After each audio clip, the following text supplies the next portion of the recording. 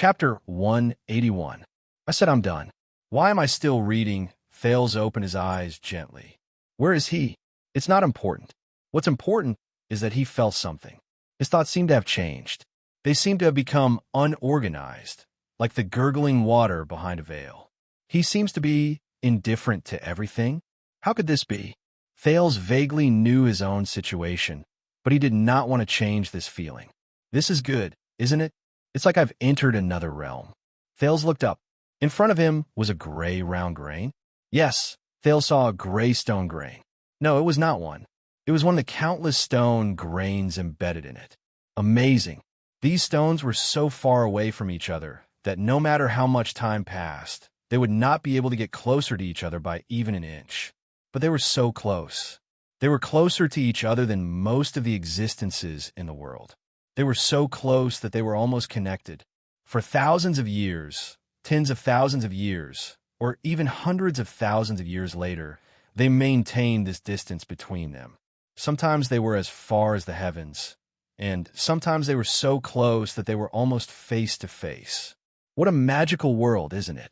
There's such an interesting and vivid relationship between two solidified stone grains. What about all the other existences in this world? Do they also have such an interesting relationship? Definitely. Why didn't I notice this before? Didn't I notice the wonders of this world? Maybe I was too stupid before. Thales thought calmly and without a ripple in his heart. He slowly lifted his gaze. The stone grains were getting further away from him, or maybe closer. That was still not important. What was important was that the distance between him and these stone grains was changing. And at every moment when this distance changed, they also became different from each other. The stone grains were him, and he was the stone grains. It was the same. He continued to look up. So that's how it is. Thales suddenly understood. These stone grains formed the surface of a floor tile. A rough, uneven surface. What a wonderful combination. They were just stone grains, but because of the special distance and position between them, they became another kind of existence. An existence called the surface of a floor tile. Just like humans, when distance and position were lost, each individual was an independent person. But when they increased or decreased the distance between them, changed their positions, and stood together, at the same time, they stood in the same dimension, in the same region, and in the same society. They became different existences. An existence known as the crowd. Wait a minute. A small voice told him in Thales' senses. Maybe it's the other way around. It's precisely because of their existence that the location and distance are determined. How did he know all this? Forget it. It's not important. The important thing is, it's fun. Let's see more. Thales saw it. It was a grayish-black octagonal floor tile, and it was connected to countless other floor tiles of the same shape. Are these tiles made by people?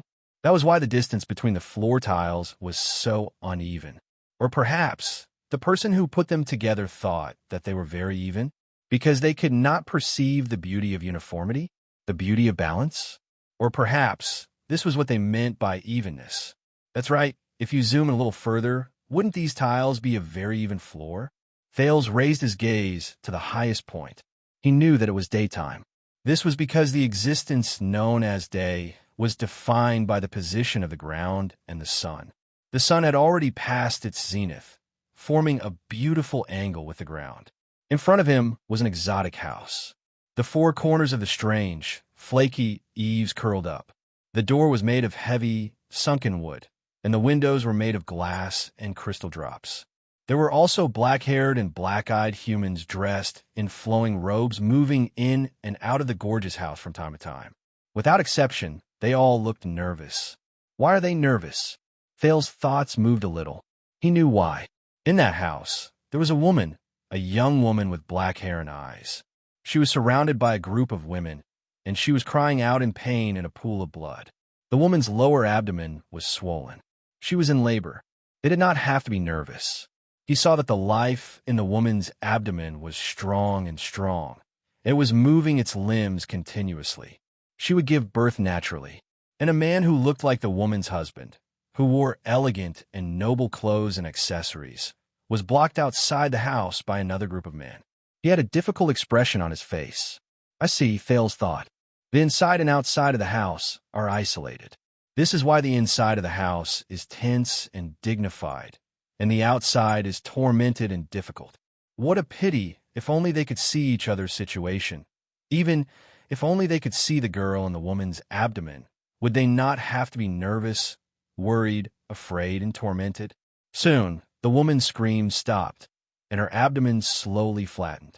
And with a weak wail, a baby girl covered in blood was carried out. The man outside the house got the news. He broke through the blockade and rushed into the house without a care for anything else. The man trembled as he knelt in front of the bed.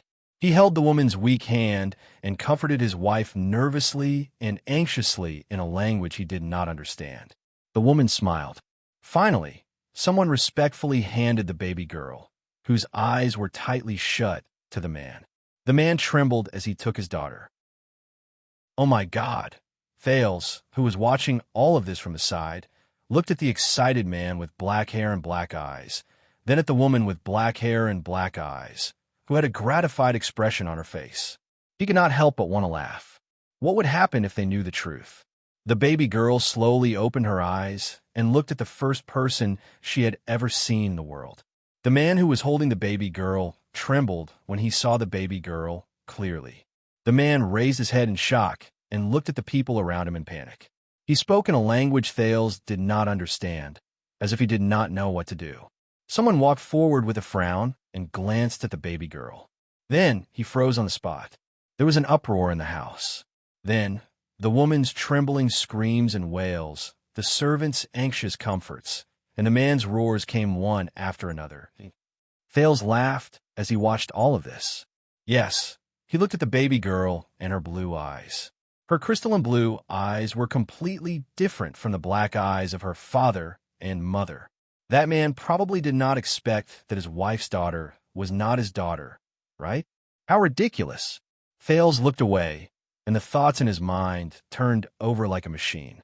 If the man had seen that his daughter had a pair of blue eyes that were not inherited from him a few months ago, no, that's not all. The baby girl's skin was obviously fair. Her hair was curly, and the bridge of her nose was a little high. This was already very obvious before she was born. Unfortunately, the man did not know. If he knew, then do I still need to be like today, after being filled with anticipation, worry, torment, and wait, to be greeted with disappointment, pain, resentment, and anger? No, I don't need it. But the man can't see through his wife's belly, so he can't see his wife's betrayal. So he's destined to experience all of this. His vision is too narrow, and his knowledge is too limited. This is the price of stupidity and ignorance. Sad and ridiculous. Thales was tired of all this. He turned his head. That's not right. He was looking forward to seeing the inner walls of the mansion. But what did Thales see? The rising sun. And black, perhaps with a little white? No, black is the color of water. White is the foam and reflection on the surface of the water. What he saw was the ocean under the morning sun. An endless ocean. Endless? No, it's too narrow. This ocean, from one end to the other, this ocean was very small. On one side of it was a smaller island, and on the other side was a long and narrow coastline. But it was also very, very big, almost boundless. This was especially so for this long and narrow sailing ship that was like a small boat sailing in the ocean. Thales quietly looked at the flag on the ship. On the flag was a white seagull holding an anchor in its beak. Interesting. The seagull and the anchor. The sky and the bottom of the sea. The distance that seems so far away, but it's so close that it can't be separated. The sailors on the ship did their work dutifully. A young man without even a beard, dressed clean and tidy, behaving appropriately and politely. A stark contrast to the boorish sailors around him, who were covered in sweat and dirt, stood beside the rudder, chatting with the helmsman, who looked impatient. He stared at the surface of the sea in front of him with an excited expression on his face. Believe me, the previous difficulties were just Errol's test. We've already passed through the black whirlpool. According to the sea chart passed down by my ancestors, we'll soon find it. This time, Thales understood. The man's common language had a rather strange accent. The rise and fall of his voice and the cadence of his voice were particularly obvious. It was different from the crude, vague, short, and forceful Northland accent and the meticulous Constellation accent. This young man seems to be someone, the captain, or the employer of this ship. Unfortunately, Thales laughed again. Once the man turned his head, he would see the contempt and disdain in the sailor's eyes. Why would the boss listen to this brat? I heard that he's a ruffian from Valir gang. Not a noble? One of the sailors whispered to the old sailor beside him, who was tidying up the mooring ropes. He even followed him and took the risk to sail the ship to this place. Of course he's a ruffian. It's just that a few generations ago, his ancestor was elected to one of the 36 seats. The latter glared fiercely at the young man. He owes the boss a huge debt. For some reason, not only did the boss not touch him, but he also immediately left Crystal Jade City and rushed to this cursed place. He didn't even go to Evergreen Island, which was scheduled for the voyage. The Eye of the Sea's eradication. Is this place really that unlucky? The first sailor frowned. Everyone's complexion is terrible. Of course. Think about it. The old sailor spat on the ground. His expression was unpleasant. The entire empire is buried under our feet. We don't know how deep the sea is. There are also millions of people from the empire. They've been soaked in seawater until they've turned into dry bones, and they've been bitten to pieces by the sea fishes. Legend has it that their wronged souls haven't been able to rest in peace for 600 years. They're filled with resentment and pain. Strange things happen here every year. They're very, very strange, but the young man could not see the scene behind him. Even when he turned his head, the sailors put away the emotions in their eyes and lowered their heads to do their work. Because of this, he would never know his true position on this ship. Why is he so stupid? Doesn't he know that the helmsman's heart is beating faster, his blood is flowing faster, and his entire person is becoming more and more agitated? Why is he still nagging at the helmsman? Doesn't he know that when almost everyone on the ship looks at him, their pupils will shrink and they'll release disgust and disgust? Doesn't he know that a piece of wood at the bottom of a ship can no longer bear the weight and might be lifted by a huge wave at any moment? Doesn't he know? Of course. Thales continued to laugh. None of the people on the ship could see that in the thick fog about a few thousand meters away, a ferocious warship with a blood-red parrot flag was heading towards them. The fierce pirates on the ship opened their foul-smelling mouths. Amidst the noise and intoxication, in the midst of wine and blood, they counted their harvest from a few days ago and toyed with the shivering captives, especially the women. The leader of the pirates was still excitedly announcing that they would return to port after seizing one more ship. In the pirates' armory, polished blades, swords, crossbows, and bows were waiting quietly. That young man and the ship he's on, why are they so stupid? Why are they still sailing forward? It's such a simple and obvious thing. Why don't they know? They're in the most amazing world, but they know nothing about everything around them? What a waste. How boring. Thales could not help but feel agitated. He turned his head again. He saw a grain of sand under the moonlight. Sand, a wonderful creation. It was stacked together with countless others of its kind, and with the same wonderful and average relative positions, it formed an entire desert. Just like that, countless grains of sand rubbed against each other, squeezed against each other, and stuck close to each other. Just like that, countless grains of sand pushed, resisted, and moved away from each other. Thales looked at every grain of sand in the desert and sighed in his heart. They form an equally wonderful desert. He turned his head again. I see a leaf in the dark. This time he had experience. It's not just leaves. It's a forest. A dark forest under the night sky. Pairs of fluorescent eyes could be vaguely seen in the forest. They were the eyes of countless animals that were either hunting or being hunted. But they're still too pitiful. Thales sneered in his heart. A badger happily dug an ant's nest next to the wet soil. There was a huge beetle in the nest, which made the hungry badger overjoyed. Unfortunately, it did not know that hundreds of meters away, its companion, who had a night of pleasure with it, had already become prey in the mouth of a lone wolf. And an old lone wolf, who had hunted a badger and was excited about its dinner, did not know that a wolf of its kind, who had been in the same pack as it, was being hunted down by a forest panther from a branch under another tree. The panther also did not know that the offspring she gave birth to 6 years ago was dying under the hooves of an angry giant rhinoceros by the stream. The giant rhinoceros also did not know that in the upper reaches of the stream, a group of fully armed humans were excitedly skinning the remains of its cousin, keeping the bones, and extracting the flesh. And this group of humans also did not know that in the dense forest behind them, countless eyes that flashed with a faint purple light were coldly staring at them, and in the dark, they silently drew their bows and arrows.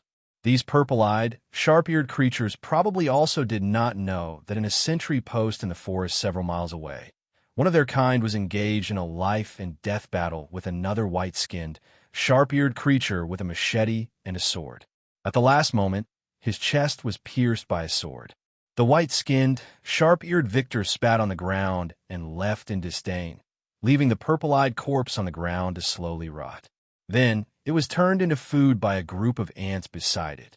This group of ants had only migrated here a few days ago. Their faces were covered in dirt, and they were the losers of another war. Another powerful ant colony had chased them here. But perhaps they would be very happy to know that the group of old enemies who chased them out of their habitat had just brought back the carcass of an old beetle when they were killed by the claws of a mischievous badger. Thales watched quietly as the most complete food chain dominated everything in this place. These creatures don't know about all this? This is really interesting and sad. At this moment, Thales suddenly felt a strange heat flow from his entire body. His entire body? Thales suddenly realized a problem. Where's my body? In the next moment, a strange feeling was transmitted to every one of his senses. Countless scenes flashed before his eyes at the same time, like rapidly flowing water curtains. Eves with different styles. A ship sailing under the sea. A quiet desert under the moon. A forest full of life. Thales watched everything without blinking. Interesting. Fun. Wonderful. More and more scenes flashed before his eyes. A glacier in a blizzard, a castle on a sea cliff, a warm wetland, a grassland under the setting sun, a vast plain at dusk, a fortress at night, the sea reflecting the moonlight. Soon, Thales felt that the world in front of him became clearer and clearer. It became stranger and stranger. He also became more and more excited and satisfied. Everything in the world was displayed in front of him. He saw and heard everything. He knew everything like the back of his hand. No, not only that. He knew everything. It was as if he was standing in the place where everything happened. He was in everything. He was everything. Thales became happier and happier. He was enjoying this feeling, and he wanted more. More. He wanted to see more, know more, get more. More. The scenes in front of him flashed faster and faster. More and more urgent. The scenes became shorter and shorter. In the next moment, boom, it was as if thunder exploded in his ears. Thales only felt his vision go black. All the scenes no longer changed. Instead, they were fixed in front of him. It was as if he was watching countless movies at the same time. The movie showed everything in the world. It was as if he was standing in all corners of the world at the same time. It was more than that. It was more than that. Thales suddenly felt a heavy pressure on his senses. In the next second, all Thales could feel was a violent tremor. A dull sound reverberated in his consciousness. His consciousness seemed to have bumped into something. Thud! This sound was like someone knocking on the door. Thud! His consciousness swayed again. Thud! The third sound. Thales trembled slightly. After an unknown amount of time, Thales suddenly felt that everything around him moved in an instant. At that moment, it was as if a door had been pushed open. He entered a new world. In this new world, his senses were extremely clear. From the tiniest particles, the deepest underground, to the vast sea, the boundless sky, he not only saw everything in the world. At that moment, it was as if he was the world. But it was also at this moment that an accident happened. A tingling sensation that irritated his skin approached his consciousness. Thales trembled slightly. A faint doubt rose in his heart. What's wrong? His consciousness seemed to have suddenly risen into a silent and dark void. Almost at the same time he entered this void, Thales immediately sensed something strange. It was like instinct, right? It felt as if someone was spying on me. He did not know how he sensed it, but his instincts told him that there were a number of strange gazes behind the darkness of this void. Thales subconsciously raised his gaze, wanting to see through the darkness. However, the moment he thought about it, he sensed the existence closest to him without warning. It was a ball of light, a colorless ball of light. Thud! There was another violent collision. In the darkness, this colorless ball of light suddenly appeared. It gave him a vague feeling as if it was shrouded by clouds and fog, as if it could not be touched. Before he could react, the ball of light moved slightly. Soon after, a lifeless sentence reverberated in his ears. Rude. Thales' vision swayed. What? This ball of light has a consciousness?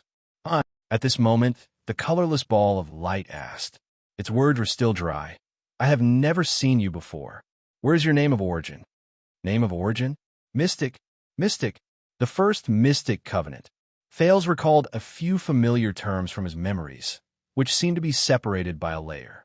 He suddenly shuddered, but before he could think about it, his gaze suddenly moved away from this ball of light. Hey! The dry voice slowly became softer, as if it was shouting from afar. Who are you? Thales ignored it. His consciousness seemed to be sinking. Thud! Thales felt his vision tremble again. He encountered a pile of iron-gray, shining fragments.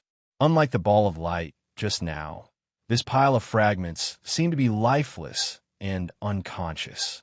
But just as Thales was confused, another puff of brown smoke appeared in front of him. But this puff of smoke also gave him the same feeling as the iron-gray fragments. It seemed to lack vitality. It also did not know how to speak. Thales' heart stirred. The pile of fragments and the puff of smoke slowly left. Thud! There was another collision. Thales was already somewhat used to it. Soon, a green light appeared before him.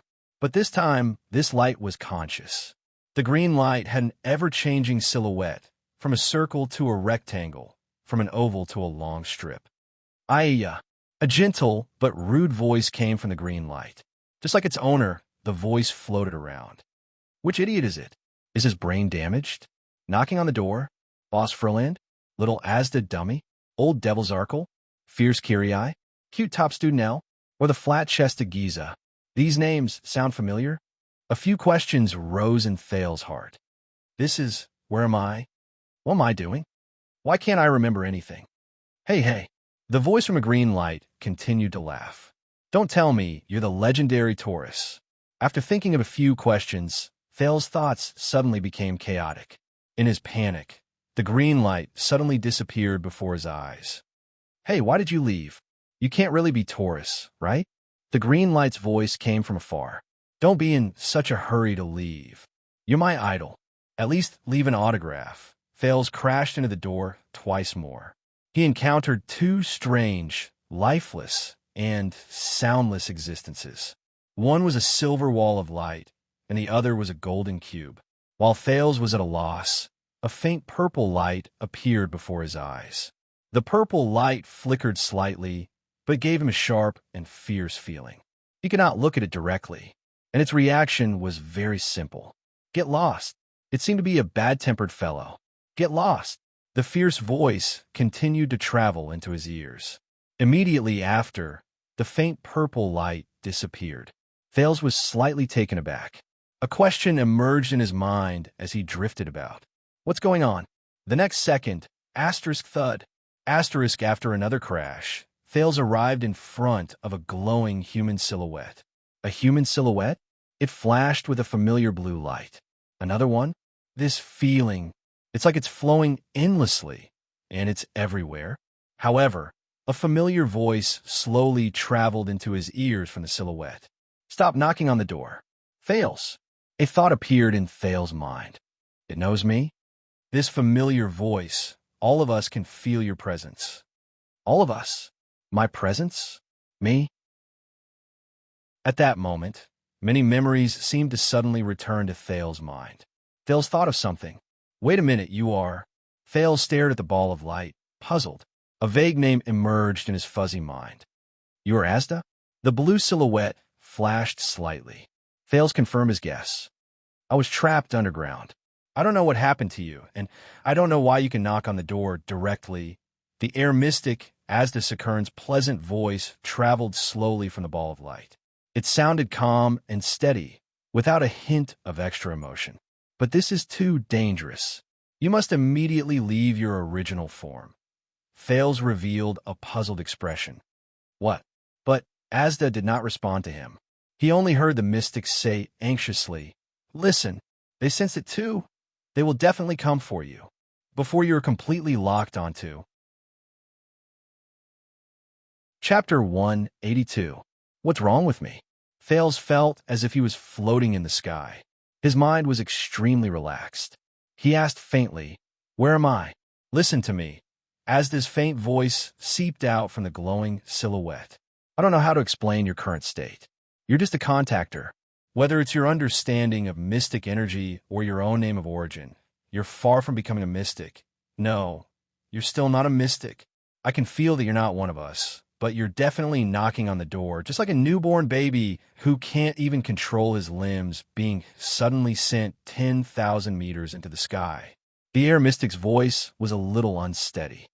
You're in great danger now. Danger? Thales did not know how he spoke, but he did. What do you mean? Knocking on the door?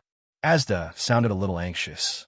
After breaking through the first threshold, a mystic will leave his physical form and enter his original form. Taurus called the moment of transformation knocking on the door. After a mystic knocks on the door, his consciousness will be connected to the other mystics in the world. The intensity of the connection is like knocking on their door.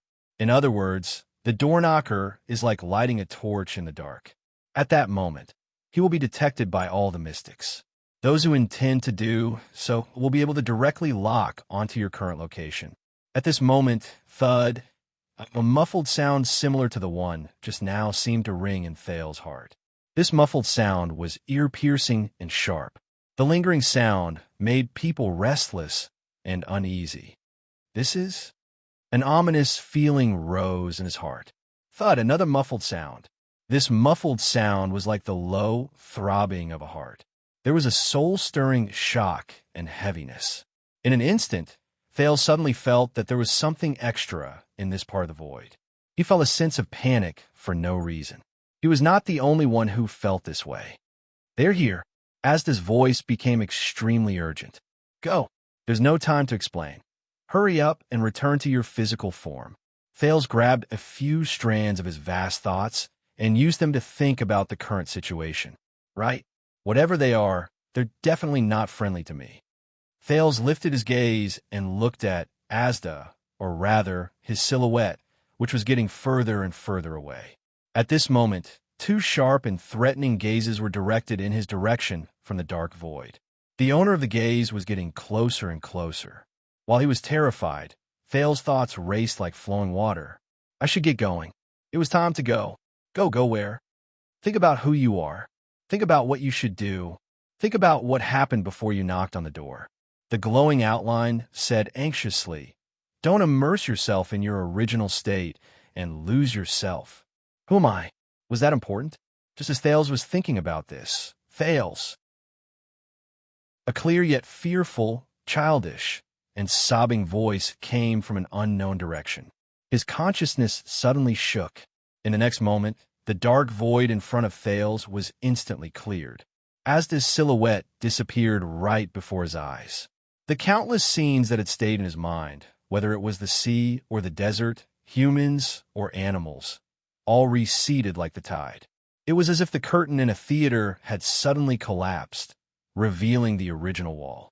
Snowflakes, corpses, streets that looked like ruins, Dragon Cloud City's magnificent heroic spirit palace that was built halfway up the mountain, and the multi-headed snake made of severed limbs and flesh flashed across his vision. In the end, he stopped inside a tentacle made of flesh and blood. Where is this? He thought in confusion and bewilderment. Inside the tentacle, Under the horrifying backdrop of scarlet blood and severed limbs and flesh, little rascal knelt on the ground, sobbing in despair as she watched the boy who was hung up and impaled to death. The blood mystic, Giza Streelman, stared coldly at little rascal, who knelt in the flesh and cried. You killed him." Tears streamed down little rascal's cheeks. She stared in agony at Thales, who was bound by the tentacle. Giza frowned. The blood-red spots on her face slowly faded. Little rascal obviously thought that Thales had met with misfortune. She sobbed and extended a hand to Thales, who was in a terrifying state. Tears rolled down her face. "I'm sorry." Tears streamed down little rascal's cheeks as she bit her lip. Giza stared at little rascal. The coldness in her eyes slowly turned into gentleness. "Child." Pressed against the inner wall of flesh, Giza's expression changed.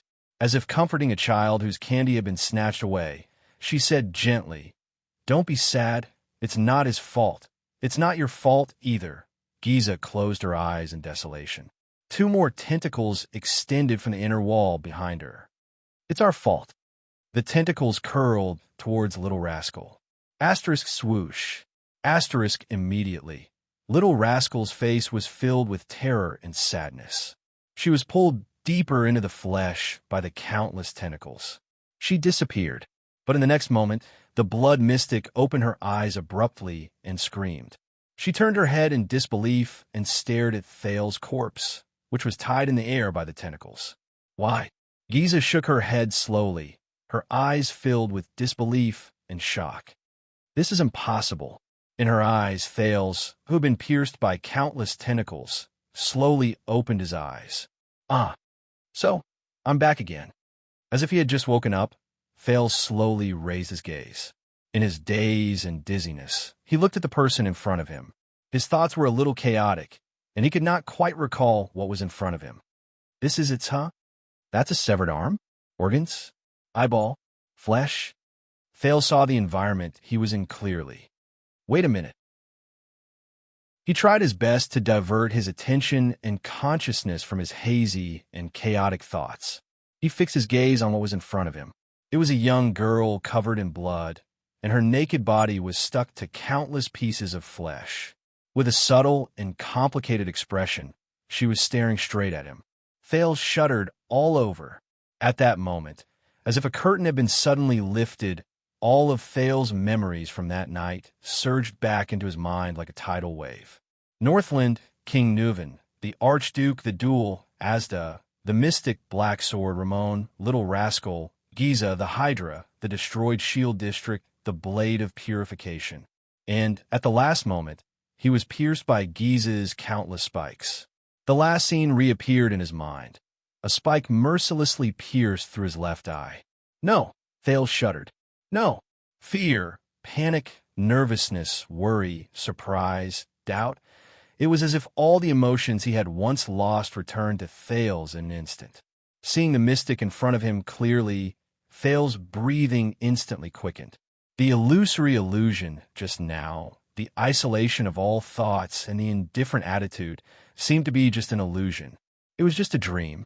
How? Thales panicked and realized that his limbs were still bound by the tentacles.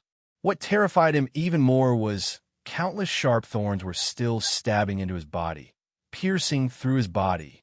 One pierced through his left eye. One pierced through his throat. One pierced through his heart. There were also countless spikes of the same kind that pierced through almost every inch of his body. He was like a hedgehog suspended in the air.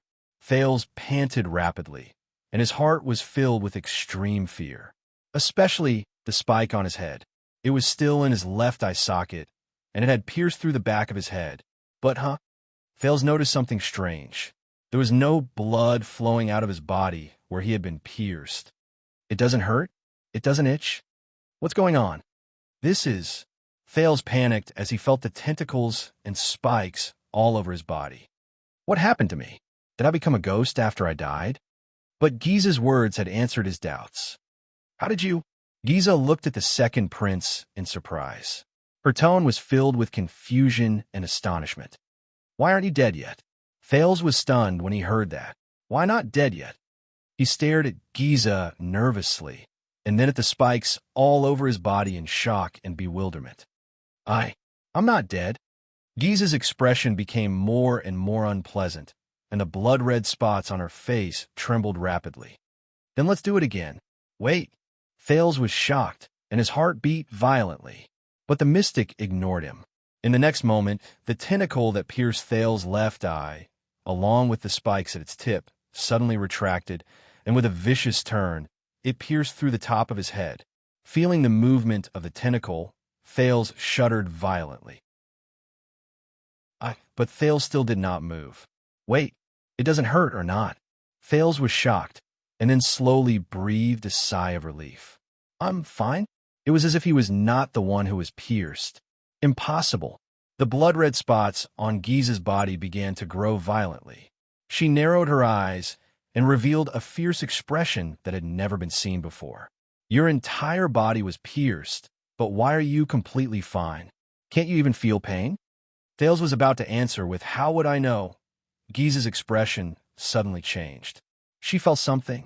With an unpleasant expression, Giza raised her finger slightly. Immediately, all the spiked tentacles that pierced through Thales' body moved at the same time. Thales felt his skin crawl as he watched all the tentacles on his body move continuously. God, asterisk sizzle. Asterisk the familiar sound of flesh and blood sizzling came from these murderous weapons. Countless tentacles pierced, slashed, and cut his upper body from all directions, starting from his chest. Starting from his head, they pulled horizontally, slashed vertically, and pierced through his brain. It was as if someone was holding countless knives and continuously whipping, piercing, and cutting Thales from the front, the back, the left, and the right. But Thales did not move. He only stared blankly at Giza, his gaze occasionally wandering back and forth from the tentacles. It was as if he was not the one being cut. The cutting and piercing continued for a total of 10 seconds. Then Giza stopped in a daze, and all the tentacles and spikes gradually slowed down as well. How can this be? The mystic shook her head in shock. Attacks are ineffective against you? Thales panted anxiously, completely at a loss for words. At this moment, his heart was also filled with panic and bewilderment. Asterisk sizzle. Asterisk countless tentacles and spikes retracted from Thales' body. But as if they had left a shadow, there were no wounds or blood left on Thales' body. Even his clothes were intact. It was as if the Thales before him was just an illusory shadow filled with colors. Thales was completely shocked. Am I immune to physical attacks? But my hands and feet are still tied tightly, aren't they? Out of the situation, he opened his mouth wide and did not know how to react. But vaguely, he seemed to have experienced a similar feeling in the void just now. For example, Thales had a hunch that no matter how terrifying Giza's spikes were, when she instigated the tentacles and spikes to attack him, the mystics seemed to have stabbed in the wrong direction. Suddenly, Giza's expression changed drastically. She seemed to have remembered something. Then, she gritted her teeth and raised her head abruptly. With an angry expression, she said, Zarkle, Zagartad, come out, you despicable obscurant. The mystic turned her head and looked around vigilantly and resentfully. There was deep anger in her words. Is it you damn old ghost? Is it your ability that's playing tricks? Her voice reverberated in the flesh. A few seconds passed. Aside from the sound of flesh rubbing against flesh, no other sound responded to her. Giza was slightly startled. She quickly reacted. The mystic turned her head and looked at Thales with a strange and subtle expression. No, it's not Zarkle, Giza muttered, her eyes filled with disbelief and surprise. It's you. Giza stretched out a tentacle and passed through Thales' body without any hindrance. The tentacle retracted. The place where Thales was pierced was unscathed, as if it had only passed through an illusion. Giza refused to believe it. She stretched out another tentacle and stabbed at Thales' bound right hand with the spikes at its tip. The result was the same as before. His right hand, which should have been bound by the tentacle, was easily pierced by the spikes and pulled out. He was unscathed. This time, even Thales was speechless. Giza frowned deeply and stuttered. This is your ability? Did I lose control due to mystic energy interference? Impossible. If I lose control, how can I do this? Thales was also panting in a daze. He looked at his limbs, which were still tied up, and then at his body. My ability? What kind of ability is this? Giza raised her eyebrows and shook her head violently, as if she had seen the strangest thing in the world. You're just a contactor. How can you use mystic energy? But then she frowned hard and remembered something. Her expression changed drastically. Just now, you knocked on the door. Thales was still staring at his body, thinking hard. Did I become a mystic? But why did I not feel anything at all? Except that Giza cannot hurt me? How can this be? Giza gritted her teeth. Her voice was low and filled with hatred. You're just a beginner contactor. You're not even a mystic. I just lost control. How can I knock on the door? Thales frowned. He remembered what Asda said about losing control, being uncontrollable. Could it be, am I really special? Giza stared at Thales with a terrifying gaze. You really knocked on the door? At that moment, Thales swore that he saw despair, sadness, grief, and pain in the eyes of this unreasonable, crazy woman. And guilt. No. Giza shut her eyes tightly and said in a sorrowful tone, You still became a mystic? Thales looked at her in confusion. What's wrong with this crazy woman? No. Giza gritted her teeth. Tears streamed down her face as she screamed hysterically. No, you're not a mystic yet. You're still a contactor. What happened just now was an accident. She opened her eyes abruptly. Her expression was fierce and determined. There must be a way. There must be a way to kill you. Let's start with mystic energy interference. In the next moment, the flesh and blood inside the giant tentacle began to change shape again. One by one, the little black monsters Thales had seen before broke out of the wall of flesh and blood. Thales was shocked. He took a deep breath. His brain worked quickly. Don't think about things I can't figure out. The most important thing is to solve the problem at hand. Get rid of this crazy woman. But the moment the second prince raised his head, a newborn little black monster kicked its hind legs and pounced into Thales' almost illusory body. Puff. Then, it exploded into flesh and blood inside his body. If Asda was here, he would have recognized that this was the move Giza used to prevent him from turning back into a human after dispersing him. At that moment, Thales felt his whole body tremble. It was like a ripple on the surface of water. Then, a shard from the exploded spike slashed his left arm. Grip. Pain shot through him. This time, Thales discovered in great terror that his left arm had been cut open and was bleeding. His illusory body seemed to have lost its effectiveness. See, I knew it. Giza saw this scene and smiled excitedly. Mystic energy interference is still effective. As Giza moved, more and more black monsters pounced into Thales' body. Then they exploded. Severed limbs flew out of Thales' body in an explosion. Thales cried out in pain. The side of his calf was pricked by an exploded spike. Blood flowed. Starting from the surface of his body, Thales' special ability seemed to be gradually losing its effectiveness. Thales stared in horror at the countless monsters pouncing on him. Pain came one after another from the surface of his body. More and more pain. It was mixed with Giza's laughter and the monster's hissing. Thales closed his eyes in pain, feeling the monsters pass through his illusory body surface and explode inside him. Then, they left wounds on the surface of his body. He had a feeling that it would not be long before the ability he relied on for survival would completely lose its effectiveness. When that time came, no. Another monster exploded on his lower abdomen. When a sharp pincer flew out of his body, it pierced the left side of his abdomen. Pain. Amid the pain and the monster's explosions and hissing, Thales desperately tried to recall. Hurry. Anything that can save me. Splat. Black. Sword's words flashed in his mind. I used tremor to slide away her tentacles. Thales shuddered violently. He remembered the high-frequency vibration that Xianxia used to shake him off. More and more small monsters pounced on him. In the next moment, a black monster swept past his cheek, but did not go through. Instead, it left a bloody mark. His illusory had officially lost its effectiveness.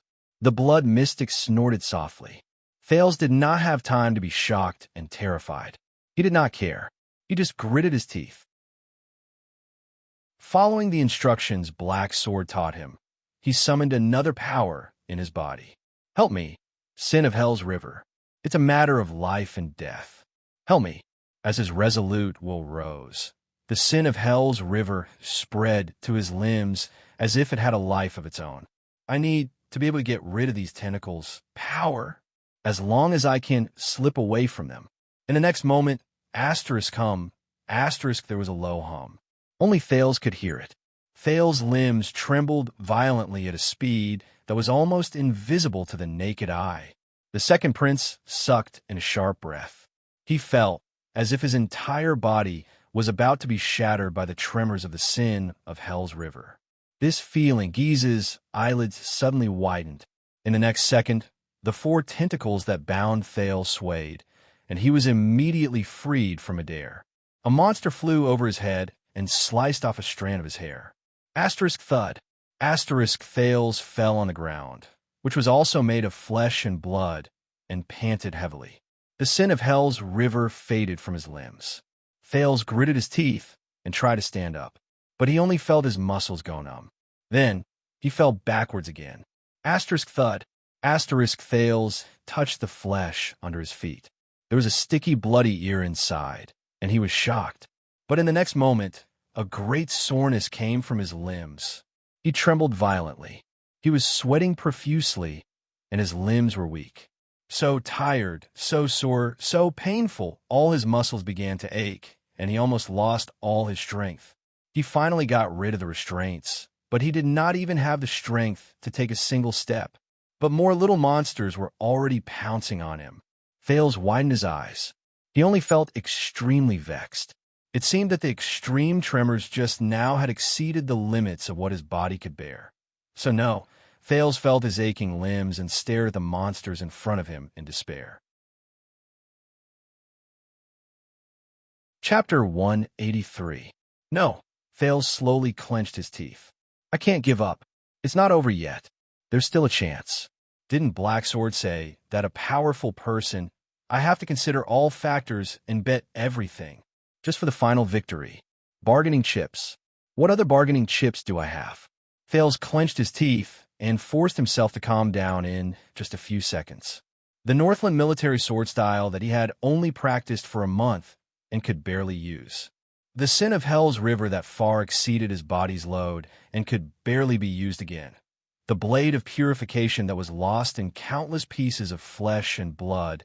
The mysterious mystic energy that turned him into an invulnerable phantom. The title of Prince of Constellation. The identity of a mystic candidate. No, wait. There's more. There's still another bargaining chip. The last one. Thales stared at the first monster that ran towards him and clenched his fists. Xianxia's smile became more relaxed. In the next moment, Thales clenched his teeth and extended his trembling right hand to his back. When he pulled his hand back, there was already a weapon on it. It was a trifling dagger. One side of the dagger was stained with the blood of the tentacle. 2 letters were reflected on the blade. Xianxia was slightly taken aback when she saw his actions. Thales panted heavily and raised the dagger with a trembling hand at the monsters that were inches away from him. Dagger? The mystic snorted. That's not a legendary anti-mystic equipment, is it? Are you going to stab me with that thing? Dagger. Xianxia watched quietly as the dagger-wielding boy was surrounded and attacked by the monsters. This scene, it's really familiar, isn't it? Thales lay on the ground, and his lips trembled. He weakly executed Iron Body style to block the first monster. Asterisk clang. Asterisk no. Thales rolled to the side in pain and avoided the monster's sharp spikes. He felt his muscles ache more and more. He panted and raised his head. He ignored the other monsters that continued to run towards him and looked straight at the blood mystic. I'm not stabbing you. In the next moment, Giza could not help but be stunned. She watched in puzzlement as the boy put the dagger into the palm of his left hand. Thales said faintly, I'm stabbing myself. The two monsters leapt into his arms and extended their sharp spikes towards him. The boy, who had a defeated expression on his face, just pulled the dagger in his hand. Pain and warmth came from his palm at the same time. Thales' physical strength had reached its limit, and his eyes were unfocused. He allowed the monsters to pounce on his body. She pushed him down. A familiar burning sensation came from within his body and slowly turned into a burning sensation. Scenes appeared before Thales' eyes.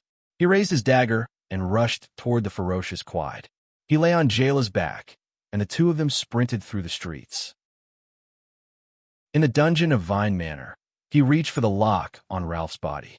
He stood in the Hall of Stars, gritted his teeth, and spoke to the dukes of the kingdom. His hands were tied up, and he struggled to get up in front of Serena, who was confident in her victory. Amidst the bloody siege of Black Sand region, he hugged Araka's neck tightly. He picked up the heavy sword with difficulty in front of the 5 archdukes of Ekstedt. Under Asda and Black Sword's intimidating gazes, he raised his hand and spoke, his skin crawling. It's just another game. A familiar and gentle voice rang in his ears. The burning sensation was getting stronger and stronger. He needed to win. He needed to put an end to everything. He needed the best methods. Giza narrowed her eyes and watched the countless little monsters pounce on Thales, who was on the ground, one after another, and covered him tightly. She was very satisfied. She knew that her little cuties would mercilessly kill this boy, who was not a mystic yet knocked on the door for no reason. But at this moment, the blood mystic seemed to have sensed something, and her entire body trembled. What? A ray of red light leaked out from the densely packed monsters, coming from the direction of the boy. Then a second ray, a third ray, a fourth ray. The light grew brighter and brighter, illuminating the flesh cave. Giza watched the scene in astonishment. Then, the black monsters shuddered in unison. A few streaks of ash drifted out from the gaps between the densely packed monsters. More and more ashes appeared. The black monsters fell powerlessly, shriveled, dissolved, and were charred. Then, they turned into ashes. In the end, most of the pitch-black monsters disappeared. Only a few of them managed to escape with their last breaths by hiding and dodging. The blood mystic stared in disbelief at the boy who climbed up from the countless piles of flesh and ashes. How could this be? Thales knelt on the ground, his right hand pressed against his knee, and he bent over, panting. He almost bit his teeth off. At some point in time, the blade of purification, the magical red sword that was lost, had reappeared in his trembling left hand. The blade was crimson red, and it shone brightly. Your ability again?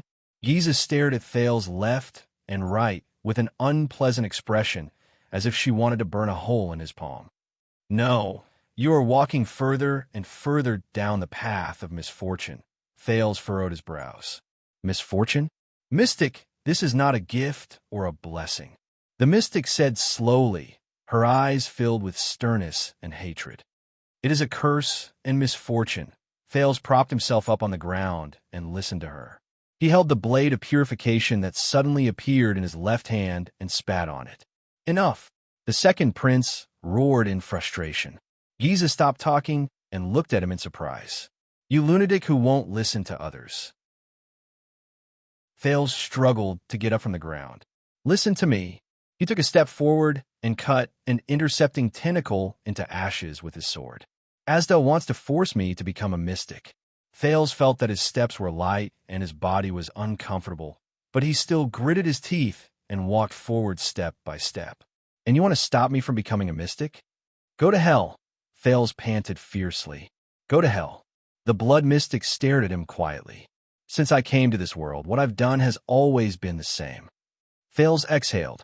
With another swing of his sword, he pierced through a monster that tried to ambush his left leg. He watched as it turned into ashes under the blade of his sword. Struggle, survival, that's all. Thales took a difficult step forward. Whether the child beggar or a prince. Giza narrowed her eyes. Her gaze was complicated and profound. But I don't like this world. I want to be free to choose the life I want. Thales sucked in a mouthful of stinky, sour air and said hoarsely, I want to choose who I want to be. I choose who I want to be. I don't need to be pushed, forced, or dragged by anyone else. I struggle with this. Thales walked to stand in front of Giza. His eyes were resolute and determined. This is who I am. Thales Jadestar. The blood mystic stared at him without saying a word. But in the next moment, something strange happened. Asterisk boom. Asterisk, it was as if a torrent was surging through Thales' body from his blood vessels. In an instant, Thales felt a tearing sensation from the blade of purification to his hand. It was as if someone was cutting his palm. Thales looked down at the blade of purification in his hand, only to see that the red light on it was becoming brighter. What's going on? In the next moment, the pain of being cut escalated to excruciating pain. It spread to his entire body. Aha! Thales could not stand it anymore. His face twisted, and he could not help but scream. The blade of purification is rejecting me? The pain traveled from his arm to his body, causing Thales to tremble and kneel on the ground. *T. *T. He felt more and more pain, as if the weapon was destroying everything in him. He remembered. The legendary anti-mystic equipment is the bane of mystics. Thales shook the blade of purification in his hand as he trembled in excruciating pain, but he could not shake it off. It was as if it was stuck to his hand. He recalled Serena's words regretfully. He also remembered the tingling sensation he felt when he was on Araka's back when the motionless bow was activated. But the tingling sensation at that time could not be compared to the excruciating pain he was feeling now. At this moment, Giza laughed. You're still a little too young. Thales stared at the blood mystic's expression in disbelief as he listened to her say softly, You wanted to defeat me, so you had to get your hands on the legendary anti-mystic equipment, right? And you did succeed with your unformed mystic energy. But did you almost forget? Giza sighed. You are considered half a mystic. Thales cried out in pain. Panic struck him again. Giza, did she even calculate this? He remembered Giza's words. That is not the legendary anti-mystic equipment, is it? Are you going to use that thing to stab me? So, Thales thought regretfully. At that time, she was already hinting at me when she had the upper hand and made arrangements for my possible counterattack, just to limit my vision to the blade of purification. The blood mystic shook her head and said, See, this is one of the sorrows of mystics. This little thing can suppress us.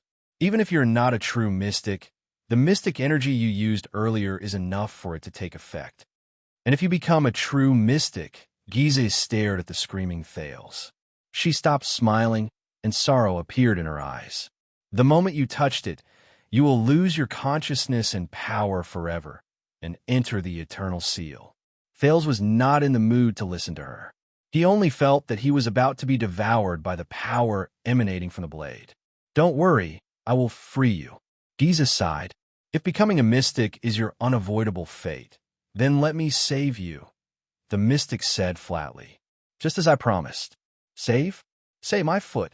Thales shut his eyes tightly, enduring the rejection from the blade of purification. He really wanted to let go, but in the extreme pain, his face was distorted and he almost couldn't feel his own hands. Giza took a deep breath. Following the mystic's will, another batch of tentacles grew out of the flesh on Thales' side. They slowly aimed at the boy who was repelled by the legendary anti-mystic equipment and could not move. Once again, Giza flashed a charming smile. The flesh under Thales' feet turned into a trap, trapping him firmly. The tentacles drew sharp spikes, preparing for the next round of attack. No. Thales shut his eyes tightly, his whole body trembling. No. At this moment, a burning sensation similar to the first time he held the blade of purification suddenly came from his hand. The red light on the blade gathered as if it had a physical form and traveled along the blade to Thales' left hand. Thales shuddered. At that moment, he felt as if he was being caressed by a hand. Even the pain seems to be alleviated. The red light continued to crawl up along the veins on the back of Thal's left hand. It looked as if glowing blood was flowing through the veins. It was extremely strange. For some unknown reason, after the red light from the blade of purification surged out and entered his body, Thales suddenly felt that the feeling of being cut and repelling him had actually started to diminish. Thales sucked in a sharp breath. He had held his breath for too long in extreme pain and even forgot to breathe. He felt his hand again.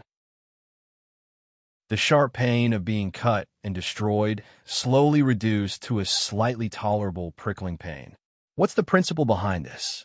It can actually alleviate the rejection from the legendary anti-mystic equipment? Thales trembled, and his doubts about the sword deepened. But he was saved, after all. Thales stood up slowly. He raised his head and fixed his gaze on Giza. There was a strange look in his eyes. Giza's expression changed. She noticed his abnormality. Thales looked at her, then at the flesh and blood trap under his feet and the spikes of the tentacles around him.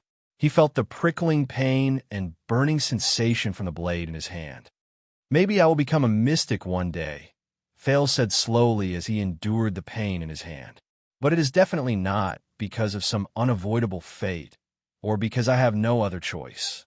On the wall, Giza's pupils shrank. It is because I want to become a mystic. Thales bit his lower lip and lowered his head. I will use my own eyes to see what it means to be a mystic. I will judge and understand what mystic energy is, what kind of power I will obtain, and what kind of risks I will face. Then, I will decide whether to become a mystic. Thales raised his head. His eyes were filled with unquestionable determination. And what kind of mystic I will become, how far I can climb, and what kind of scenery I can see are not important. What is important is that it must be my own choice. This is what I have been struggling and working hard for since I came to this world. Thales exhaled one last time. Then, he raised his sword and slashed the trap under his feet and the tentacles around him. In the ashes, Thales supported himself with his trembling legs and stood up. Giza's eyes moved. Don't even think about it. The girl grinned. Her gaze was cold. Soon, Thales felt his feet sway. The continuous tremors that caused him to fall to the ground and lose his grip on his sword appeared under Thales' feet again. Thales' body swayed. He was on the verge of falling, but he had experienced it once. Thales reacted quickly. He knelt down and lowered his upper body. At the same time, he stabbed the blade of purification into the flesh under his feet. It prevented him from falling again. The flesh sizzled, as if it was being roasted. It slowly dissolved, evaporated, and blackened. Then it turned into ashes. The ground made of flesh and blood contracted in the tremors. It seemed to be moaning in pain. Giza let out a low growl of indignation. Thank goodness, Thales thought. He stood still in the face of the same tremors. What I need to do next is don't think about it. Giza was a dozen steps away from him. She said coldly, You can't even stand up. You can't even get close to me, let alone seal me with that weapon. Thales furrowed his brows. Let us see that the flesh around Thales bulged again. The silhouettes of monsters were born from it. The blood mystic narrowed her eyes and stared at the blade of purification Thales stabbed into the ground. That sword of yours, are you going to use it to maintain your balance or to destroy your enemies? At that moment, Thales suddenly had a strange feeling. The monsters around him were born from the flesh, but Thales ignored them. He did not even care what kind of monsters they were or whether they were dangerous. He seemed to have entered that state again. The feeling of being cut off from his emotions and thoughts surged again. But it was not as complete, wonderful, and enjoyable as before. Thales glanced at Giza in the distance. It was a dozen steps away. Under the endless tremors, he could not even stand steadily. It seemed like he could not get close. But even though it seemed very far away from him, but for some reason, Thales knew that his sword could pierce Giza. It could. As he thought about it, the pain in his hand suddenly increased. Thales smiled faintly. He somewhat understood it. He knew that in this state, he seemed to be able to use more mystic energy, even though he did not even know what mystic energy was. But since the blade of purification's rejection of him increased again, that's right.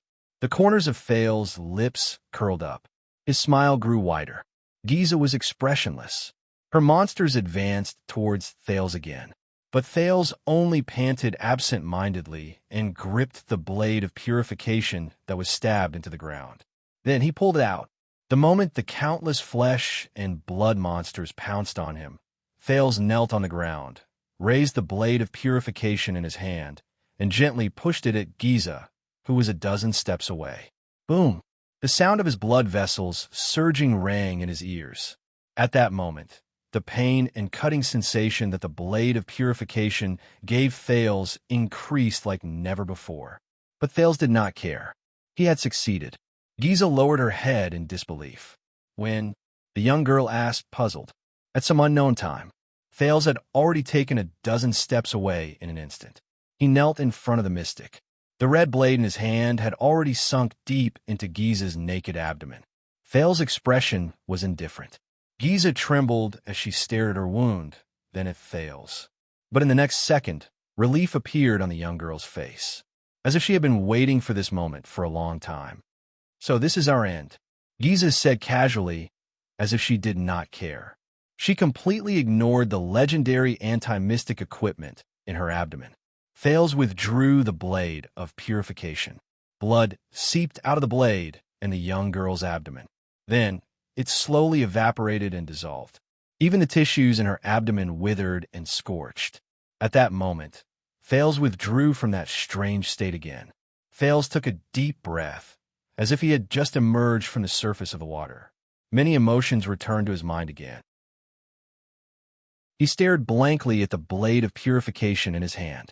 Then, he raised his gaze in a daze and looked at the blood mystic, who had a gentle and relieved expression on her face. Thank you for your hard work, child.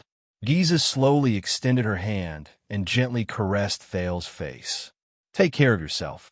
For some reason, Thales felt that Giza was filled with complicated emotions at that moment.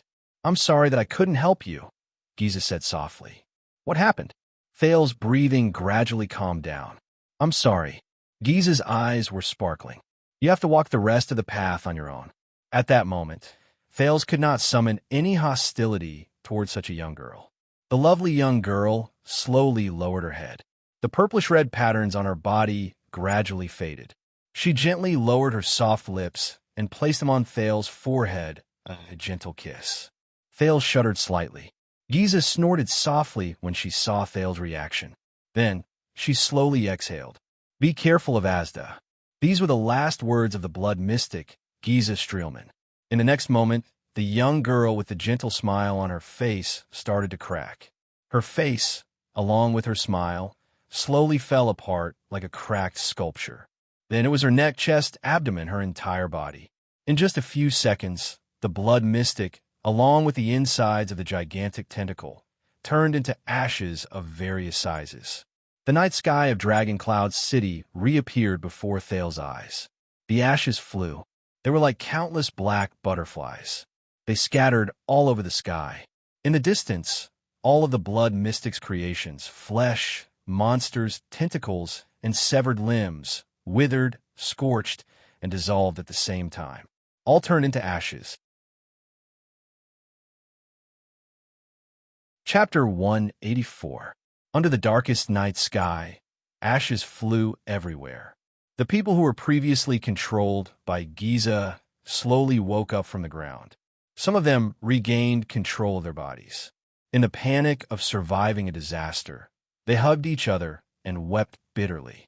However, there were even more people whose bodies had been greatly deformed by the blood mystic's modifications. After they regained their senses and control, they howled and died under the flying ashes.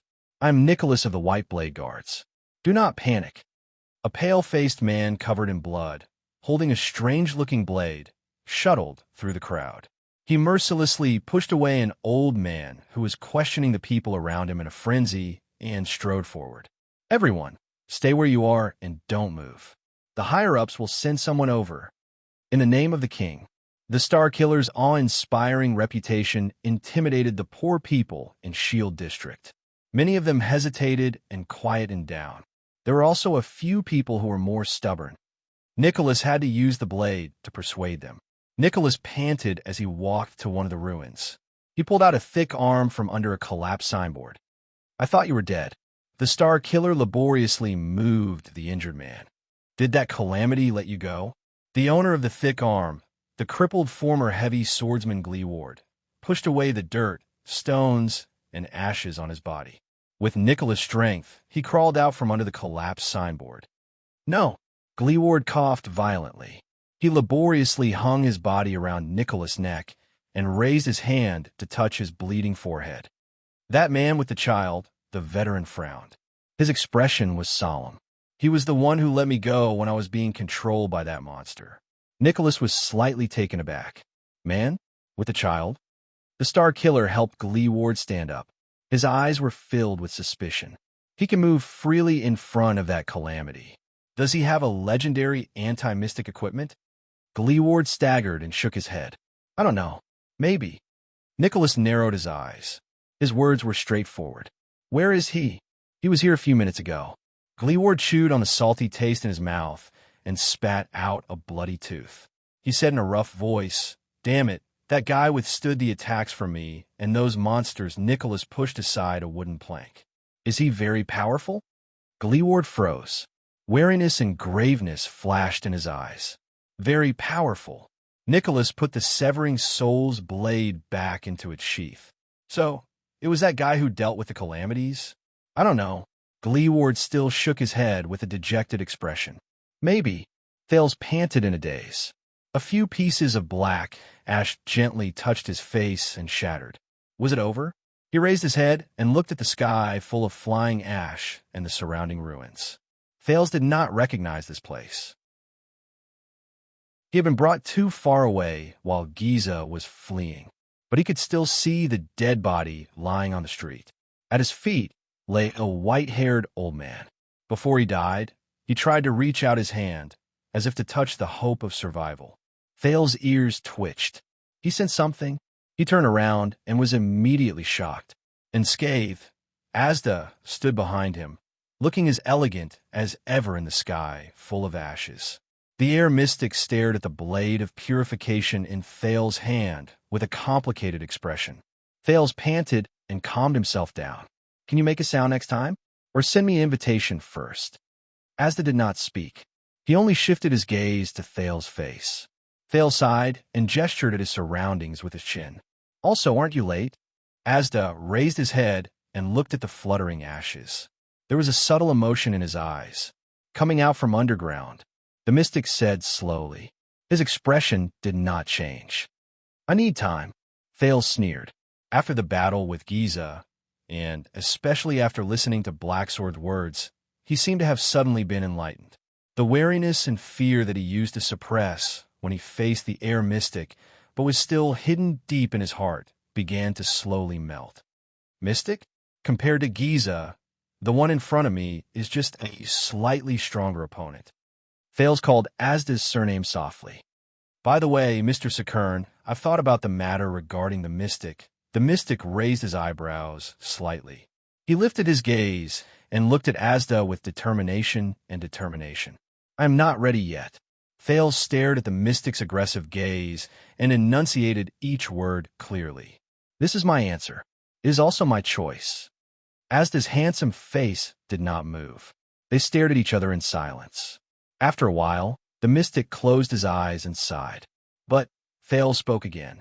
Under Asda's strange gaze, Thales calmly enunciated his words. I am not prepared to reject you, and I am not averse to becoming.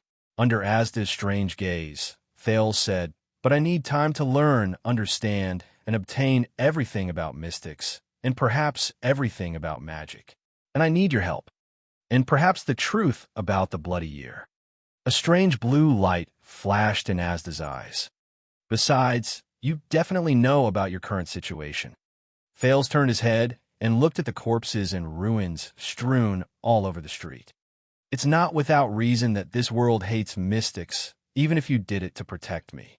At that moment, Thales felt so oppressed that he could not breathe. So many lives, all because of... He took a deep breath and got rid of the emotions in his mind. He tried his best not to think about the fact that he was an executioner who killed without batting an eye. Thales sorted out his thoughts and slowly said, Perhaps I can help you, as a prince, and as the future king of Constellation. Asda raised his chin slightly, and the corners of his mouth curled up slightly. A strange look flashed in his eyes. You mean, after knowing the cause and effect, perhaps I can find a way for all of you to gain a foothold, a way for the world to be safe and sound, and a way for both sides to live in harmony. Thales raised the blade of purification and said resolutely, "Mystics cannot go on like this." Amidst the drifting black ashes, Asda stared at the small red sword in Thales' hand. There was fear in his eyes. If I really cannot avoid becoming a mystic, then for my own sake, I have to do this. Thales nodded. And a human king with power and an army will undoubtedly be more helpful than a powerful and unrestrained calamity. This time, Asda was silent for a long time. Thales patiently waited for his answer. For a second or two, the second prince swore that he saw an unusual flow of emotions on Asda's face. Nostalgia and sorrow? Thales had only seen this expression on Asda's face when he was explaining about the magic tower. Many people have the same idea, that mystics and other races can coexist peacefully and even help each other, Asda finally said slowly. His tone seemed to hide the sorrow he did not want to face.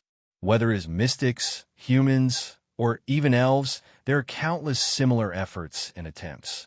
They all failed. Asda said softly. They stood in the ruins, one tall and one low.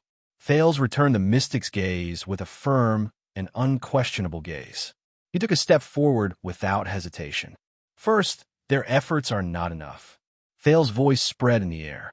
Second, I am not them. Not those losers. Thales felt the chill in the air. His pupils shrank slightly. His tone was calm, but his voice was slightly deep.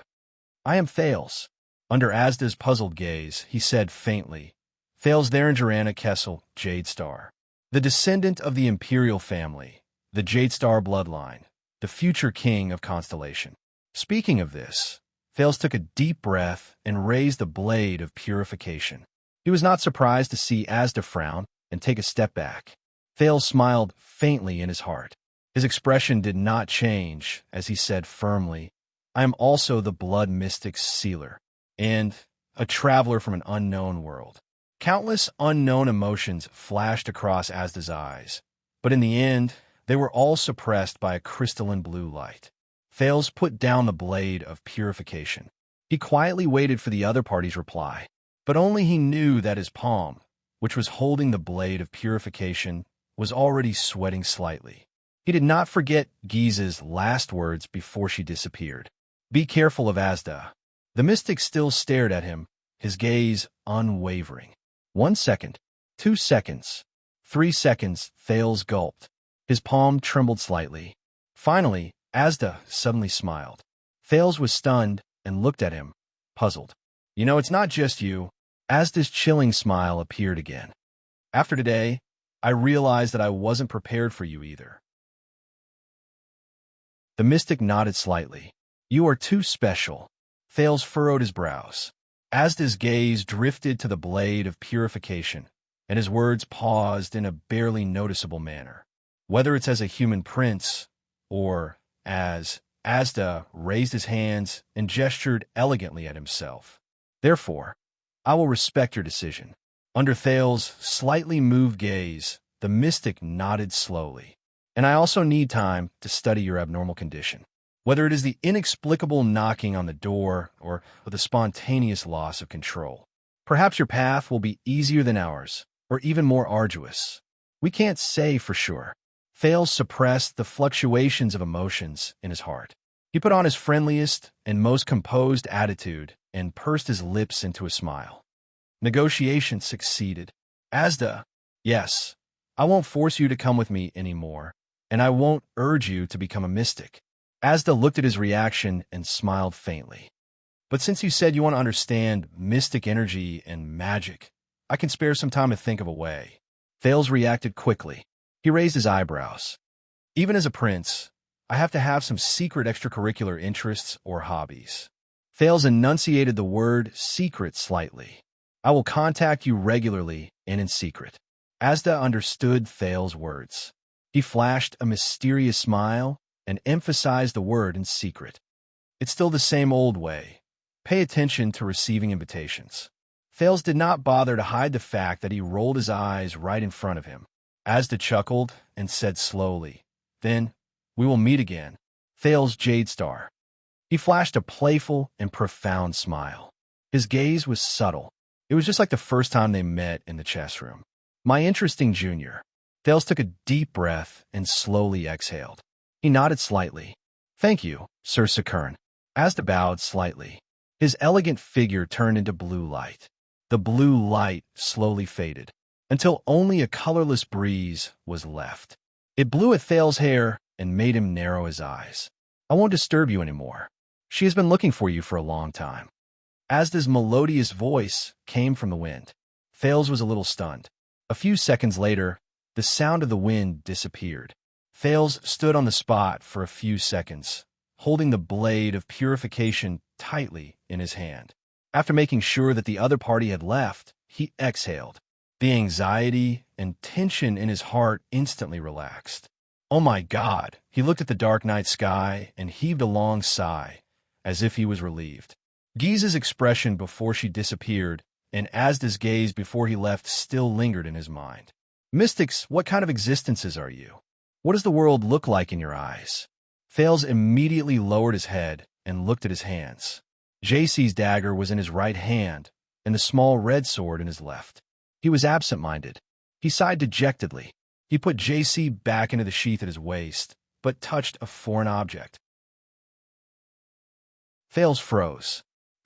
He lowered his head and bit his lip. An indescribable sorrow welled up in his heart. At this moment, a timid voice suddenly came from behind him. "Thales, is that you?" The second prince was shocked and turned around abruptly. His eyes suddenly widened.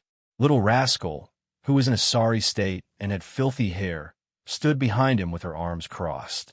She was shivering in the cold. She was squinting hard, as if trying to see everything clearly. Thales was stunned. Little Rascal seemed to be used to everything in front of her. Her eyes were bloodshot. She sniffed, reached out her hands, and groped her way forward.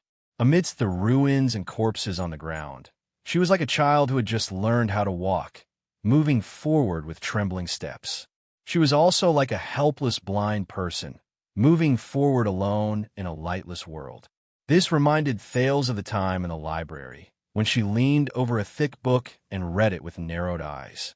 Then, she raised her head in horror. "Is that Thales?" Little Rascal staggered and tripped on the uneven ground.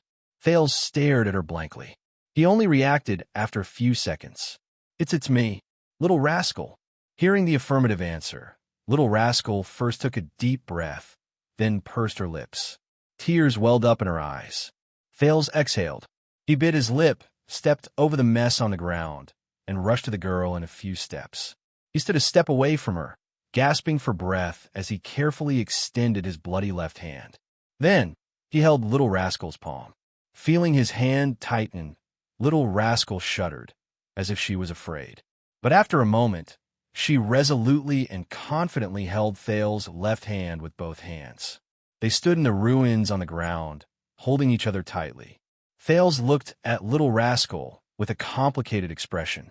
He clenched his fists and felt his heavy heart lighten a little. "Are you okay?" he asked hesitantly.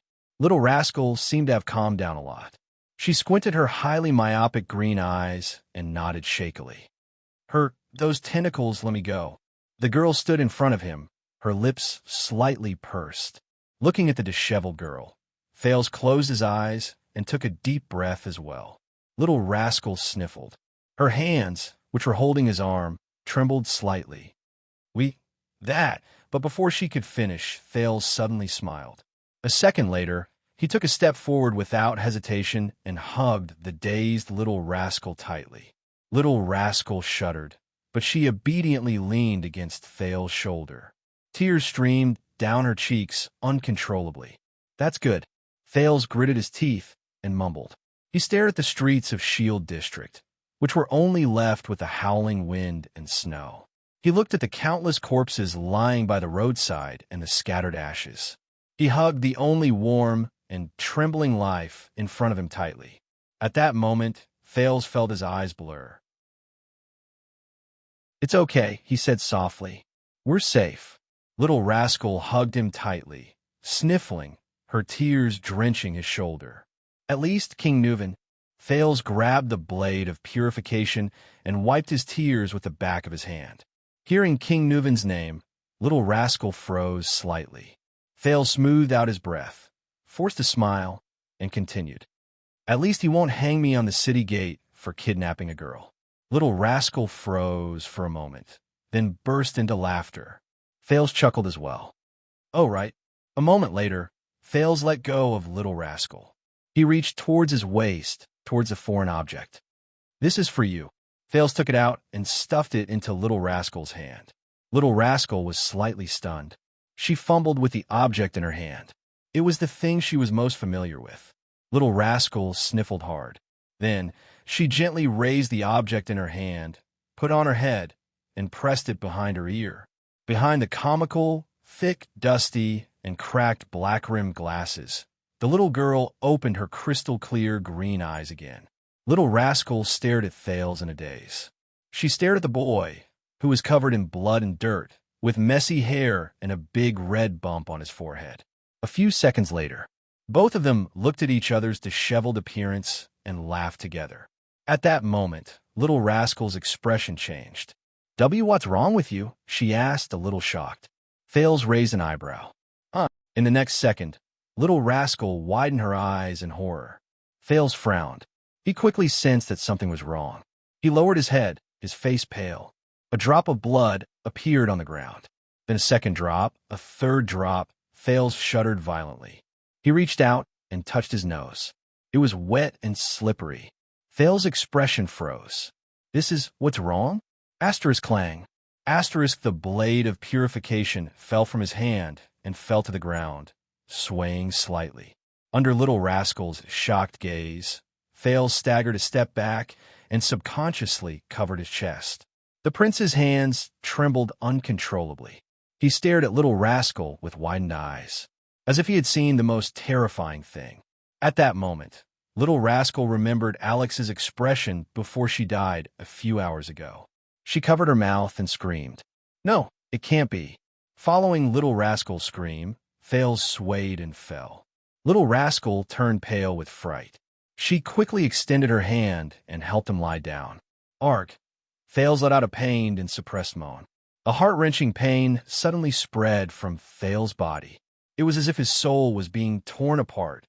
No. The pain he felt when he was assassinated by a psionic assassin, when he was bombarded by a mystic gun. It was as if every inch of his body and every cell was being torn apart. That the price of using mystic energy, again, is this the price of victory? While he was in extreme pain, Thales vaguely heard the sound of something cracking, as if it was real. It came from within his body in a chilling manner. It was as if his body was slowly disintegrating. Arg! Thales' body convulsed, and he let out another pained cry. Chapter 185. Dumbfounded, Thales stared at the invitation in his hand. His thoughts were in a mess. No way. Is this real or fake? Anti-theft. He blinked in disbelief, confirming that everything in front of him was not an illusion. Is someone playing a prank? A few seconds later, he put down the invitation and took a deep breath. He tried to make sense of the current situation. First of all, wasn't that guy killed by Yodel? Then, Ida is next door. Wuxia and Ralph took turns guarding the door. And the other soldiers and guards in the diplomat group, the countless guards in Heroic Spirit Palace, and even those so-called cool-looking white blade guards. How could they let that guy? Suddenly, Thales felt his heart palpitate. He stopped breathing. Thales felt something. He turned his head, feeling his skin crawl. He shifted his gaze to the window. At that moment, the prince's heart skipped a beat. His long-lost friend, Asdis Sakern, stood by the window with his hands behind his back. He stared at Thales with a pair of seemingly indifferent eyes. Just like when they first met, the mystic wore a thin but neat blue robe. His posture was tall and straight, and there was a mysterious but confident smile on his handsome face. He was as elegant as ever, as composed as ever. At that moment, Thales's mind went blank. What happened to 15 minutes? Hello. The air mystic nodded at him slightly and said in a gentle tone, "My smart, mature, and mischievous little friend." Thales opened his mouth and took a deep breath. From now on, no sound between us can travel more than a foot away. As if he knew what Thales was thinking, Asda slowly raised his right index finger and shook it at him with a smile. No one else will disturb us. When Thales heard this, he was like a deflated balloon, and he exhaled the breath he took in. He gave up on the idea of calling for help. Asda's smile was so warm, but in Thales' eyes, it chilled him to the core. Wait, he and the mystic were not the only ones in the room. Thales thought of something. Following Thales' line of sight, the mystic glanced at Little Rascal, who was deep in slumber beside the bed. Of course, your adorable little maid won't be woken up either. Little Rascal's mouth was still opening and closing in her dreams, but Thales could no longer hear her murmurs or even her breathing. Thales sighed softly. He turned his head and curled up the corners of his lips to reveal a smile that was uglier than crying. You're still the same. How considerate of you. Asda nodded politely. Thales forced himself to start thinking about everything he knew about this mystic. However, the first memory that popped up was the chess room in the center of Red Street Market, where 3 people were squeezed in a balls. The second prince gulped and laughed dryly. He tried to imagine something acceptable, like comparing him to the adorable Giza. All right. Thales shrugged in a feigned relaxed manner and waved the invitation card in his hand. He tried his best to speak in the most normal tone and said nonchalantly, I thought you would only arrive after 15 minutes. You know, Asda flashed his pearly white teeth. I like to enter early. Thales tried hard to keep his thoughts in check and swallowed the sarcasm that was at the tip of his tongue. Is that so? I thought you wouldn't appear so soon. Thales changed his sitting position and smiled awkwardly. Everyone said that you would disappear for a long time. Asda stared straight at him. His gaze was as calm as water, and it made Thales' skin crawl. The weapon in your masked friend's hand is obviously not complete, the air mystic said slowly. Otherwise, a legendary anti-mystic equipment that is in perfect condition and fully activated can seal a mystic for a period of time. It should be. Asda's gaze was still calm, but the words he spat out startled Thales slightly. Permanently. Legendary anti-mystic equipment. Sealed. Mystic. Permanently. Even so, that incomplete equipment can still seal me for at least 10 years. Asda curled up the corners of his mouth and continued to smile. But I received some small help, and that's why I was able to get out of prison so quickly. Thales did not know if it was due to the curiosity he inherited from the memory fragments of his previous life, his natural personality, or his anxiety towards the mystery of himself. But at that moment, Thales' exuberant desire to learn about mystics overwhelmed his fear of his identity as a calamity. He yearned to know more. First of all, I would like to congratulate you. Asda put his hands behind his back and walked towards Thales with a smile that was clearly friendly, but inexplicably terrifying. Thales, Your Highness, although I know from your behavior that you are definitely not ordinary, I have to admit that this identity has surprised me. Thales watched Asda approach him, and his heart slowly raced. He forced himself to shrug. I remember that there are chairs for receiving guests in the room. We can sit down. Asda shook his head and said nonchalantly, Don't worry about it. The next moment, Thales felt his skin crawl as he watched Asda walk towards him. Then he bent his knees and sat in an invisible space. Asda grinned brightly on the transparent chair. I brought my own chair. The prince looked at this strange scene and tried his best to control his facial muscles so that they would not twitch too much. Let's talk about your future.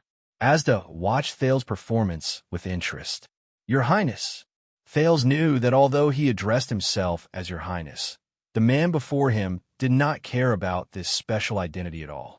This made Thales, who had experienced all kinds of gazes after becoming a prince, instantly feel a strange feeling.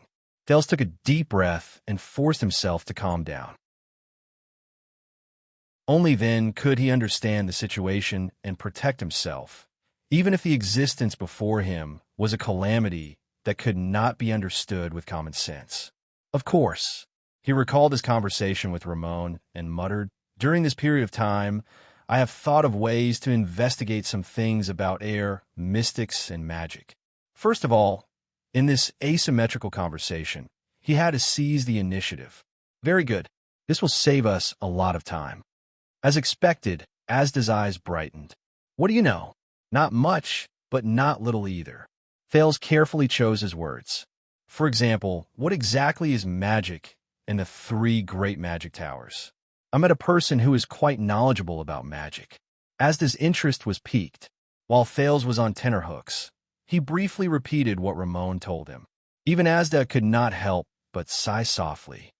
1,000 years have passed since the collapse of the magic tower, and magic has been banned for 6 centuries. To think that there are still believers in magic. This is indeed beyond my expectations. Thales observed Asda's expression and at the same time tried his best to think of a way to escape. The other party is a mystic.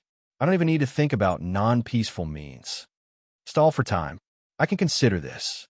But can I really stall for time until help arrives? Or will help really work? The other party's goal should be to become one of them. Damn it, the mystic that everyone hates. Then, my best choice is to deal with the other party on this issue and achieve some results by making concessions and lowering my stance. So, is magic the kind of existence he mentioned? A kind of meaning, a kind of belief? At the thought of this, Thales asked cautiously. At the same time, he was really curious about this question. "What do you think?" But the air mystic did not answer immediately. Asda's lowered gaze did not move. Under Thales' curious gaze, he crossed his hands and remained silent for a long time. "No, magic is not like this. Not only that, it doesn't have to be like this." Finally, Asda shook his head slowly and spoke slowly. "Everyone has their own understanding of magic, and they believe in the magic they understand."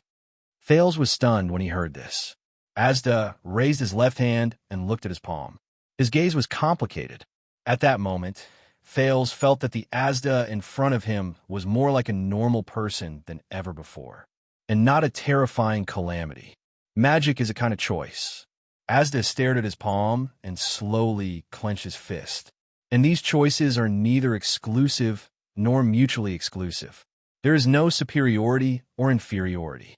This is the basic philosophy of the seat of all magic in Soul Tower. Thales shuddered. Wait a minute. He heard a special word. It is also one of the philosophy of magic that I agree with and recognize, Asda said flatly. Thales raised his hand subconsciously. This was a habit from his previous life in the memory fragments. He quickly realized that this was not his previous life, and there were only the two of them. Just as he was about to put his hand down in embarrassment, to Thales' surprise, Asda very skillfully and naturally extended his palm, tilted it up slightly, and then nodded. He was allowed to ask questions. That feeling was as if he had done this hundreds and thousands of times. Both of them looked at each other's actions and were stunned for a moment. Asda reacted and smiled slightly. Very good. It seems that I don't have to teach you the etiquette and habits of a wizard apprentice in class. Thales put his hand down and asked eagerly, Soul Tower? I know this, but what kind of magic tower is it? What about its origin? Thales did not even realize that he had completely forgotten that Asda before him was an extremely dangerous, non-human existence. He even forgot his original intention. At that moment, his desire for unsolved knowledge completely surpassed his consideration of reality. Soul Tower? Asda narrowed his eyes and smiled mysteriously, as if he knew that Thales would ask this. This time, the mystic did not keep him in suspense. He answered without hesitation.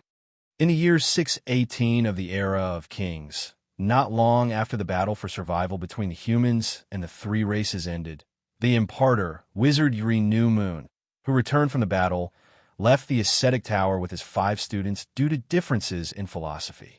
Along the way, they preached their own philosophy and taught their own methods. They gathered many wizards who were exiled due to the war in the world. As time passed, their group grew larger, and their theories and methods became clearer. In the end, Wizard Yuri, whom we later respectfully called the Master, and the other 21 wizards led a group of wizards to the Tripping Peninsula by the coast of the mainland. Here, the wizards built a twin tower and settled down to study magic. Asda's gaze pierced through Thales, as if he was looking at the past many years. But Thales did not have time to care about Asda's expression, because he was already engrossed in the story.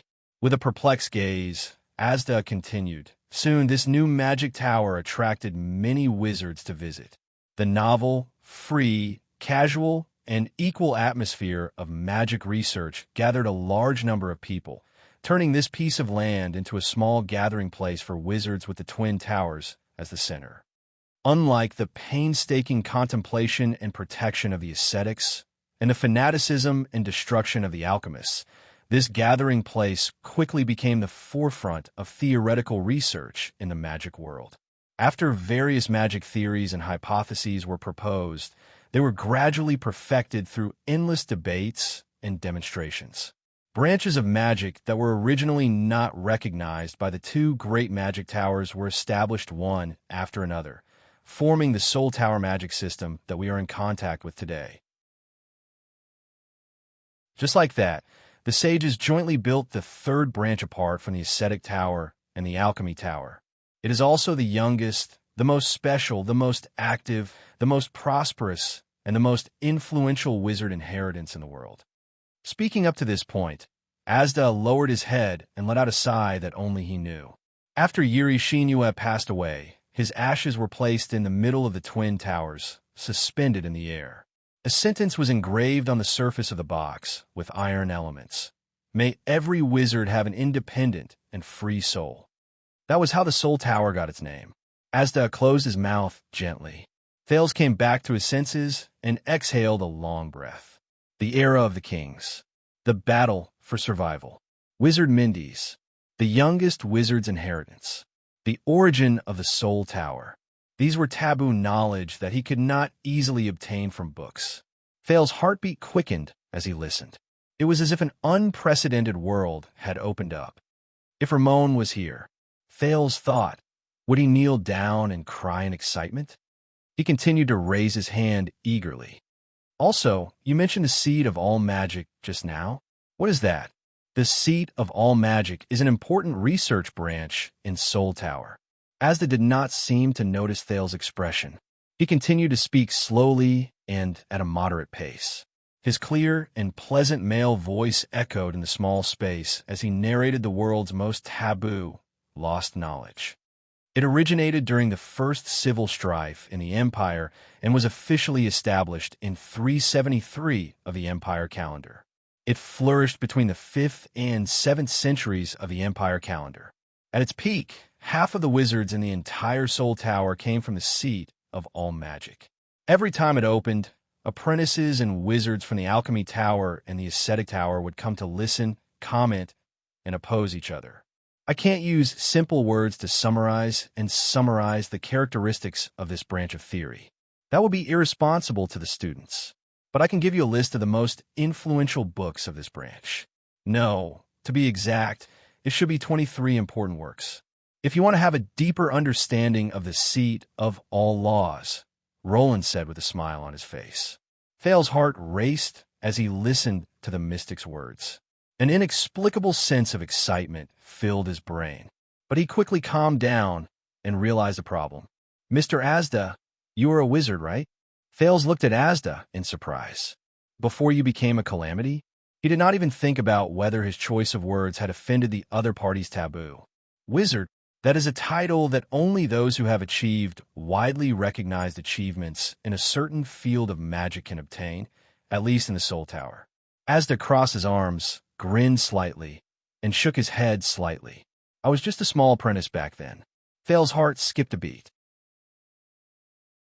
Ah, so, as expected, you were once, yes. Asda nodded. A strange color flowed in his eyes. An apprentice of the Soul Tower. Thales frowned. But you just said, the magic tower has collapsed for 1,000 years. So, I know what you want to ask. Counting from the time I was born. Asda looked at him and smiled faintly. 1,190 years. That is my age this year. Thales was shocked. 1,190? In other words, this guy, Thales stared blankly at the young and handsome Asda Sakern, who had not changed at all compared to the first time he met him. But he was almost 600 years older than the king of Renaissance, Tormund Jadestar, and the hero, Riker Ekstedt. Thales opened his mouth wide. Don't be surprised. Every mystic is an immortal, indestructible, and immortal existence. Looking at Thales' expression, Asda did not care at all. This age is very normal. The oldest mystic has even existed for more than 1,600 years. Thales subconsciously wanted to find a notebook, until Asda stopped him with a hand gesture. There is no hurry. Asda raised his head and stared at him with a burning gaze. We still have a lot of time to spend together, and I have enough patience. I will teach you from the beginning, from basic knowledge, from magic to the magic tower, to mystic energy and everything about mystics. From philosophy to power, from history to the future, all the secrets of the magic world will be open to you. Asda's tone was full of temptation. Then you will obtain the secrets and power of mystics that are superior to all of them, until you truly become a mystic. At that moment, Thales felt like he was pulled back from a dream world to reality. Become a mystic. Thales swallowed hard. He remembered Gilbert's attitude towards the calamity and the drama of the Battle of Eradication in Dark Knight Temple. And that crazy and unreasonable blood mystic. The mystic who is hated by everyone? Can I say no? But a voice also whispered in Thales' heart, but I am very curious. I want to know more, learn more, and understand more. Thales realized that the knowledge that Asda described earlier had captured his thirst for knowledge and his thirst for knowledge. Moreover, with his obviously abnormal body, he had to understand his current situation better. Thales frowned with a bitter expression and said tentatively, about this, if I don't want to become a mystic. The air mystic did not speak. But the prince felt that the atmosphere around him suddenly became tense. Thales tried hard to control the rate of his breathing as he waited anxiously for the answer. Thales. Asda stopped smiling and looked at him sternly. He said softly but seriously, becoming a mystic is your destiny. You cannot and cannot avoid it. There is no second choice. Thales panted slightly. It seemed that things were a little bad. Why don't you tell me first? Tension and stress returned to Thales' heart. He tried his best to smile and asked cautiously, Mystics, you, what exactly are we? This time, Asda stared at him expressionlessly for a long, long time. As he withstood the mystic's seemingly emotionless yet pressurizing gaze, embarrassment and helplessness crept onto Thales' face. Until Asda spoke slowly. I cannot tell you the answer to this question, because you are still not a mystic. Asda's gaze was still fixed on him, but his tone and words had become cold and mysterious, as if he had returned to that night in Red Street Market. Only when you truly become a mystic that only you can understand, can you finally know what a mystic is. Asda's gaze was still fixed on him. Thales furrowed his brows slightly. Chapter 186. In the next second, without any delay, Archduke Pofrit's figure moved. He roared as he swung his great axe at King Nuven. Asterisk bang. Asterisk. That's right, the anti-theft chapter. But when I'm free, I'll go back to work on my novel, from the details to the sequence of the plot. That's why pirating websites must have a hard time, because no matter how they steal my novel, it's basically full of bugs. The preamble doesn't match the ending, or the logical sequence is weird, or the plot doesn't match the characters. Thank you for your hard work, thieves who steal my novel. The two great axes collided without any fancy moves. The dull sound of metal colliding tortured everyone's ears. Thales stared at the two people in the field in shock. Pofrit clenched his teeth. The blade of his great axe was stuck at the tip of King Nuven's great axe. It was stuck diagonally downwards between the sharp tip and the blade of the axe. Impulsive rookie. King Nuven calmly turned his body sideways. His left hand grabbed the joint between the axe handle and the blade, and his right hand grabbed the far end of the axe handle. Like holding a spear, he used the axe to block Poffert's strike. The old king resisted his opponent's axe. His tone was cold. On the battlefield, with your weapon stuck, you would have been beheaded by now. As the two wrestled, King Nuven used all his strength to push away his opponent's great axe. You know this is not a good idea, old man. Poffert solemnly took a step back. He withdrew his great axe and moved to look for an opportunity to strike again. This is not a battlefield. This is a duel. The young archduke circled around the old king. His expression was indifferent. There are no white blade guards by your side to protect your noble head. Like an experienced warrior, King Nuven turned with Poffert's movements. The tip of his axe always pointed at his enemy. Only you and me. As he spoke, Poffert's second strike came. This time, Poffert's great axe drew an arc and slashed horizontally from the side, smashing towards King Nuven's waist. Asterisk clang. Asterisk the sound of metal clashing rang again. King Nuven turned his axe handle at the right time. Holding the axe in his left hand, he once again blocked Poffert's horizontal slash. Yes, only you and me. King Nuven clenched his teeth and deflected the enemy's axe. Panting slightly, he said, "This is much more exciting than the battlefield." Thales asked in a low voice, puzzled, "Are they all so skilled in swinging their axes?" His Majesty is not a brat who has never touched a weapon before. The Star Killer's expression was solemn.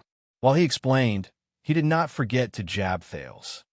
As the king of Extet, he once stood at the far north 38th century ground and personally fought against the invasion of the orcs from the north of the glacier.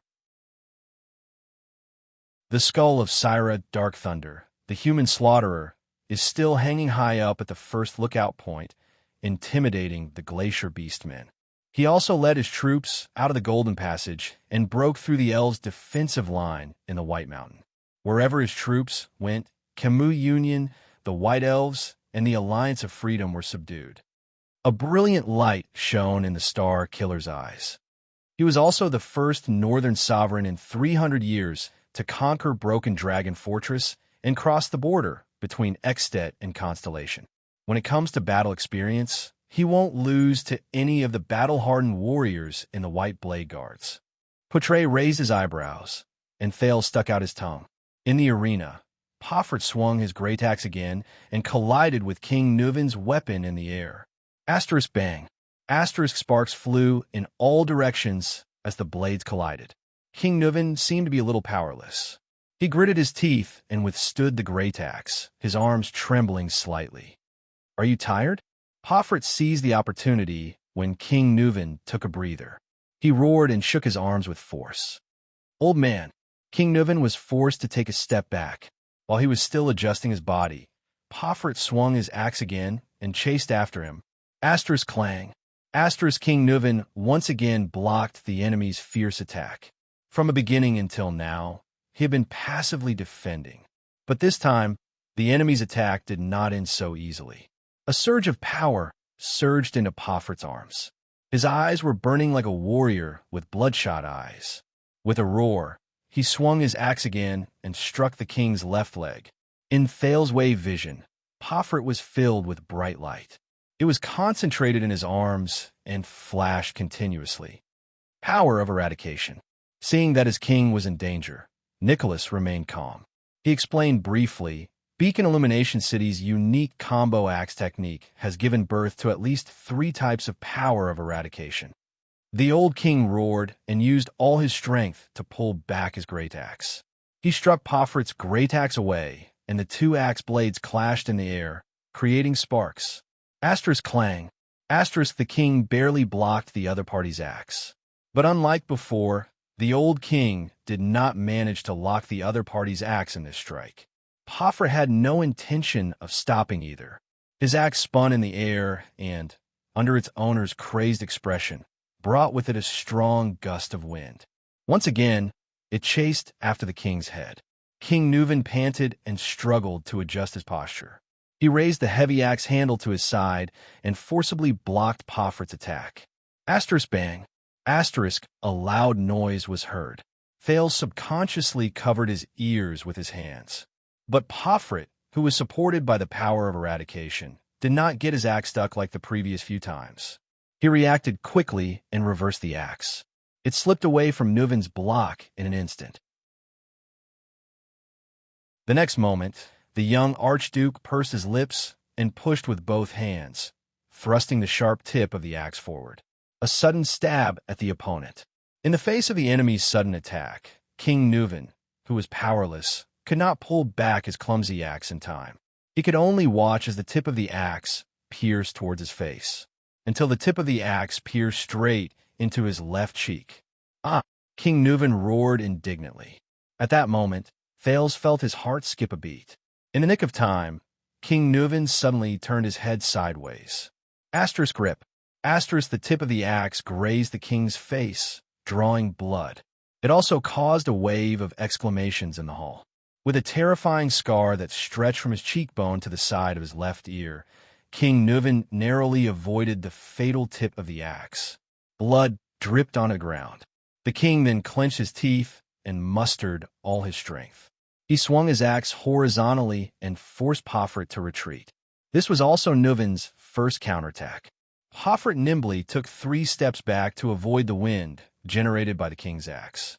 At the same time, he left his opponent's attack range. Like many people in the hall, Thales exhaled and patted his chest to soothe his nerves. Perhaps all of you have forgotten something? Thales turned around and said worriedly, "That old man. King Nuvin is, after all, 70 years old. As the king of Extet, a duel is a test he must go through." Nicholas' gaze did not waver and his lips parted slightly. "It has nothing to do with age. Every man in Northland has to undergo harsh combat training during their military service. Every suzerain of Extet has to do the same, and even awaken their power of eradication," Poutre explained to Thales, who had a strange expression on his face. "This is how the country is, and the customs of the people dictate it." "My God!" Thales rolled his eyes and shrugged helplessly. "I'm so lucky to be born in Constellation and not Extet." Hearing this, the Star Killer smiled indifferently. "It's still the same old saying, welcome to Northland." Thales shook his head and turned his gaze back to the arena. Poutre's expression changed, and he looked at Thales back. "Being born in Constellation is a kind of luck?" Poutre sighed silently. "It's too early to say that, young prince." "Ha ha!" The young archduke looked at the blood-covered and panting king with satisfaction. He gritted his teeth and laughed nastily. "How many rounds has it been? Old man, you're already at your limit." "Nonsense, brat." King Nuvin propped his axe on the ground and used his left hand to wipe away the blood on his face. Without showing any sign of weakness, he retorted, "I've just warmed up. You're 70 years old." Pofrit weakened the king's imposing manner with his words and prepared for the next wave of attack. "Not only have your muscles withered, but your power of eradication has also deteriorated, right?" King Nuvin inhaled and smacked his lips ferociously. "Brat, how many battles have you fought? How dare you say this in front of me?" Pofrit began to laugh strangely. "Yes, I still remember 12 years ago, when my grandfather was still alive, you gathered the armies of the 7 archdukes. With unprecedented pride, you went south to Constellation." As he spoke, Pofrit swung his axe without warning. Asterisk bang. Asterisk the blade of the axe ruthlessly struck the great axe that King Nuvin had raised. This time, the young archduke roared angrily and pressed his entire body forward to wrestle with King Nuvin. King Nuvin was pushed back 2 steps before he could stabilize himself. His face was distorted as he struggled to resist the young and aggressive archduke. His arms could not stop trembling. "Back then, you were strong, fierce, and in the prime of your life." Gritting his teeth, Pofrit pushed the blade of the axe in his hand forward, suppressing the aging king with ease. "You weren't this sickly and broken state." In the next second, the old king finally lost his strength. He was pushed away and fell to the ground. His weapon fell to the ground. Asterisk clang. Asterisk many people held their breaths. Pofrit mercilessly swung his axe down. The old king rolled away in a disheveled manner, and the axe smashed into his left side. Asterisk bang. Asterisk the force of the blow was so great that the stone floor caved in. There was an uproar in the hall. Damn it. Thales turned around in frustration. This is what I'm worried about. Keep watching. Nicholas said coldly, even though his furrowed brows betrayed his emotions. On the battlefield, it's not the last moment. Panting, King Nuven quickly picked up the great axe that had fallen to the ground with a reaction speed that was beyond his age. The young Pofrit retracted the giant axe that he had plunged into the ground. It seemed that he had used too much strength in the strike just now. He was also slightly panting. At that time, my grandfather was wearing a military uniform and armor, panting as he stood beside you. He was like a toothless, saber-toothed tiger, old and ugly. Pofrit's expression was calm as he carefully observed King Nuven's movements. Your grandfather and father were much better than you. King Nuven spat on the ground and slowly stood up. But you just can't nurture them well, can you? Pofrit's gaze shifted. The moment King Nuven stood up, he swung his axe with all his might. Taking advantage of the other party's unsteady footing, he knocked Nuven down on one knee. Can't nurture them well? Pofrit grinned hideously.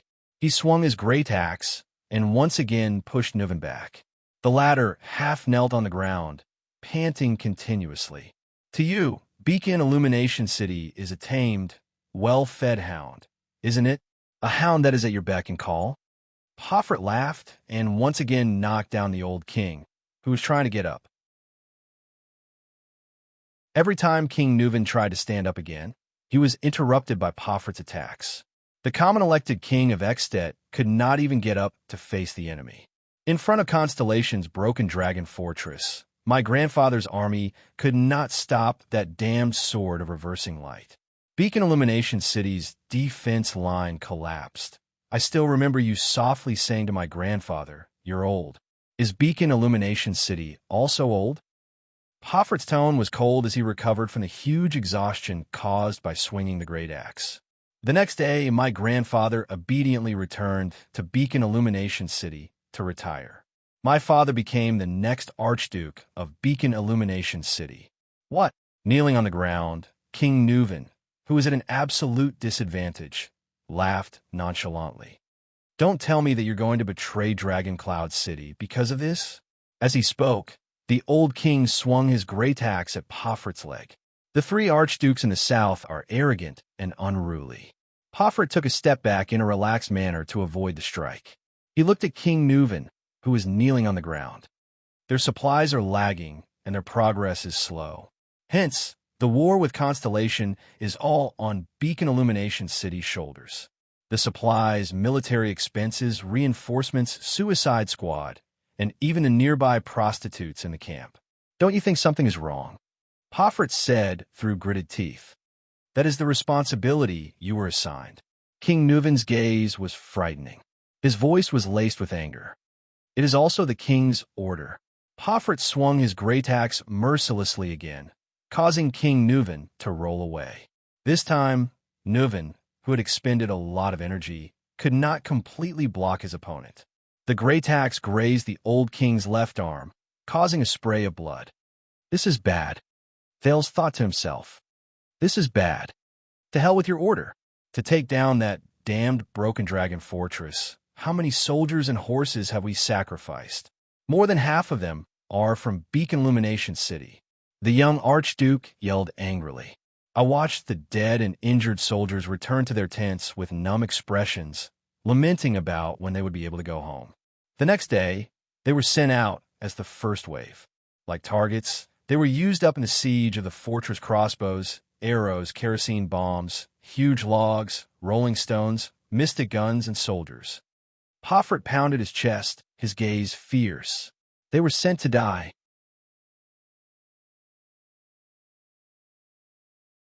Chapter 187. The Hall of Heroes was silent. You know Thales when Soria died. Guard against theft. Thales adjusted his breathing and heartbeat as he looked at King Nuven. Anger, madness, hatred. It made me want to unleash the wrath of the Walton family in Dragon Cloud City at all costs. The old king's eyes were lifeless, as if he was looking at another world through Thales. In comparison, gaining benefits, and even conquering Constellation seemed to have become secondary. Thales did not speak. It was inappropriate for him to say anything at that moment. King Nuvan slowly raised his gaze and looked at the grief-stricken Merc. Why didn't you protect him in Soria, Merc?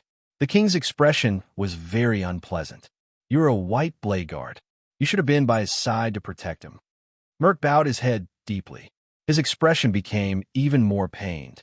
Alex seemed to be very concerned about this topic. She looked at the grief-stricken King Nuvan, then at the grief-stricken Merc.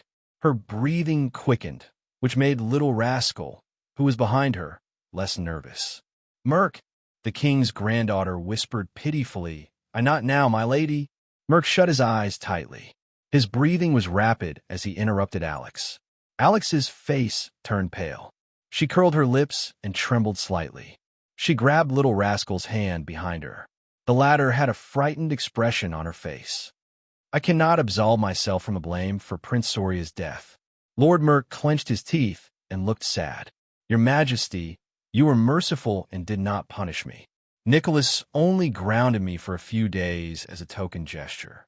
But after 12 years, that kind of guilt tortures me day and night, all the time. King Nuvan stared at him silently and sighed after a long while. Yes, the old king swirled the wine glass in his hand. I have no reason to blame you. Not only that, I trusted you even more and promoted you to be the king's administrator. Because I know. King Nuvan's expression was gloomy and his tone was gloomy. You are Soria's most trusted person. He unreservedly entrusted his life, safety, and family to you. Administrator Merc shuddered. He placed his right fist on his chest, bowed, and said with a trembling voice, I will devote the rest of my life to serve you, Lady Alex, the Walton family, and Dragon Cloud City. Thale sighed softly. At that moment, many faces appeared before his eyes.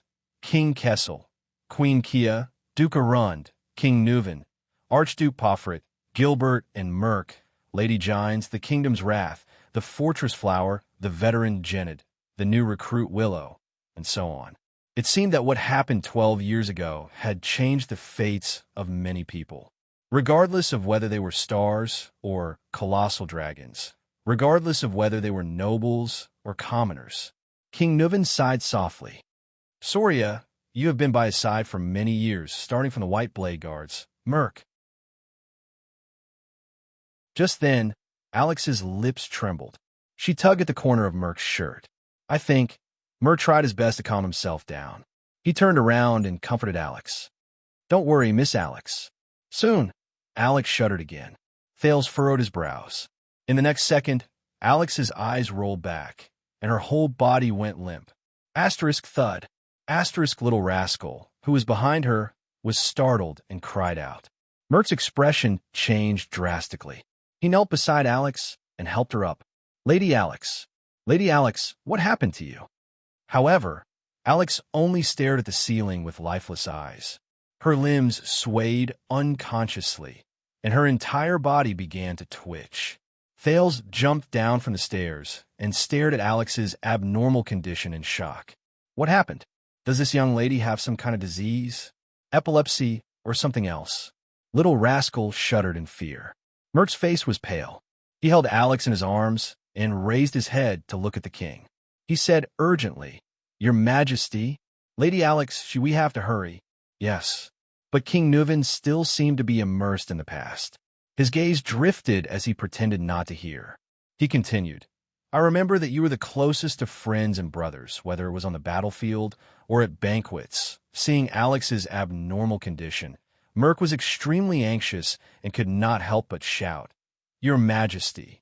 Alex, whose face was pale beyond recognition, opened her eyes and stared at Merc. Her gaze was filled with endless fear. She raised her trembling hands and scratched Merc's clothes in agony, like a drowning person grasping at straws. Thales watched all of this in disbelief. A few seconds later, he came to his senses in panic. King Nuvan only stared into the distance with unfocused eyes. Alex's mouth twitched. Her face was drenched in cold sweat, and her expression was one of extreme agony. Alex opened her mouth wide and sucked in huge mouthfuls of air, but it was as if she was suffocating. The only sound she made was an indecipherable, choking sound.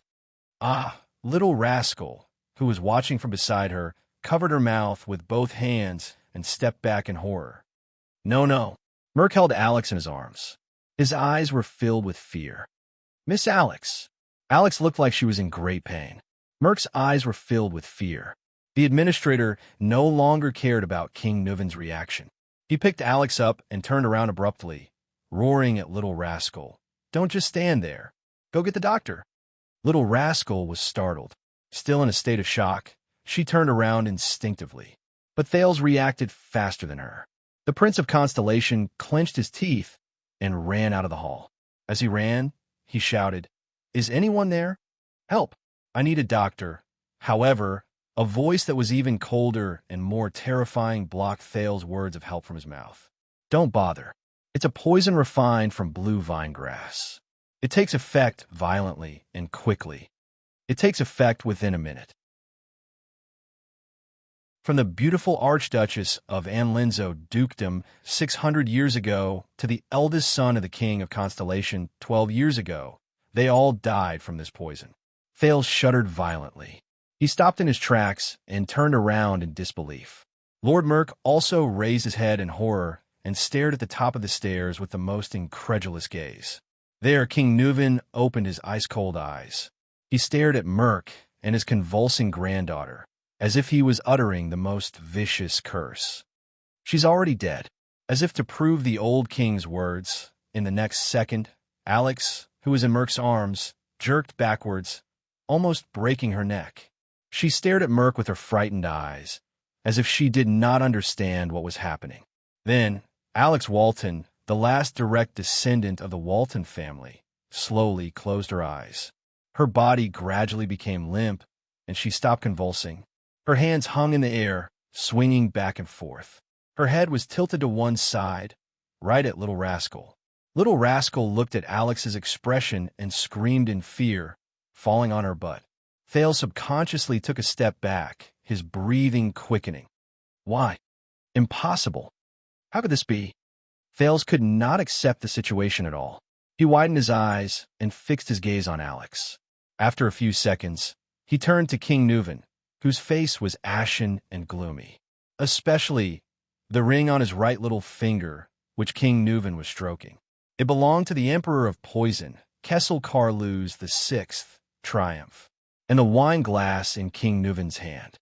It's you. Thales gasped for air and stared at King Nuvin in horror. You poison him? Oomph. King Nuvin snorted gloomily. And you, didn't you? The one who handed her the wine glass. Handed her the wine glass?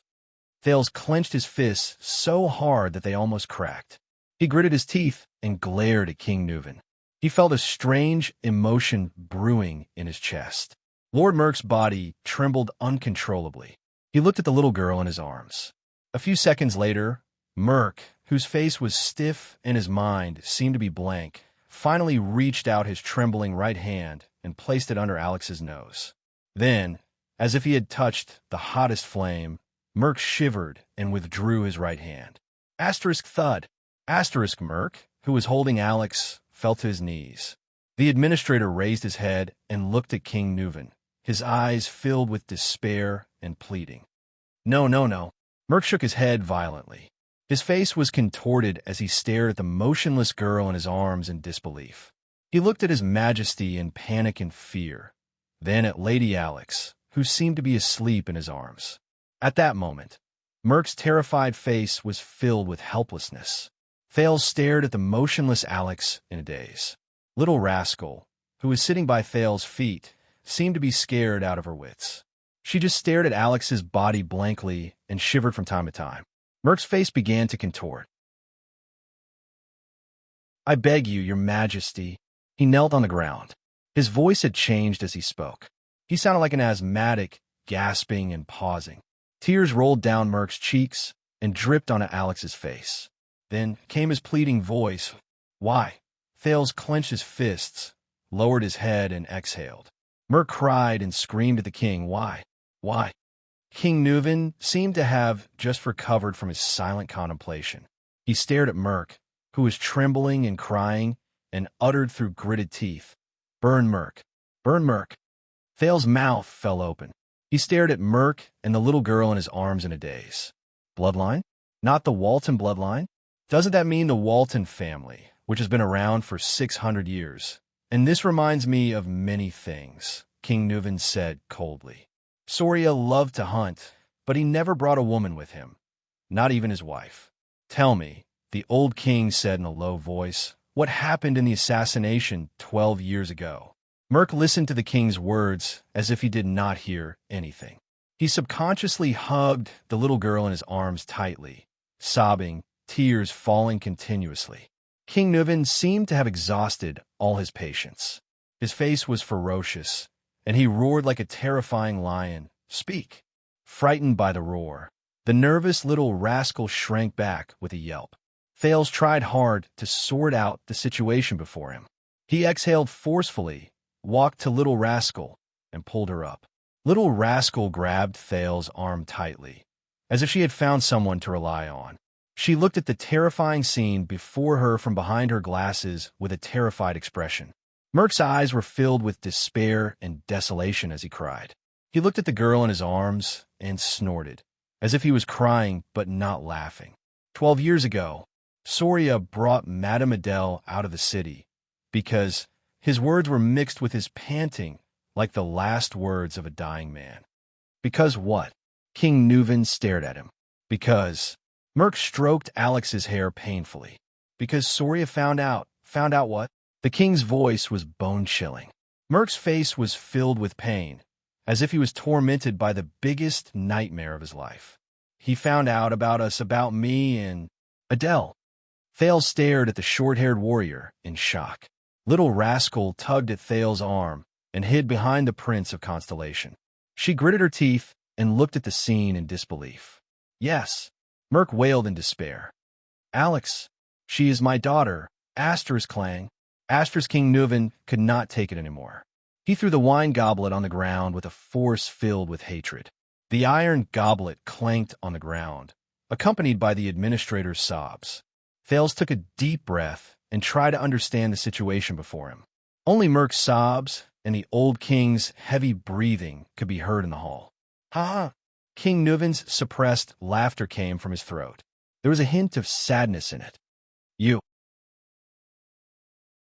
Soria's most capable subordinate, best friend, most trusted brother? Just like that, you repay his trust with betrayal and deception. The king's voice reverberated in the hall. Merc, who was kneeling on the ground, sobbed and raised his head. No, as if his greatest dignity had been violated, he roared with tears and snot in his eyes. I did not betray him. I did not betray Soria. Thales looked at the scene before him with an unpleasant expression. He felt bitter in his heart. Merc looked at the girl in his arms and sobbed softly. Prince Soria, Soria was a good brother, and I was willing to give up my life for him. He growled. In the White Blade Guards, we trained under Caslin to become the most valiant warriors. When we were in the 38th Century ground, he crawled with a broken arm to block a fatal hammer blow for me. When my mother was seriously ill, and my sister came to Dragon Cloud City to look for me, he personally sent a doctor to save my mother's life. When we were surrounded in White Mountain, he and I had our backs against each other. Those sharp-eared arrows pierced through my left shoulder and his right shoulder. We cursed each other's luck and fought back to back as we retreated. We persevered until Caslin came to help us. I still remember the day I went back to my hometown to get married. That bastard, Merc said with a smile through his tears. Soria brought his brothers from the White Blade Guards and came to our village with a tray full of rye wine and roasted meat. He raised the Red Dragon flag and the Cloud Dragon spear flag. The local counts and knights all came. The expression on the village chief's face was even more exaggerated than when his son became a tax collector. Mother was very happy. She finally felt that her son had made a name for himself. Soria, I have always treated him as my closest brother, my comrade. Your Highness. Merc roared angrily with tears streaming down his face. I will never betray him. King Nuvan stood up abruptly, his hair and beard bristling with anger.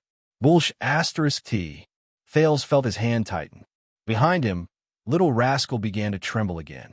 He could only try his best to hold little rascal's hand and comfort her. You cheated on my son, the man you were supposed to be loyal to. King Nuvin's eyes were burning with anger. He said loudly, You cheated on my son, the man you were supposed to be loyal to, and even gave birth to your child. You tarnished the Walton family's dignity and bloodline. Do you think this is not a betrayal?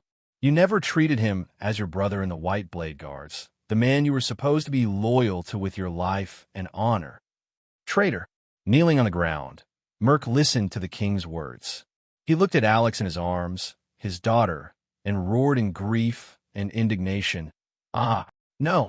He closed his eyes in agony.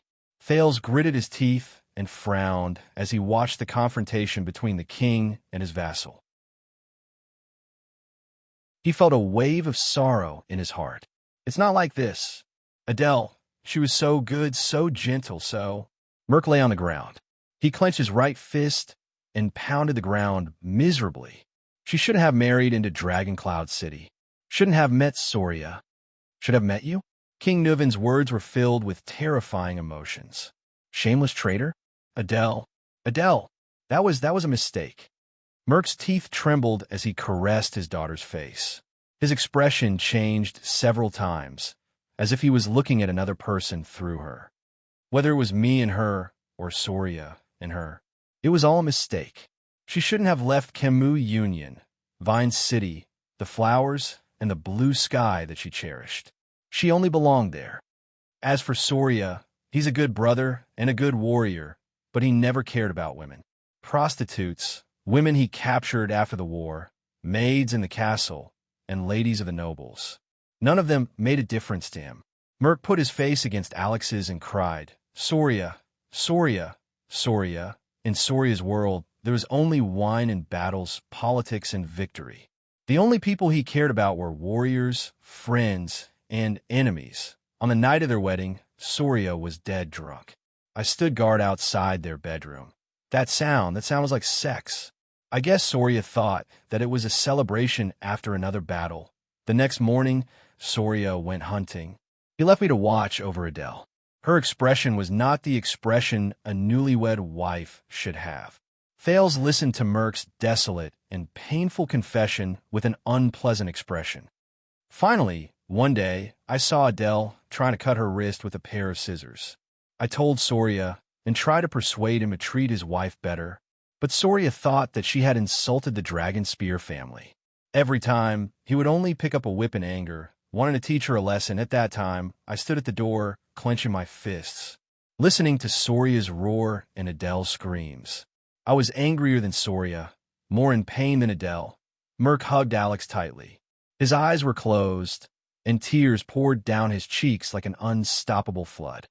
Since then, Adele wanted to commit suicide more than once, and I stopped her more than once. But I hid it from Soria because I didn't want Adele to be hurt by him again. Adele, she's like a flower that has been trampled on and abandoned. Soria's attitude towards women is even more terrifying than the most inflexible Northlanders. When he's in the mood, he'll force her. When he's not in the mood, he'll ignore her and be indifferent to her. Thales closed his eyes and sighed heavily. Adele, she was too lonely, too pitiful. Merc stroked his daughter's hair, his eyes filled with sadness. She traveled a long way to come here, while Soria didn't know how to cherish her. He only treated her as a puppet and a chess piece, a bargaining chip to form a marriage alliance with Kemu Union. I tried everything. I just tried to make her happy, tried to stop her from committing suicide again. Merc, who was emotional, mumbled incoherently, from magic tricks, to flowers, to finding girls from Kemu Union to relieve her boredom, to the night when she didn't want to. I tried my best to get Soria drunk. Adele was very grateful to me, and happy that I did these things for her. She stopped trying to commit suicide, and started to smile, even though it was only to me. And my wife passed away in my hometown, when I didn't know how to raise the 5-year-old Croche before me. It was Adele who took care of her. This made Soria's attitude towards her much better. We became more talkative. She teased Croche in the room, and I giggled outside the room. She asked questions in the room, and I answered her outside the room. King Nuvin's expression was cold, but he did not say a word. Finally, that day we won the war against the White Elves and the Alliance of Freedom. Merc sobbed softly. We returned to Dragon Cloud City in triumph, and Soria drank with us all night. But that day, all I could think about was her. Adele. Merc stuck his face close to his daughter's. His tears did not stop, and his right fist was almost crushed. They were all drunk. I went to Adele's room, and I wanted to listen to her voice as usual. But at that time, my wound burst open, and Adele asked me to go in and bandage it. Fail's gaze darkened. Fail's eyes dimmed. A memory surged up from an unknown place in his mind. Hey, Brother Brainiac, you're actually reading a romance novel. What the hell is a romance novel? This is a bestseller written by an American sociologist. This title. Strange. Why would you read this kind of book? What are you thinking about? Hee. This. Don't think too much about it. It's just a classmate asking. That's not right. Could it be? Hee. Why are you blushing? The weather is hot. Ha ha. Why are you touching my face? I lied to you. Ha ha ha. It's so funny. All right, don't be angry. I'll give you a vitality kiss. Ha ha ha. It's still very funny. What should I do? Hey, don't be stingy. Come. Tell me about it. Ugh. How am I supposed to explain this? All right, the above mentions something interesting. In the Western world, love originates from cheating. What the F asterisk CK? Cheating? That's so cool. For example, in Celtic mythology, the story of Lancelot and Guinevere is like this. The marriage of King Arthur and Queen Guinevere was only a political function, and there was never any love to speak of. True love is the taboo love between a knight and a queen. That is emotional, impulsive, and pure love. Another example is in Don Quixote. One of the dreams of the protagonist is to be a knight and have a true love with the wife of the lord he serves. This originated from the Middle Ages, especially the Crusades. All right, you can shut up now. I'm still on the side of the king and Lon. Get lost, Ardwolf. Queen Lily, get lost. I'm gonna watch it again. Oh, right. So we're having an affair now? You can't use this analogy in different social situations, sister. The memory fragment slowly faded. Fails looked at Merc before him and could not help but sigh deeply. Merc continued to sob on the ground. God knows how much I regret it. But Adele. Soria began to suspect not long after Alex was born. Soon he found out the truth. The administrator gently brushed his daughter's hair aside and said in a hoarse voice, I could see the pain and hesitation in his eyes. I really wanted him to kill me with a sword.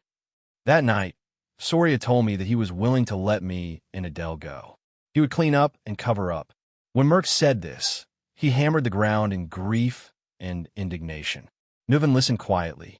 The next day, Soria took us out with him to finally resolve this matter. It was that day the assassin, Fails felt little rascal trembling behind him again. The assassin's first strike wasn't fatal. The assassin saw Alex and didn't stab a second time. But Adele. Merc opened his mouth and howled in pain. Adele didn't know Soria's motive. She thought His Highness wanted to execute us. So, when she saw Soria fall, she picked up a dagger. Hearing this, King Nuven seemed to lose all his strength and sat down on the stairs weakly. In the Hall of Heroes, only Merc was left sobbing in grief. At that moment, Fails, who was watching the indescribable scene before him, only felt a chill in his heart. So, are we having an affair now? You can't use this analogy in different social situations, sister. The memory fragment slowly faded. Fails looked at Merc before him and could not help but sigh deeply. Merc continued to sob on the ground. God knows how much I regret it. But Adele, not long after Alex was born, Soria began to suspect. Soon he found out the truth. The administrator gently brushed his daughter's hair aside and said in a hoarse voice, I could see the pain and hesitation in his eyes. I really wanted him to kill me with a single stab. That night, Soria told me that he was willing to let Adele and me go. He would clean up and cover up. When Merc said this, he hammered the ground in grief and indignation. Nuven listened quietly. The next day, Soria took us out with him to finally resolve this matter. It was that day the assassin, Fails, felt little rascal trembling behind him again. The assassin's first strike wasn't fatal. The assassin saw Alex and didn't stab a second time. But Adele. Merc opened his mouth and howled in pain. Adele didn't know Soria's motive. She thought His Highness wanted to execute us. So, when she saw Soria fall, she picked up a dagger. Hearing this, King Nuven seemed to have lost all his strength. He sat down on the stairs weakly. In the Hall of Heroes, only Merc was left sobbing in grief. At that moment, looking at the indescribable scene before him, Fails only felt a chill in his heart. So, are we having an affair now? You can't use this analogy in different social situations, sister. This piece of memory slowly faded. Fails looked at Merc before him and could not help but sigh deeply. Merc continued sobbing on the ground. God knows how much I regret it. But Adele, not long after Alex was born, Soria began to suspect. Soon he found out the truth. The administrator gently brushed his daughter's hair aside and said in a hoarse voice, I could see the pain and hesitation in his eyes. I really wanted him to kill me with a single stab. That night, Soria told me that he was willing to let Adele and me go. He would clean up and cover up. When Merc said this, he hammered the ground in grief and indignation. Nuven listened quietly. The next day, Soria took us out with him to finally resolve this matter. It was that day the assassin, Fails, felt little rascal behind him start to tremble again. The assassin's first stab wasn't fatal. The assassin saw Alex and didn't stab a second time. But Adele. Merc opened his mouth and howled in pain. Adele didn't know Soria's motive. She thought His Highness wanted to execute us. So, when she saw Soria fall, she picked up a dagger. Hearing this, King Nuven seemed to have lost all his strength. He sat down on the stairs weakly. In the Hall of Heroes, only Merc was left sobbing in grief. At that moment, looking at the indescribable scene before him, Fails only felt a chill in his heart. So, are we having an affair now? You can't use this analogy in different social situations, sister. This piece of memory slowly faded. Fails looked at Merc before him and could not help but sigh deeply. Merc continued to sob on the ground. God knows how much I regret it. But Adele, not long after Alex was born, Soria began to suspect. Soon he found out the truth. The administrator gently brushed his daughter's hair aside, his voice hoarse. I could see the pain and hesitation in his eyes. I really wanted him to kill me with a single stab. That night, Soria told me that he was willing to let Adele and me go. He would clean up and cover up. Merc said as he hammered the ground in grief and indignation. Nuven listened quietly. The next day, Soria took us out with him to finally resolve this matter. It was that day the assassin, Fails, felt little rascal behind him start to tremble again. The assassin's first stab wasn't fatal. The assassin saw Alex and didn't stab a second time. But Adele. Merc opened his mouth and howled in pain. Adele didn't know Soria's motive. She thought His Highness wanted to execute us. So, when she saw Soria fall, she picked up a dagger. Hearing this, King Nuven seemed to have lost all his strength. He sat down on the stairs weakly. In the Hall of Heroes, only Merc was left sobbing in grief. At that moment, looking at the indescribable scene before him, Fails only felt a chill in his heart. So, are we having an affair now? You can't use this analogy in different social situations, sister. This piece of memory slowly faded. Fails looked at Merc before him and could not help but sigh deeply. Merc continued to sob on the ground. God knows how much I regret it. But Adele.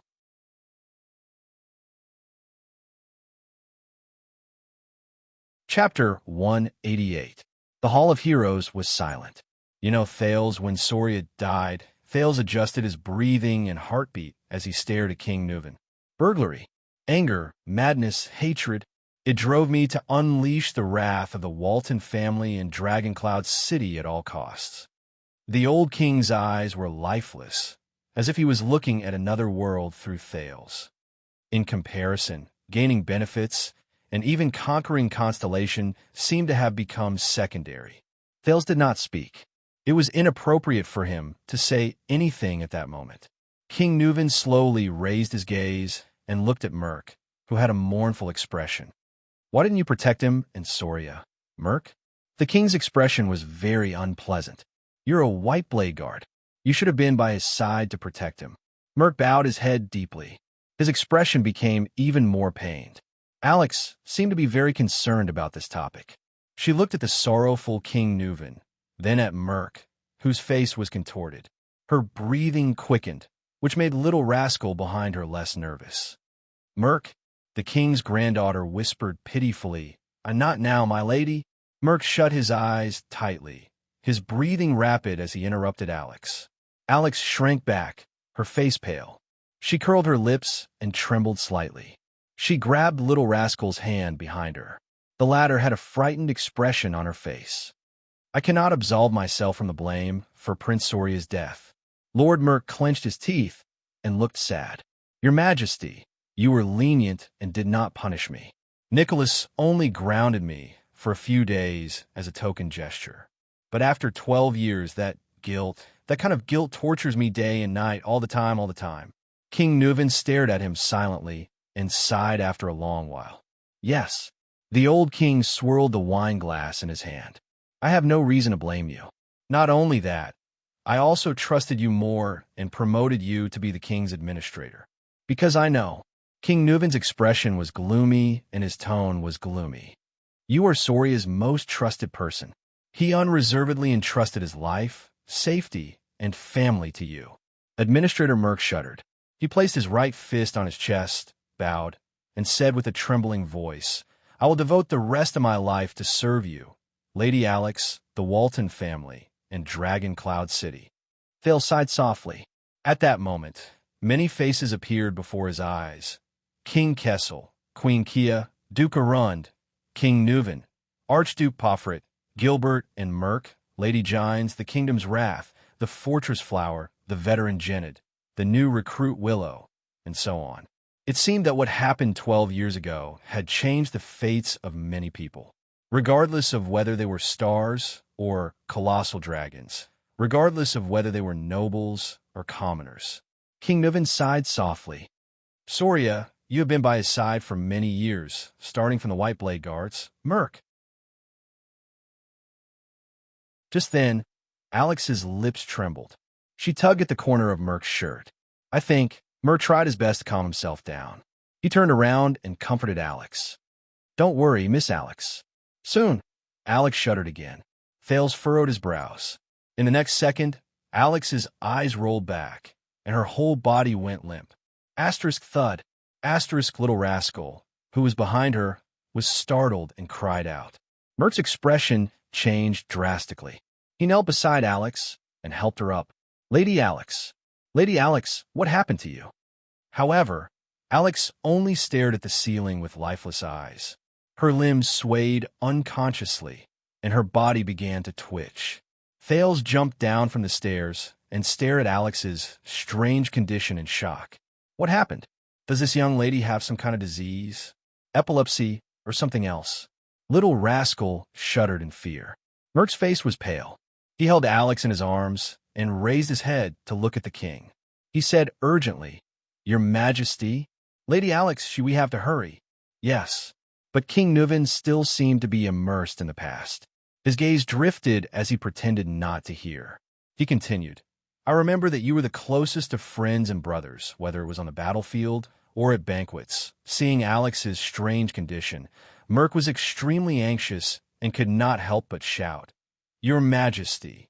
Alex's face was as white as a sheet. She opened her eyes and looked at Merk with fear in her eyes.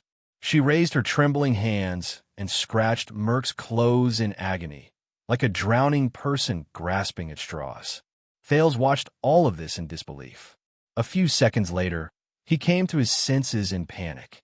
King Nuven only stared into the distance with unfocused eyes. Alex's mouth twitched.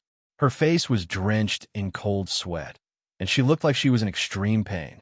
Alex opened her mouth wide and inhaled in large mouthfuls of air, but it was as if she was suffocating. The only sound she made was an unintelligible, choking sound. Ah, little rascal, who was watching from beside her, covered her mouth with both hands and stepped back in horror. No, no. Merc hugged Alex in a panic. Seeing that she seemed to be suffering, his eyes were filled with fear. Lady Alex, the administrator, no longer cared about King Nuven's reaction. He picked Alex up and turned around to roar at Little Rascal. Don't just stand there. Go get the doctor. Little Rascal was shocked. Still in a state of shock, she turned around instinctively. But Thales reacted faster than her. The Prince of Constellation clenched his teeth and ran out of the hall, shouting as he ran. Is anyone there? Help! I need a doctor. However, a voice that was even colder and more terrifying blocked Thales' words of help from his mouth. Don't bother. It's a poison refined from blue vine grass. It takes effect violently and quickly. It takes effect within a minute. From the beautiful Archduchess of Amlinzo Dukedom 600 years ago to the eldest son of the King of Constellation 12 years ago, they all died from this poison. Thales shuddered violently. He stopped in his tracks and turned around in disbelief. Lord Merc also raised his head in horror and stared at the top of the stairs with the most incredulous gaze. There, King Nuven opened his ice-cold eyes. He stared at Merc and his convulsing granddaughter, as if he was uttering the most vicious curse. She's already dead. As if to prove the old king's words, in the next second, Alex, who was in Merc's arms, jerked backwards, almost breaking her neck. She stared at Merc with her frightened eyes, as if she did not understand what was happening. Then, Alex Walton, the last direct descendant of the Walton family, slowly closed her eyes. Her body gradually became limp, and she stopped convulsing.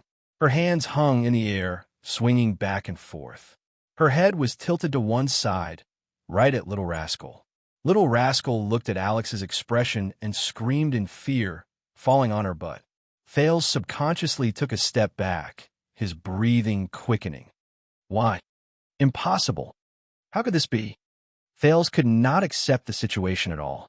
He widened his eyes and fixed his gaze on Alex. After a few seconds, he turned to King Nuven, whose face was ashen and gloomy. Especially the ring on his right little finger, which King Nuven was stroking. It belonged to the Emperor of Poison, Kessel Carluz the Sixth Triumph, and the wine glass in King Nuven's hand. It's you. Thales gasped for air and stared at King Nuven in horror. You poison him? Oomph. King Nuven snorted gloomily. And you, didn't you? The one who handed her the wine glass. Handed her the wine glass? Thales clenched his fists so hard that they almost cracked. He gritted his teeth and glared at King Nuven. He felt a strange emotion brewing in his chest. Lord Merc's body trembled uncontrollably. He looked at the little girl in his arms. A few seconds later, Merc, whose face was stiff and his mind seemed to be blank, finally reached out his trembling right hand and placed it under Alex's nose. Then, as if he had touched the hottest flame, Merc shivered and withdrew his right hand. Asterisk thud. Asterisk Merc, who was holding Alex, fell to his knees. The administrator raised his head and looked at King Nuven, his eyes filled with despair and pleading. No, no, no. Merc shook his head violently. His face was contorted as he stared at the motionless girl in his arms in disbelief. He looked at His Majesty in panic and fear, then at Lady Alex, who seemed to be asleep in his arms. At that moment, Merc's terrified face was filled with helplessness. Thales stared at the motionless Alex in a daze. Little Rascal, who was sitting by Thales' feet, seemed to be scared out of her wits. She just stared at Alex's body blankly and shivered from time to time. Merc's face began to contort. I beg you, Your Majesty. He knelt on the ground. His voice had changed as he spoke. He sounded like an asthmatic, gasping and pausing. Tears rolled down Merc's cheeks and dripped onto Alex's face. Then came his pleading voice. What? Why? Thales clenched his fists, lowered his head, and exhaled sharply. Merc cried and screamed at the king. Why? Why? King Nuven seemed to have just recovered from his silent contemplation. He stared quietly at Merc, who was trembling and weeping, and uttered through gritted teeth, "You're right." He gritted his teeth and said, "Burn Merc. Shouldn't you know that?" Merc shuddered violently. "If it wasn't for Mariah's death, I wouldn't have rearranged the Walton bloodline." King Nuven closed his eyes and said in pain, "The High Priestess of Bright Moon Temple wouldn't have realized that she wasn't of the Walton bloodline." Merc stared at King Nuven with his eyes wide, open, and trembling. Thales's jaw dropped. He stared at Merc and the little girl in his arms in a daze. "Bloodline? Not of the Walton bloodline? Doesn't that mean that the Walton family, which has been around for 600 years, and this reminds me of many things," King Nuven said coldly. "Soria loved to hunt, but he never brought a woman with him, not even his wife. Tell me," the old king said in a low voice, "what happened in the assassination 12 years ago?" Merc listened to the king's words as if he did not hear anything. He subconsciously hugged the little girl in his arms tightly. Tears streamed down his cheeks as he sobbed. King Nuven seemed to have exhausted all his patience. His face was ferocious, and he roared like a terrifying lion. "Speak!" Frightened by the roar, the nervous little rascal shrank back with a yelp. Thales tried hard to sort out the situation before him. He exhaled forcefully, walked to Little Rascal, and pulled her up. Little Rascal seemed to have found someone to rely on. She clutched Thales' arm tightly and looked at the terrifying scene before her from behind her glasses with a terrified expression. Merc's eyes were filled with despair and desolation as he cried. He looked at the girl in his arms and snorted with a half-smile. 12 years ago, Soria brought Madame Adele out of the city because his words were mixed with his panting, like the last words of a dying man. Because what? King Nuven fixed his gaze on him. Because Merc stroked Alex's hair painfully. Because Soria found out what? The king's voice was bone-chilling. Merc's face was filled with pain and conflict, as if he was tormented by the biggest nightmare of his life. "He found out about us, about me, and Adele." Thales stared at the short-haired warrior in shock. Little Rascal tugged at Thales' arm and hid behind the Prince of Constellation. She gritted her teeth and looked at the scene in disbelief. "Yes," Merc wailed in despair. "Alex, she is my daughter, Asterisk Clang." Asterisk King Nuven could not take it anymore. He threw the wine goblet on the ground with a force filled with hatred. The iron goblet clanked on the ground, accompanied by the administrator's sobs. Thales took a deep breath and tried to understand the situation before him. Only Merc's sobs and the old king's heavy breathing could be heard in the hall. "Ha ha!" King Nuven's suppressed laughter came from his throat. There was a hint of sadness in it. "You? Soria's most capable subordinate? Best friend? Most trusted brother? Just like that. You used betrayal and deception to repay his trust." The king's voice reverberated in the hall. Merc, who was kneeling on the ground, sobbed and raised his head. "No!" As if his greatest dignity had been violated, he roared with tears and snot in his eyes. "I did not betray him. I did not betray Soria." Thales looked at the scene before him with an unpleasant expression. He felt bitter in his heart. Merc looked at the girl in his arms and sobbed softly. "Prince Soria was a good brother, and I was willing to give up my life for him," he growled. "In the White Blade Guards, we trained under Castellan to become the most valiant warriors. When we were at the 38th Century ground, he crawled with a broken arm to block a fatal hammer blow for me. When my mother was seriously ill, and my sister came to Dragon Cloud City to look for me, he personally sent a doctor to save my mother's life. When we were surrounded in White Mountain, he and I had our backs against each other. Those sharp-eared arrows pierced through my left shoulder and his right shoulder. We cursed each other's luck and fought back to back as we retreated. We persevered until Castellan came to help us. I still remember the day I went back to my hometown to get married. That bastard," Merc said with a smile through his tears. "Soria brought his brothers from the White Blade Guards and came to our village with a tray full of rye wine and roasted meat. He raised the Red Dragon flag and the Cloud Dragon spear flag. The local counts and knights came. The expression on the village chief's face was even more exaggerated than when his son became a tax collector. Mother was very happy. She finally felt that her son had made a name for himself. Soria, I have always treated him as my closest brother, my comrade, Your Highness. Merk roared angrily with tears streaming down his face. I will never betray him. King Nuven stood up abruptly, his hair and beard bristling with anger. Bulsh asterisk T. Thales felt his hand tighten. Behind him, Little Rascal began to tremble again. He could only try his best to hold Little Rascal's hand and comfort her. You cheated on my son, the man you were supposed to be loyal to. King Nuven's eyes were burning with anger. He said loudly, You cheated on my son, the man you were supposed to be loyal to, with his wife, and even gave birth to your child. You tarnished the Walton family's dignity and bloodline. Do you think this is not a betrayal? You have never treated him as a brother in your guards, a man you should be loyal to with your life and honor. Traitor! Kneeling on the ground, Merk listened to the king's words and looked at Alex, his daughter, in his arms. With tears streaming down his face, he roared in grief and indignation. No. He closed his eyes in agony. Thales gritted his teeth and frowned as he watched the confrontation between the king and his vassal. He felt a wave of sorrow in his heart. It's not like this. Adele, she was so good, so gentle, so... Merk lay on the ground. He clenched his right fist and pounded the ground miserably.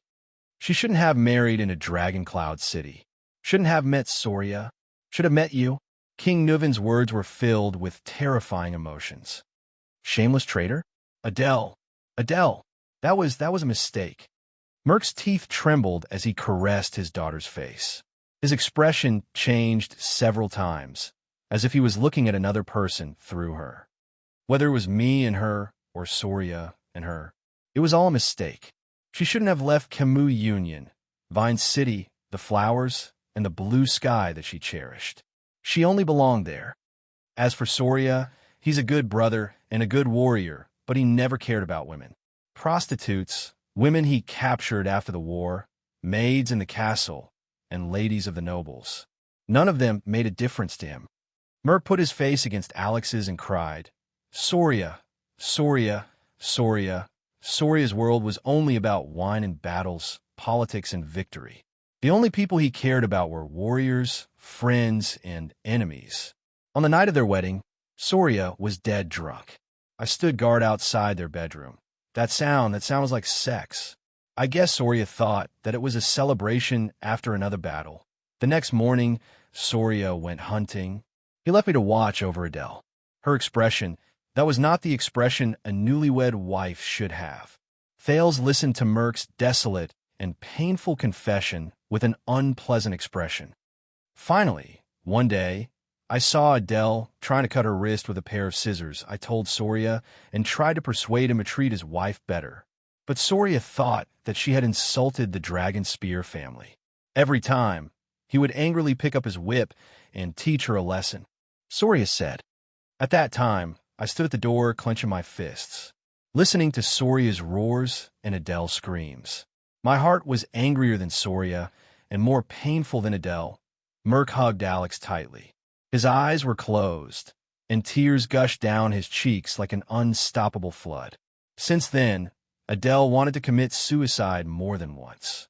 I also stopped her more than once, but I hid it from Soria because I did not want Adele to be hurt by him again. Adele, she's like a flower that has been trampled on and abandoned. Soria's attitude towards women is even more terrifying than the most inflexible Northlanders. When he's in the mood, he'll force her. When he's not in the mood, he'll ignore her and be indifferent to her. Thales closed his eyes and sighed heavily. Adele, she was too lonely, too pitiful. Merk stroked his daughter's hair. His eyes were filled with sadness. She came here after a long journey, and Soria did not know how to cherish her. He only treated her as a puppet in a chess piece, a bargaining chip to form a marriage alliance with Camus Union. I tried everything. I just tried to make her happy, try to stop her from committing suicide again. Agitated, Merc muttered incoherently, from magic tricks to flowers to finding girls from Kemu Union to relieve her boredom, to try my best to get Soria drunk at night when she did not want to. Adele was very grateful to me and happy that I did these things for her. She stopped trying to commit suicide and started to smile, even though it was only to me, and my wife passed away in my hometown. When I did not know how to raise the 5-year-old Croche before me, Adele was the one who took care of her. This made Soria's attitude towards her much better. We became more talkative. She teased Croche in the room, and I laughed foolishly outside the room. She asked questions in the room, and I answered her outside the room. King Nuven's expression was cold, but he did not say a word. Finally, that day we won the war against the White Elves and the Alliance of Freedom. Merc sobbed softly. We returned to Dragoncloud City in triumph, and Soria drank with us all night. But that day, all I could think about was her. Adele! Merc pressed his face tightly against his daughter's. His tears did not stop, and his right fist was almost crushed. They were all drunk. I went to Adele's room, and I wanted to listen to her voice as usual. But at that time, my wound burst open, and Adele asked me to go in and bandage it. Fail's gaze darkened. Fail's eyes dimmed. A memory surged up from an unknown place in his mind. Hey, Brother Brainiac, you're actually reading a romance novel. What the hell is a romance novel? This is a bestseller written by an American sociologist. This title? Strange. Why would you read this kind of book? What are you thinking about? Hee. This. Don't think too much about it. It's just a classmate asking. That's not right, could it be? Hee. Why are you blushing? The weather is hot. Ha ha. Why are you touching my face? I lied to you. Ha ha ha, it's so funny. All right, don't be angry. I'll give you a vitality kiss. Ha ha ha. It's still very funny. What should I do? Hey, don't be stingy. Come. Tell me about it. Ugh. How am I supposed to explain this? All right, the above mentions something interesting. In a Western world, love originates from cheating. What the F***, CK? Cheating. That's so cool. For example, in Celtic mythology, the story of Lancelot and Guinevere is like this. The marriage of King Arthur and Queen Guinevere was only a political function, and there was never any love to speak of. True love is the taboo love between a knight and a queen. That is emotional, impulsive, and pure love. Another example is in Don Quixote. One of the dreams of the protagonist is to be a knight and have a true love with the wife of the king he serves, the mistress. This originated from the Middle Ages, especially the Crusades. All right, you can shut up now. I'm still on the side of the king and Lon as a couple. Coyote, get lost. Queen Lily, get lost. I'm going to see it again. Oh, right. So are we having an affair now? Different social situations can't be compared like this, sister. The memory fragment slowly faded away. Thales looked at Merc before him and could not help but sigh deeply. Merc continued to sob on the ground. God knows how much I regret it. But Adele, Soria began to suspect not long after Alex was born. Soon he found out the truth. The administrator gently brushed his daughter's hair aside and said in a hoarse voice, I could see the pain and hesitation in his eyes. I really wanted him to kill me with a sword. That night, Soria told me that he was willing to let me and Adele go. He would clean up and cover up. Merc said as he hammered the ground in grief and indignation. Nuven listened quietly. The next day, Soria took us out with him to finally resolve this matter. It was that day, the assassin. Thales felt little rascal trembling behind him. The assassin's first strike wasn't fatal. The assassin saw Alex and didn't strike a second time, but Adele. Merc opened his mouth and howled in pain. Adele didn't know Soria's intentions. She thought His Highness wanted to execute us. So, when she saw Soria fall, she picked up a dagger. Hearing this, King Nuven seemed to have lost all his strength. He sat down on the steps weakly. In the Hall of Heroes, only Merc was left sobbing in grief. At that moment, Thales, who saw the indescribable scene before him, felt a chill in his heart. Different social situations can't be compared like this, sister. The memory fragment slowly faded away. Fales looked at Merc before him and could not help but sigh deeply. Merc continued to sob on the ground. God knows how much I regret it. But Adele, Soria began to suspect not long after Alex was born. Soon he found out the truth. The administrator gently brushed his daughter's hair aside and said in a hoarse voice, I could see the pain and hesitation in his eyes. I really wanted him to kill me with a sword. That night, Soria told me that he was willing to let me and Adele go. He would clean up and cover up. Merc said as he hammered the ground in grief and indignation. Nuven listened quietly. The next day, Soria took us out with him to finally resolve this matter. It was that day the assassin, Fales, felt little rascal trembling behind him again. The assassin's first strike wasn't fatal. The assassin saw Alex and didn't strike a second time, but Adele. Merc opened his mouth and howled in pain. Adele didn't know Soria's intentions. She thought His Highness wanted to execute us. So, when she saw Soria fall, she picked up a dagger. Hearing this, King Nuven seemed to have lost all his strength. He sat down on the steps weakly. In the Hall of Heroes, only Merc was left sobbing in grief. At that moment, Fales, who saw the indescribable scene before him, only felt a chill in his heart. You can't use this analogy in different social situations, sister. The memory fragment slowly faded. Fales looked at Merc before him and could not help but sigh deeply. Merc continued sobbing on the ground. God knows how much I regret it. But Adele, Soria began to suspect not long after Alex was born. Soon he found out the truth. The administrator gently brushed his daughter's hair aside and said in a hoarse voice, I could see the pain and hesitation in his eyes. I really wanted him to kill me with a sword.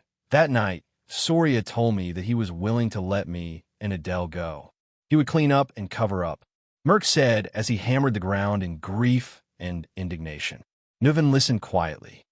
The next day, Soria took us out with him to finally resolve this matter. It was that day the assassin, Fales, felt little rascal trembling behind him again. The assassin's first strike wasn't fatal. The assassin saw Alex and didn't strike a second time, but Adele. Merc opened his mouth and howled in pain. Adele didn't know Soria's purpose. She thought His Highness wanted to execute us. So, when she saw Soria fall, she picked up a dagger. Hearing this, King Nuven seemed to have lost all his strength. He sat down on the stairs weakly. In the Hall of Heroes, only Merc was left sobbing in grief. At that moment, Fales, who saw the indescribable scene before him, felt a chill in his heart. You can't use this analogy in different social situations, sister. The memory fragment slowly faded. Fales looked at Merc before him and could not help but sigh deeply. Merc continued sobbing on the ground. God knows how much I regret it. But Adele, Soria began to suspect not long after Alex was born. Soon he found out the truth.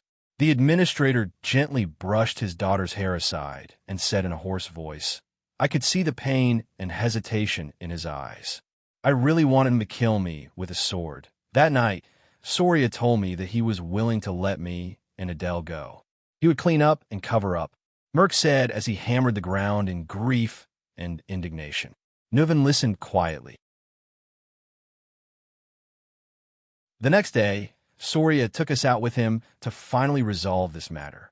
It was that day the assassin, Fales, felt little rascal trembling behind him again. The assassin's first strike wasn't fatal. The assassin saw Alex and didn't strike a second time, but Adele. Merc opened his mouth and howled in pain. Adele didn't know Soria's purpose. She thought His Highness wanted to execute us. So, when she saw Soria fall, she picked up a dagger. Hearing this, King Nuven seemed to have lost all his strength. He sat down on the stairs weakly. In the Hall of Heroes, only Merc was left sobbing in grief.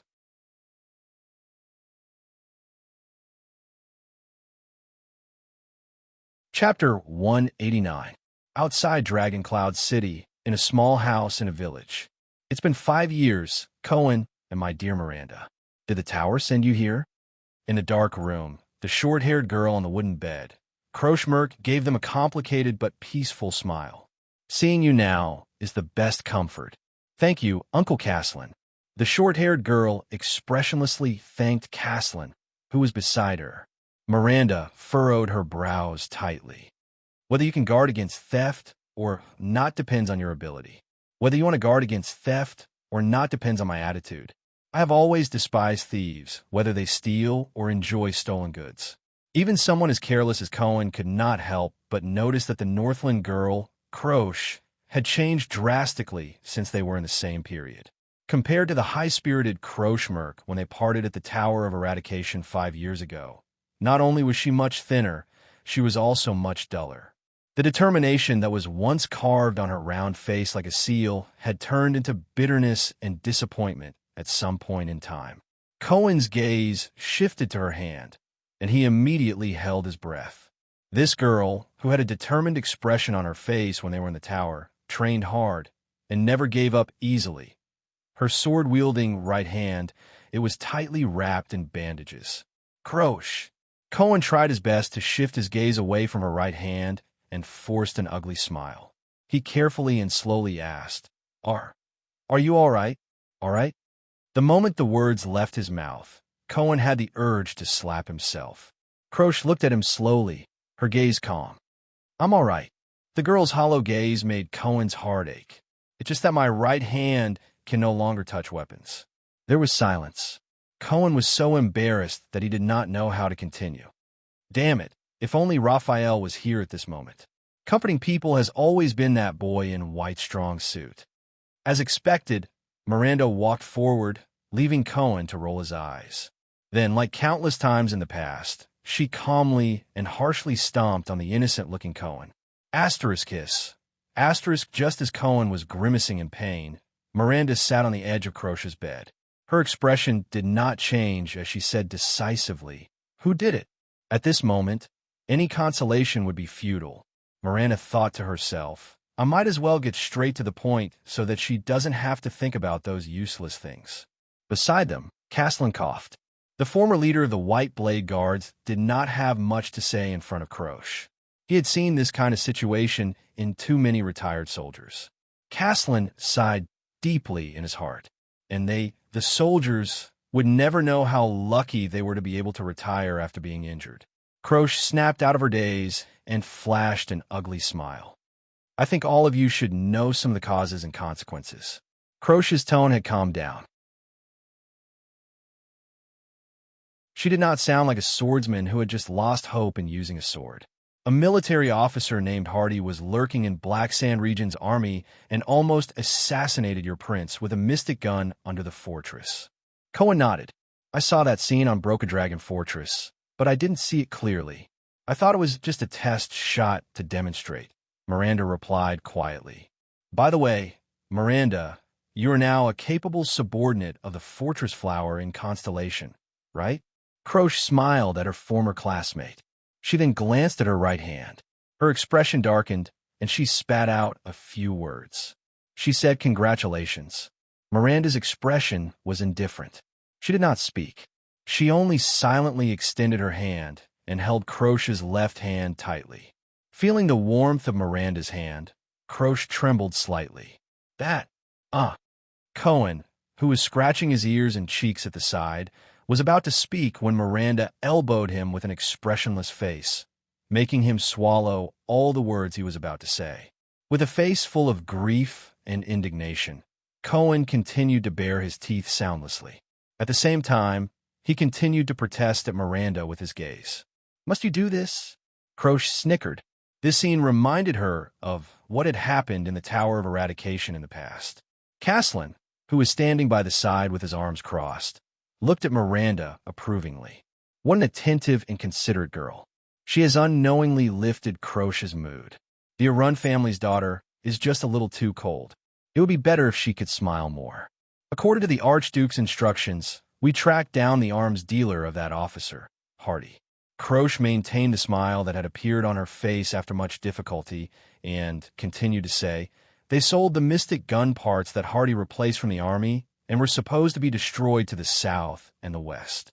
Hardy used this to exchange for more funds, and then used these funds back on the training of the troops and social relations. In a few years, perhaps His Grace's Mystic Gun Squad would be under the control of those people. Fortunately, we discovered it early and intercepted his underground arms dealer. That officer, what did you find out about him? Miranda asked softly. Not much, Croce said faintly. Hardy came from a small village further north. It's the territory of Archduke Letko in Defense City. He was a person who personally experienced the war between Ekstedt and Constellation 11 or 12 years ago. He survived the tragic attack in defense of Broken Dragon Fortress, but he lost a hand and half of his face under the bombardment of the Mystic Gun. Miranda's face paled. It was the war from 12 years ago again. Cohen sighed and walked forward. Carefully avoiding the range of Miranda's unarmed attacks, he asked slowly, "The Archduke of Defense City, one of the two archdukes in the north of Ekstedt, the Letko family." So, Archduke Letko was the mastermind behind the conspiracy to murder the Prince of Constellation with the help of the Mystic Gun? Croce shook her head. It's not that simple. Hardy came to Black Sand region after the war and has been living there ever since. He hasn't come into contact with anyone related to Defense City, so we can't be sure that it's him. But there's one thing that makes us very suspicious. We interrogated Hardy's arms dealer and found out that Hardy mentioned once that he had a daughter named Lucy. Cohen's eyes brightened. You found his daughter? Is there something wrong with her? Not only is there something wrong with her. Croce pursed her lips tightly and shook her head. There's no such person. There's no such person? Cohen asked, puzzled. Hardy has been single for more than 40 years. This is what we confirmed from his neighbors. He doesn't even have a wife or a lover, let alone a child, Croce said faintly. We traced the name Lucy and found that he mentioned her name to more than one person. From the arms market in Black Sand region to the transport team in Prestige Orchid region. When we followed the trail to Dragon Cloud City, we were intercepted. The short-haired girl raised her head, her expression frightening. A group of unfamiliar swordsmen appeared. Miranda furrowed her brows. Disaster swords?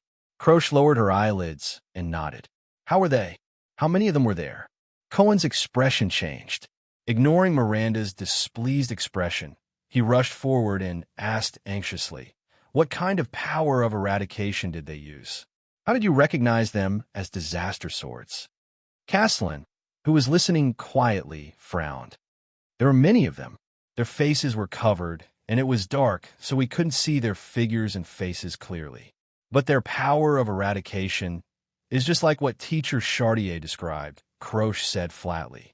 It's cold, ruthless, and its power of eradication is turbulent and never stops. I was the only one who managed to escape.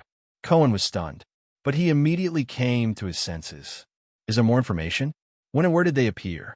For example, how do they draw their swords? I've told Uncle Castellan about the details of their appearance. But Croce only gritted her teeth and shook her head with a bitter gaze. Go and complete your mission, whether it's for the Tower of Eradication or for your Prince of Constellation. Cohen wanted to ask again, but Miranda grabbed his arm and shook her head. I'm tired, Croce said slowly. She slowly turned over and faced the wall. I want to rest for a while. Cohen and Miranda looked at each other, then at Croce. Finally, under Castellan's gaze, they bade farewell and left. Cohen. Before leaving, Croce suddenly called out to Constellation's guard. Cohen turned around in shock. She turned her head and raised her eyes. There was an indescribably complicated expression in her eyes. You be careful. Cohen froze for a moment. Then, he was pulled out of the room by Castellan. You saw what she looked like. To be honest, based on my observation, I don't think she's really injured to the point where she can no longer wield her sword. It's the barrier in her heart that prevents her from continuing to wield her sword, Castellan said flatly. What do you mean? Barrier in her heart? Miranda asked with a frown. Croce is the daughter of my old subordinate in the White Blade Guards. Following the two young men out of the house, Castellan looked at Dragon Cloud City in the distance and shook his head. You met her in the Tower of Eradication, so you should know that she's very ambitious. I guess it's also because you constellations indoctrinated her. Hey, Cohen protested. What do you mean by we constellations indoctrinated her? Croce has always been. Castellan ignored him and continued to speak to himself. She's always been strong since she was young. She always wanted to become a legendary female knight, like Heart of the Rain Lorraine. Heart of the Rain Lorraine? I heard that she was in the same batch as Master Xiao? Cohen asked curiously. Is she the flag leader mercenary from the Hanbol Succession War in the Eastern Peninsula? Yes. Castellan seemed to have been reminded of the past. He paused for a moment as he reminisced. Then, he flashed a smile and said, There are always some women you don't dare to provoke. Immediately, the old Castellan sighed. After going through the training in the Tower of Eradication, Croce became even more ambitious. When she came back, she even recommended herself for the White Blade Guard assessment. Wanting to join the White Blade Guards, Miranda raised her head, her eyes burning. But she didn't succeed. Castellan raised his eyebrows. The White Blade Guards rejected her. It was a huge blow to her. Miranda looked puzzled. Blow? As far as I know, the White Blade Guards have very high selection standards. What struck her was not the rejection. Castellan interrupted her and turned his head. It was the reason she was rejected. The reason she was rejected? Miranda stared at him. What is it? Castellan took a deep breath and did not answer. I know. Just as Miranda was about to say something, Cohen answered from the side. The police officer side. Because she's a woman, right? Castellan cast Miranda a meaningful glance and nodded. That's right. Because she's a woman. Miranda subconsciously clenched her teeth. Although many people say that we Northlanders are very tough, and when we're fierce, even women and children can pick up weapons, Castellan sneered. But according to my wife, most Northlanders still believe that territories, politics, wars, and aristocratic inheritance are all men's matters. Women should stay at home and wait for their husbands to return. Just like that, Croce brought her sword and went to various suzerains, but she ran into walls everywhere. A woman who had gone through the complete training in the Tower of Eradication, a superclass swordsman, could not even get a position with a count. There were a few viscounts and barons who were willing to take her in, on the condition that she would marry them after her term was up. Without a doubt, it was all because of her father's position in the White Blade Guards. Miranda tightened her grip on the hilt of the sword at her waist. Compared to my smooth-sailing life in Constellation, my father's care, and Sonia's care, is this what Croce faced in Northland, and what happened to her in Ekstedt? According to her father, Croce even considered going to the southwest, to Brambleland, Dragon-Kissed Basin, or even the Great Desert to become a mercenary. But in the end, she went to Black Sand region and used her father's name to work for my good-for-nothing nephew, a viscount named Kent Vida. She got a position in his territory. Castellan sighed and said, I suspect that this is one of the methods Chapman Lampard used to draw me to his side, but looking at Croce, and this time, Castellan shook his head. So you know why, little run girl. The old man raised his gaze and looked at Miranda. To be honest, your attire is too eye-catching in Northland. Miranda did not say a word. She only stared at the distant Dragon Cloud city. When I was at the Western Front line, due to the occasional shortage of soldiers, there were some female soldiers there, Cohen said slowly. There were female mercenaries from the southwestern countries who joined the army due to various reasons, such as being unable to survive. Most of them were female mercenaries, but they were usually not welcomed. Cohen's eyes sparkled as he said, born with less strength and weight than men, a special requirement for the style of armor on the upper body, and an absolute disadvantage in height. These are often fatal when facing orcs, because you have to jump to attack their vital parts. Of course, there's also the monthly, Their status in the military camp is very low. Sometimes, they often have to rely on. Cohen lowered his head and furrowed his brows. To please their superiors and colleagues. And once they fall into the hands of the enemy, especially the Baron Bone people, they often end up much worse than men.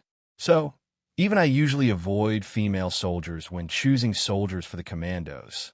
Miranda still did not say a word. I guess this is also the consideration of the White Blade Guards. Castellan sighed. Learning the sword in the Tower of Eradication is one thing, but women are naturally not suited for the battlefield. Excuses. Miranda raised her head abruptly and snorted coldly. All of you, men only see the disadvantages of female soldiers on the battlefield and deliberately ignore their advantages. Advantages? Castellan furrowed his brows. Cohen raised his eyebrows helplessly. At an angle that Miranda could not see, he spread his hands at Castellan. Less exhaustion than men, endurance that far surpasses men, flexibility and agility beyond imagination, meticulous and keen observation skills, and calmness in the face of danger. These are all women's advantages, Miranda said indignantly. Even in terms of strength and height. Take the kingdom's wrath, for example. I saw with my own eyes that his height and strength are not comparable to Lady Sonia's. Besides, we have the power of eradication. And I'm also a woman, Miranda said coldly. In the Tower of Eradication, I'm stronger than you, Raphael, Miss Adun, and every single one of you who were in the same period as me. Not to mention the legendary Valkyrie like the Heart of the Rain from 30 years ago, Knight Lorraine. Cohen coughed awkwardly. Uncle also said just now that the battlefield is another matter, and you can't compare it with some special people. The police officer spread his hands helplessly. Heart of the Rain is a special case among special cases. Lady Sonia is also a legendary figure under the Duke of Starlake. And Miranda, you are the daughter of the Arun family. You were born to be trained as a warrior, suzerain, and commander. As soon as Cohen finished speaking, Miranda's murderous gaze shot straight at him and pierced through his heart. It also cut off the second half of his sentence in his throat.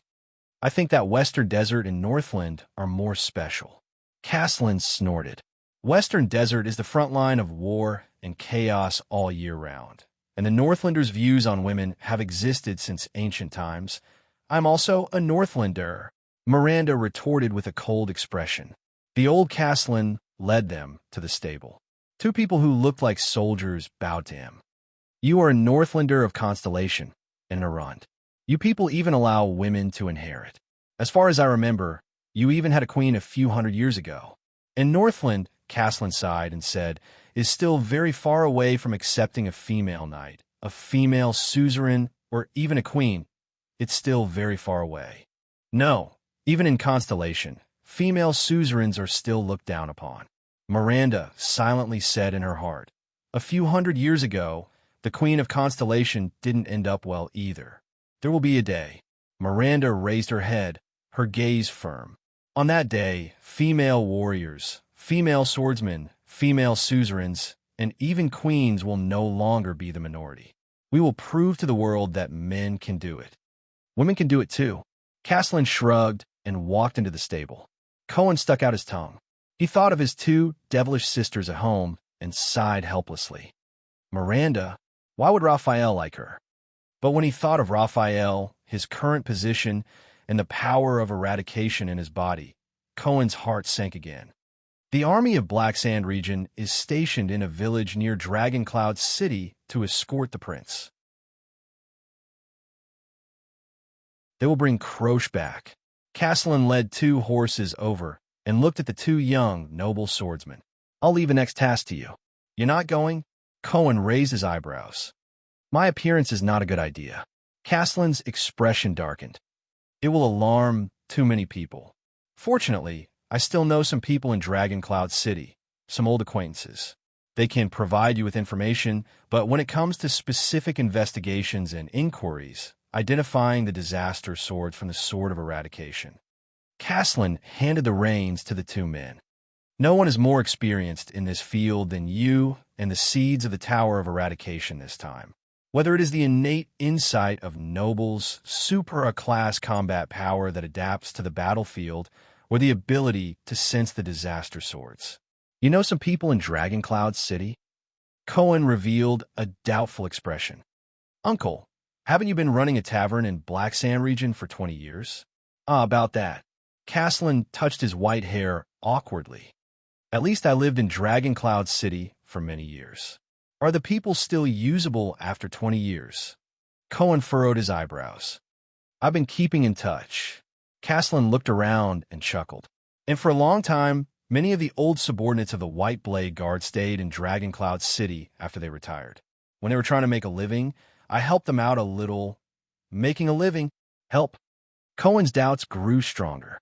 When some of the retired soldiers were having a hard time, I would act as a middleman for them and find them some work. Castellan coughed unnaturally. You know, there are always some jobs that require people who know how to fight to do. You could have just said that you introduced them to the gang. Miranda had a contemptuous look on her face. It'll be easier for us to understand. Castellan coughed loudly and drowned out Miranda's words.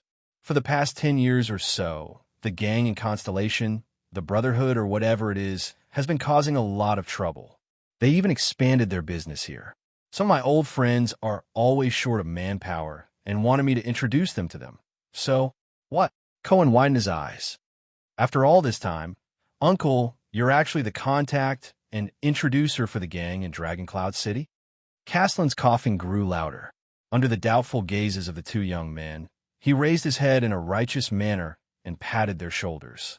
Anyway, whether it's the mission of the Tower of Eradication, giving Croce an explanation, or the truth behind the assassination of the Prince of Constellation, I'll leave it to you.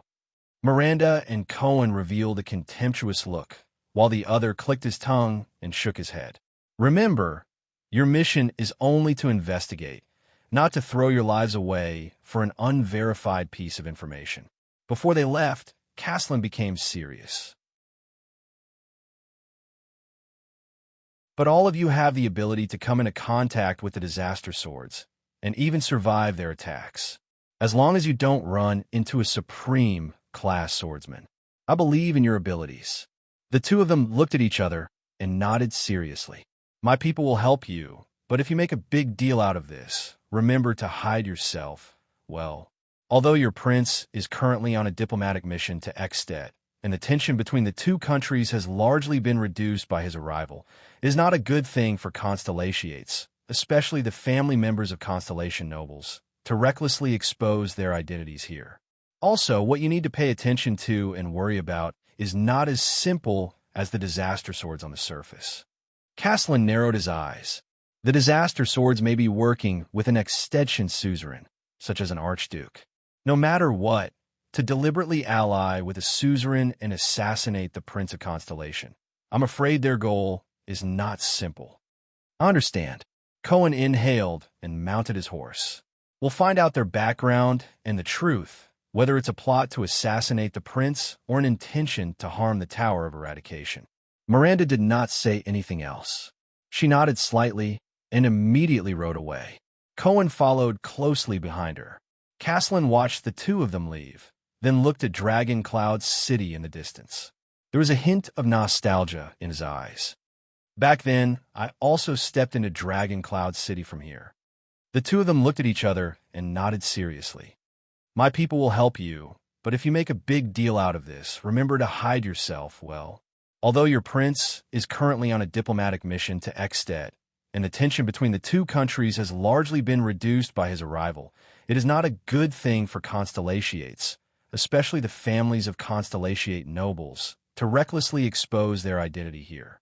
Also, what you need to pay attention to and worry about is not as simple as the disaster swords on the surface. Castellan narrowed his eyes. The disaster swords may be working with an extension suzerain, such as an archduke. No matter what, to deliberately ally with a suzerain and assassinate the Prince of Constellation. I'm afraid their goal is not simple. I understand. Cohen inhaled and mounted his horse. We'll find out their background and the truth, whether it's a plot to assassinate the prince or an intention to harm the Tower of Eradication. Miranda did not say anything else. She nodded slightly and immediately rode away. Cohen followed closely behind her. Castellan watched the two of them leave, then looked at Dragoncloud City in the distance. There was a hint of nostalgia in his eyes. Back then, I also stepped into Dragoncloud City from here. The two of them looked at each other and nodded seriously. My people will help you, but if you make a big deal out of this, remember to hide yourself, well. Although your prince is currently on a diplomatic mission to Extet, and the tension between the two countries has largely been reduced by his arrival. It is not a good thing for constellatiates, especially the families of constellatiate nobles, to recklessly expose their identity here. Also, what you need to pay attention to and worry about is not as simple as the disaster swords on the surface. Castellan narrowed his eyes. The disaster swords may be working with an extension suzerain, such as an archduke. No matter what, to deliberately ally with a suzerain and assassinate the Prince of Constellation, I'm afraid their goal is not simple. I understand. Cohen inhaled and mounted his horse. We'll find out their background and the truth, whether it's a plot to assassinate the prince or an intention to harm the Tower of Eradication. Miranda did not say anything else. She nodded slightly and immediately rode away. Cohen followed closely behind her. Castellan watched the two of them leave, then looked at Dragon Cloud's city in the distance. There was a hint of nostalgia in his eyes. Back then, I also stepped into Dragon Cloud's city from here. The two of them looked at each other and nodded seriously. My people will help you, but if you make a big deal out of this, remember to hide yourself well. Although your prince is currently on a diplomatic mission to Ekstedt, and the tension between the two countries has largely been reduced by his arrival, it is not a good thing for constellatiates, especially the families of constellatiate nobles, to recklessly expose their identity here. Also, what you need to pay attention to and worry about is not as simple as the disaster swords on the surface. Castellan narrowed his eyes. The disaster swords may be working with an extension suzerain, such as an archduke. No matter what, to deliberately ally with a suzerain and assassinate the Prince of Constellation, I'm afraid their goal is not simple. I understand. Cohen inhaled and mounted his horse. We'll find out their background and the truth, whether it's a plot to assassinate the prince or an intention to harm the Tower of Eradication. Miranda did not say anything else. She nodded slightly and immediately rode away. Cohen followed closely behind her. Castellan watched the two of them leave, then looked at Dragon Cloud's city in the distance. There was a hint of nostalgia in his eyes. Back then, I also stepped into Dragon Cloud City from here. The two of them looked at each other and nodded seriously. My people will help you, but if you make a big deal out of this, remember to hide yourself well. Although your prince is currently on a diplomatic mission to Ekstedt, and the tension between the two countries has largely been reduced by his arrival, it is not a good thing for constellatiates, especially the families of constellatiate nobles, to recklessly expose their identity here. Also, what you need to pay attention to and worry about is not as simple as the disaster swords on the surface. Castellan narrowed his eyes. The disaster swords may be working with an extension suzerain, such as an archduke. No matter what, to deliberately ally with a suzerain and assassinate the Prince of Constellation, I'm afraid their goal is not simple. I understand. Cohen inhaled and mounted his horse. We'll find out their background and the truth, whether it's a plot to assassinate the prince or an intention to harm the Tower of Eradication. Miranda did not say anything else. She nodded slightly and immediately rode away. Cohen followed closely behind her. Castellan watched the two of them leave, then looked at Dragon Cloud's city in the distance. There was a hint of nostalgia in his eyes. Back then, I also stepped into Dragon Cloud City from here. The two of them looked at each other and nodded seriously. My people will help you, but if you make a big deal out of this, remember to hide yourself well.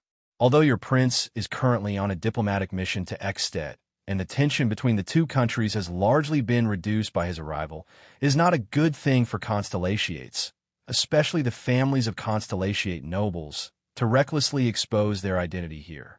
Also, what you need to pay attention to and worry about is not as simple as the disaster swords on the surface. Castellan narrowed his eyes. The disaster swords may be working with an extension suzerain, such as an archduke. No matter what, to deliberately ally with a suzerain and assassinate the Prince of Constellation, I'm afraid their goal is not simple. I understand. Cohen inhaled and mounted his horse.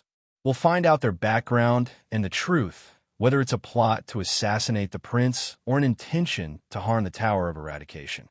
Miranda did not say anything else. She nodded slightly and immediately rode away. Cohen followed closely behind her. Caslin watched the two of them leave, then looked at Dragon Cloud City in the distance. There was a hint of nostalgia in his eyes. Back then, I also stepped into Dragon Cloud City from here. The two of them looked at each other and nodded seriously.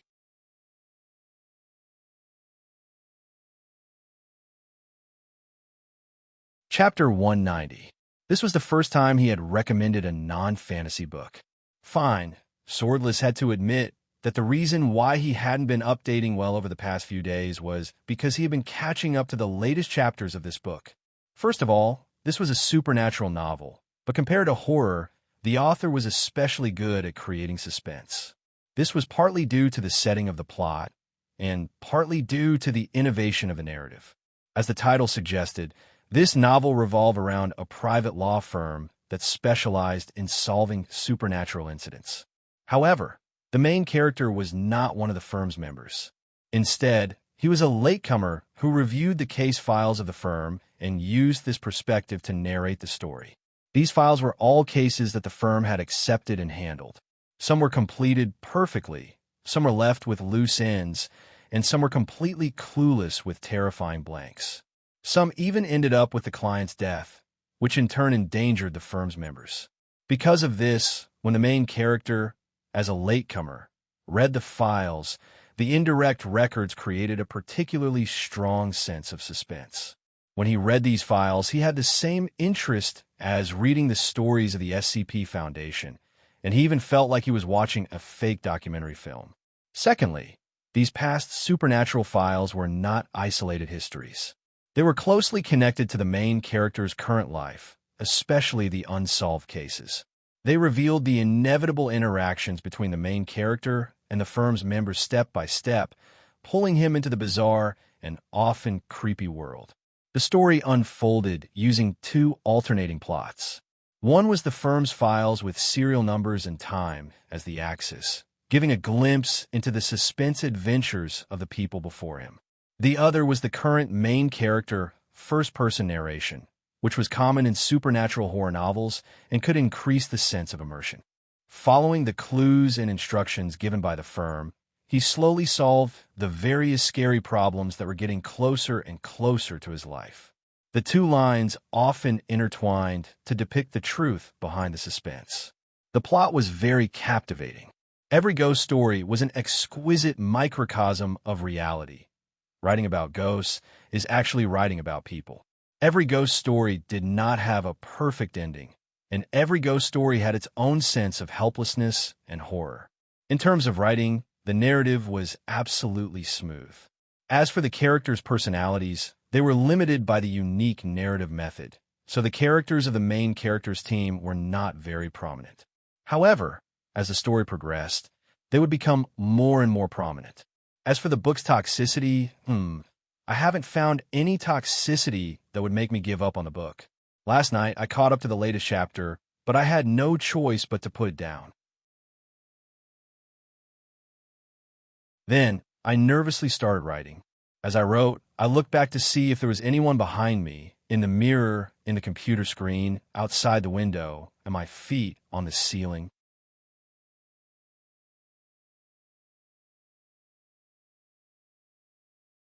Chapter 191. Your Grace. Under the morning glow, the disciplinary officer, Vlad, stared at Nicholas and Glee Ward with a stern expression. What are you waiting for? But the Star Killer and the veteran did not move. Then, Nicholas pressed down on his severing soul's blade without saying a word. Vlad, I just asked you if His Majesty had ordered for martial law to be lifted. The Star Killer's expression was cold as he said softly, Your answer is a little strange. Glee Ward let out a faint, cold laugh. Vlad was slightly startled. But martial law has not been lifted. That's not the point. The Star Killer interrupted the disciplinary officer and said coldly, The point is, you followed up without hesitation, word for word. His Majesty has not ordered for martial law to be lifted. Vlad's expression immediately changed. Nicholas' sharp gaze swept past every patrol member behind Vlad. Seeing their sparkling gazes, he continued speaking solemnly. If it's an order to lift martial law, It would have been issued by Prime Minister Count Leespan and delivered to the chief garrison officer of the capital, Viscount Lysden. The disciplinary hall of each district would only receive a warrant signed by Lysden before arranging for martial law to be lifted. He snorted coldly. A mere disciplinary officer in the capital would only receive specific tasks, such as clearing the roadblocks and restoring passage. He would not know if His Majesty had ordered for martial law to be lifted. Vlad furrowed his brows. Nicholas did not stop. His gaze made Vlad feel as if he was suffocating. You were in such a hurry to escort us, to the point that you didn't even hesitate to make up an excuse to go along with my words. Behind Vlad, the patrol members exchanged glances. Their expressions varied, and all of this was seen by the Star Killer. It also caused his heart to sink. It's too suspicious. What happened? It was just a slip of the tongue. Vlad sighed. Besides, in this situation, the first order must have been issued by His Majesty. But Nicholas still did not speak. Glee Ward, who was supported by him, spoke in a nonchalant manner. I say, Vlad, since when did you care so much about the kingdom's affairs? The limping Lemeter exhaled. It's been more than 10 years. From the time you recruited soldiers to the time you cleared the city, your first reaction would be to hide and avoid any trouble in the capital. You're afraid that your interests will be harmed. As he listened to Gleeward's words, Nicholas' expression became more and more terrifying.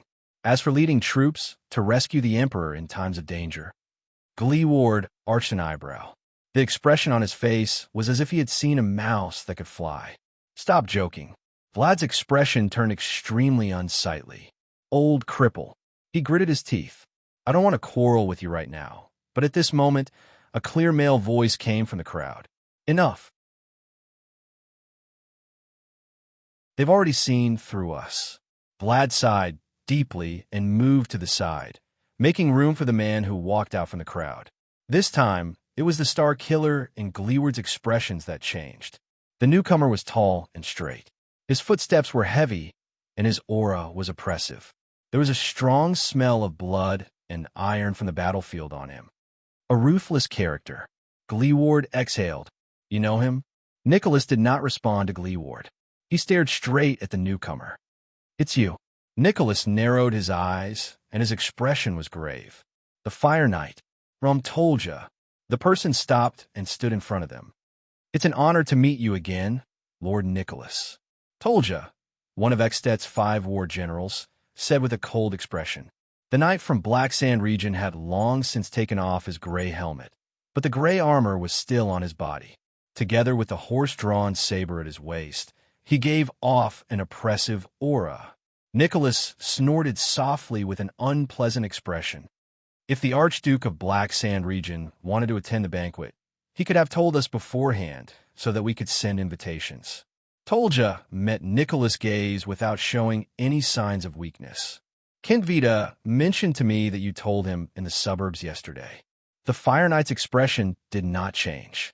So, in response to your invitation, we brought more than 1,000 people to take a stroll in Dragon Cloud City. Nicholas sized up the patrol team. His pupils slowly narrowed. You are asking for your own deaths, the Star Killer said coldly. The number of soldiers that can be urgently recruited in Dragon Cloud City alone is 7,000 to 8,000.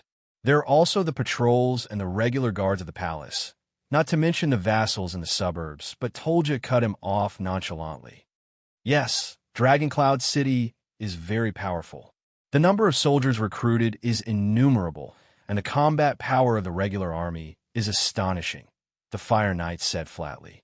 But who has the right to recruit them? Nicholas' heart sank. A bottomless chill crept into his heart. He remembered what Vlad had said at the beginning. Someone is trying to assassinate His Majesty. What do you mean? He asked solemnly. There was a hint of anxiety in his tone that he did not realize. Impossible. The people guarding His Majesty are the most valiant White Blade Guards. Every one of them has super-class skills and rich experience. They are also willing to sacrifice their lives. Even the kingdom's wrath can't. How dare they bring so few troops? What does Lampard want? Nicholas and Tolja's gazes met in the air, as if sparks were about to fly. What I mean is that you don't have to worry about this problem. The knight from Black Sand region, was expressionless. Extet will soon welcome a new life. Nicholas forced himself to calm down. Mole, right? The Star Killer tightened his grip on his blade. He said coldly, "How long have you been planning this? To be able to bring 2,000 people into Dragon Cloud City. Be it the chaos caused by the calamities or a mere gang leader, they are far from being able to do this. Who else did you bribe? Chief Garrison Officer Lysden? Even Prime Minister Leespan?" But Tolja did not answer his question. Sir Gleeward, the Fire Knight, turned to the lame veteran with a respectful expression. "I have heard of your name, and I know that you have always been dissatisfied with the Walton family's rule." Nicholas furrowed his brows slightly. But Gleeward's reaction was faster than he thought. "There's no need to say anything else." Gleeward exhaled and said in a relaxed manner, "I really don't like that Nuven, and our king is indeed a bastard." Tolja's eyes brightened. "Then you, but Chapman Lampard?" Gleeward did not give him a chance to interrupt. The veteran flashed his yellow teeth and chuckled like a street ruffian. "I may be poor, and illiterate, but I'm still a Northlander. No matter how dissatisfied I am with my king, I will not lead an army into the capital." Gleeward's tone grew colder. "I will also not sell my loyalty at a cheap price to a beast who kills his own family and betrays the king." The Fire Knight revealed a regretful expression. He lowered his head and sighed. Very few people can understand His Grace's painstaking efforts and persistence. Tolja raised his head and said sternly, as if he did not hear Gleeward's sarcasm, "But please believe me, his efforts and sacrifices, and even everything he does that the world does not understand, are all for the future of Extet and the Northlanders." Gleeward spat on the ground with a look of disgust. For the position of Archduke, he killed his own brother, and when the calamities went on a killing spree and the blood of the commoners flowed like rivers, he seized the opportunity to fight for power and profit. The veteran said fiercely, "What kind of future can this kind of ruler bring to the Northlanders?" Tolja did not speak.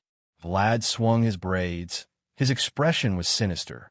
"Perhaps we should not waste any more time." The boss of Sword District's bazaar whistled. His gaze was contemplative. "According to the Archduke's orders, if we cannot deceive them, we will have to execute Plan B.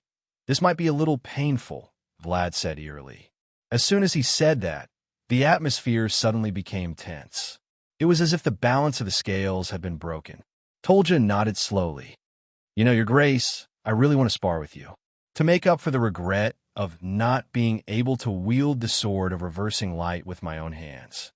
Then your wish will be fulfilled today." Those 2 blows in the snow were indeed not satisfying enough, Nicholas answered flatly as he drew his knife. Nicholas' gaze swept across the patrolmen. Fortunately, there were not many soldiers in Black Sand region, less than a quarter of them.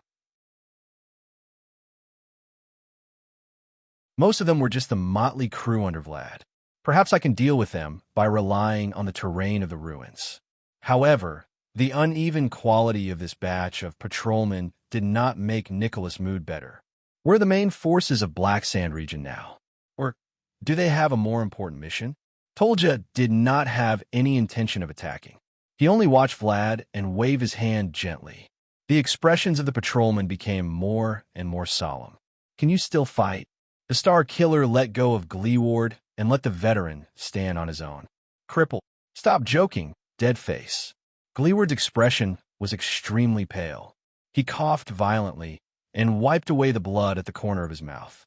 He gritted his teeth and said, "Now, I can still kill 100 calamities," but the veteran's words came to an abrupt halt.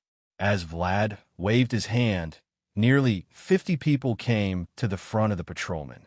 They formed 2 rows in a semicircle, squatting in front and standing at the back. The 50 soldiers raised the weapons in their hands and aimed them at the 2 supreme class elites. Nicholas' breathing suddenly froze. Gleeward widened his eyes. "Those are 50 crossbow infantry crossbows. Against the 2 of us?"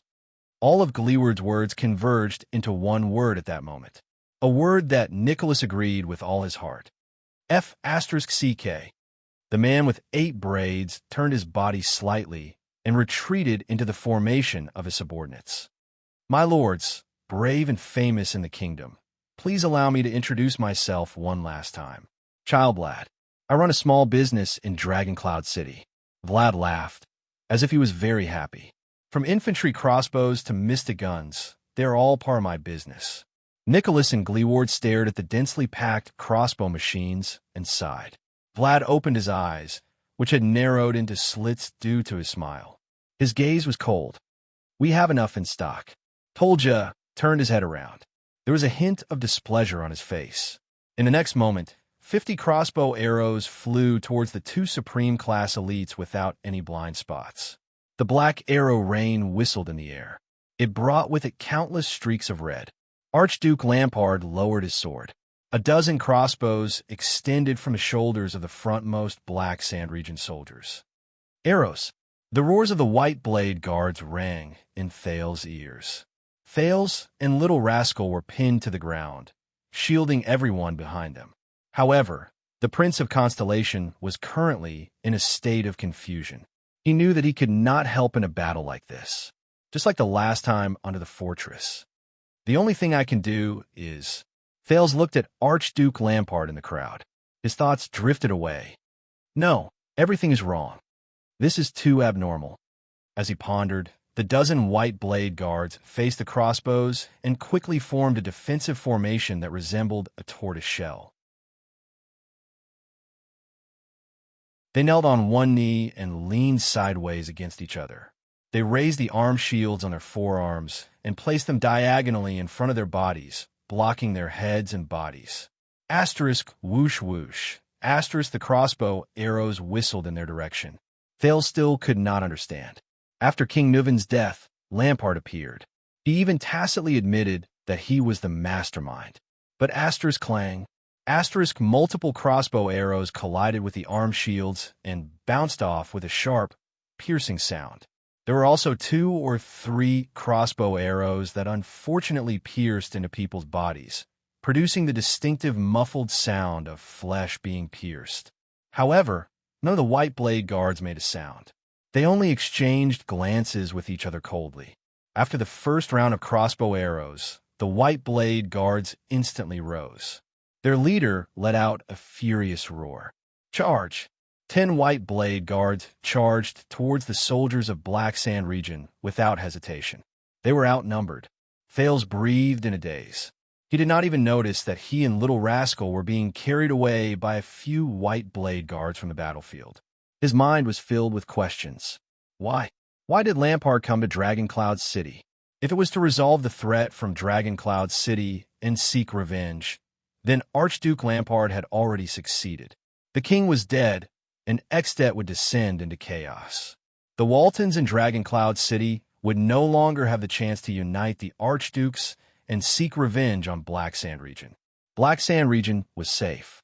Lampard, even if he was the real murderer, why did he appear on such a suspicious occasion? To silence them? No, Lampard did not need to appear at all. He only needed to stay in his territory and wait for the news of the king's death. The king's assassination would become another headless murder case.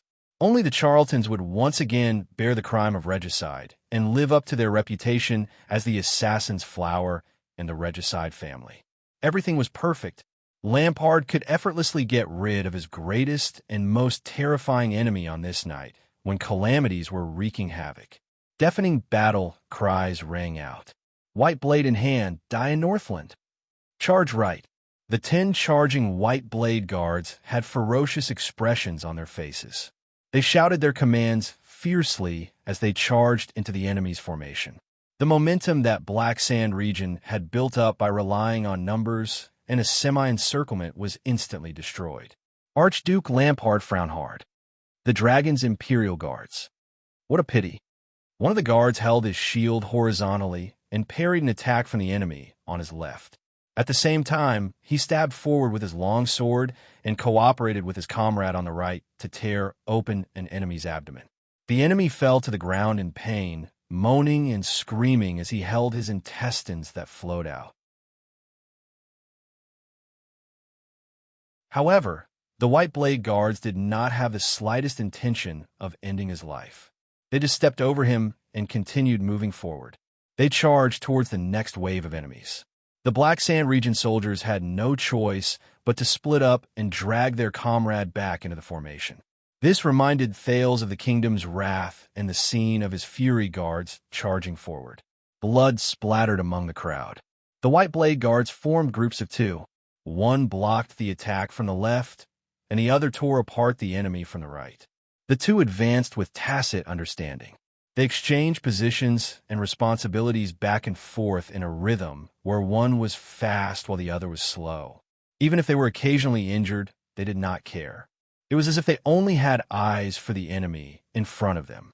Under the unexpected counterattack of the White Blade Guards, Black Sand Region's side instantly lost 5 or 6 corpses. The Dragon's Imperial Guards, who were few in number but exceptionally ferocious, acted as the rear guard. The moment they counterattacked, they even forced Black Sand Region's formation to retreat. The White Blade Guards brandished their blades in a frenzy. With their rich experience and valiant combat power, coupled with their exquisite teamwork, they stubbornly held onto and even counterattacked the enemy. They brought up the rear for their retreating comrades. Thales was held under a warrior's armpit. He panted unconsciously. He pulled his attention away from the battle and thought hard about Lampard's abnormality. Lampard brought his army into the city without hiding it. Entering a dangerous place would only arouse suspicion. He even wanted to kill me. Not only would he expose himself and bring trouble upon himself, but he might also be accused of a crime that would be difficult to escape. Everyone in Ekstedt would not let go of the murderer of the common elected king. The breathing space that Black Sand region had painstakingly earned would only disappear. This was not in Lampard's interest at all. Thales really did not understand. He did not understand why Lampard would make such an unwise choice. It was just like the ambush at Broken Dragon Fortress when they were caught off guard. Compared to King Neuven, who was unfathomable, this Archduke Lampard gave him a feeling that he could not fathom and understand. Thales could not help but wonder again, is Lampard crazy? But then he remembered Putre's words. Lampard is not crazy. Chapman Lampard, what do you want? The White Blade Guards who brought him and Little Rascal to retreat suddenly stopped when they crossed an abandoned roof. Thales looked up and his hair immediately stood on end. In front of them stood Black Sand region's vassal, the Viscount of the city of Halting Light, the tall Alasa Kent Vita, whom he had met once before. There was also a row of soldiers beside him. They raised the crossbows in their hands at Thales, Little Rascal, and the 4 White Blade Guards present. Thales sighed. Crossbows again. The scene of Yodel facing the Duke of the Northern Territories' assassin and being shot by a crossbow appeared before his eyes. What a detestable weapon, Thales thought in despair. He turned his head to look at Little Rascal. Her eyes were also filled with fear. Archduke Lampard, strategist, Viscount Kent Vita smiled and said, as the Archduke said, "Your Highness, please choose your enemies and friends carefully. It is a great taboo for a king to fail to see the situation clearly." In the next second, the Viscount waved his arm.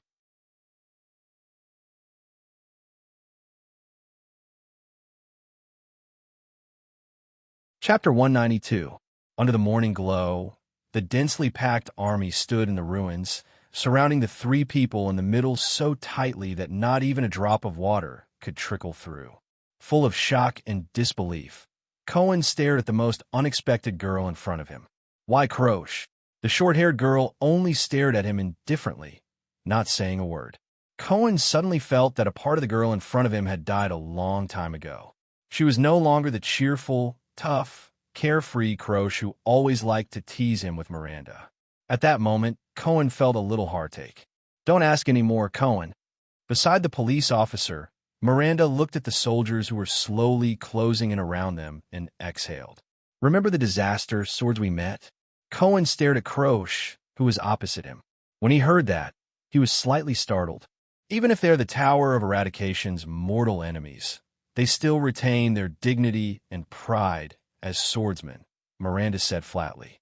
Her hands, which were wrapped in black gloves, covered the hilt of her sword and slowly lifted the blade. But Croce said that a group of mass disaster swords ambushed her one night and even crippled her right hand. Cohen frowned. Gu said that he didn't know that such a battle took place in Armor District. Miranda nodded and stared at Croce, who did not move in the crowd, and allowed the warriors on both sides to pass her. Also, although they are hiding here, the disaster swords do not care about politics at all. They also despise the mystic guns, the daughter of the Arun family said calmly. They are even used to assassinate the prince. Cohen took a deep breath. In other words, Miranda continued his sentence without hesitation. Yes, the disaster sword did not conspire with an archduke, nor did they assassinate a prince. They were just targets who were framed. The so-called disaster swords are just a pretense, a trap set up by Black Sand region in the name of the Tower of Eradication to lure us from Constellation to Extet. In the origin of all this, Miranda narrowed her eyes and stared at Croce, who still had an indifferent expression. She said loudly, "It's your lie, Croce." In the crowd, a faint, cold sneer appeared on Croce's face. The emotions in her eyes were unclear. "One last chance. Surrender, and you'll be spared from death." Maybe I shouldn't have interrupted you. Wuxia had unknowingly formed a triangle with the two seeds of the Tower of Eradication. He faced Croce, with Cohen on his left and Miranda on his right. Wuxia, on the other hand, was facing the soldiers who were closing in on him. He said nervously, "But maybe we need to solve the problem at hand first." The surrounding soldiers in patrol uniforms were getting closer and closer, their eyes fierce and fierce. "Put down your weapons," one of the veterans at the front said fiercely, "or wait for us to unload them." "Have you fought before, boy from the disaster swords?" Cohen leaned against Wuxia's back, his eyes very serious.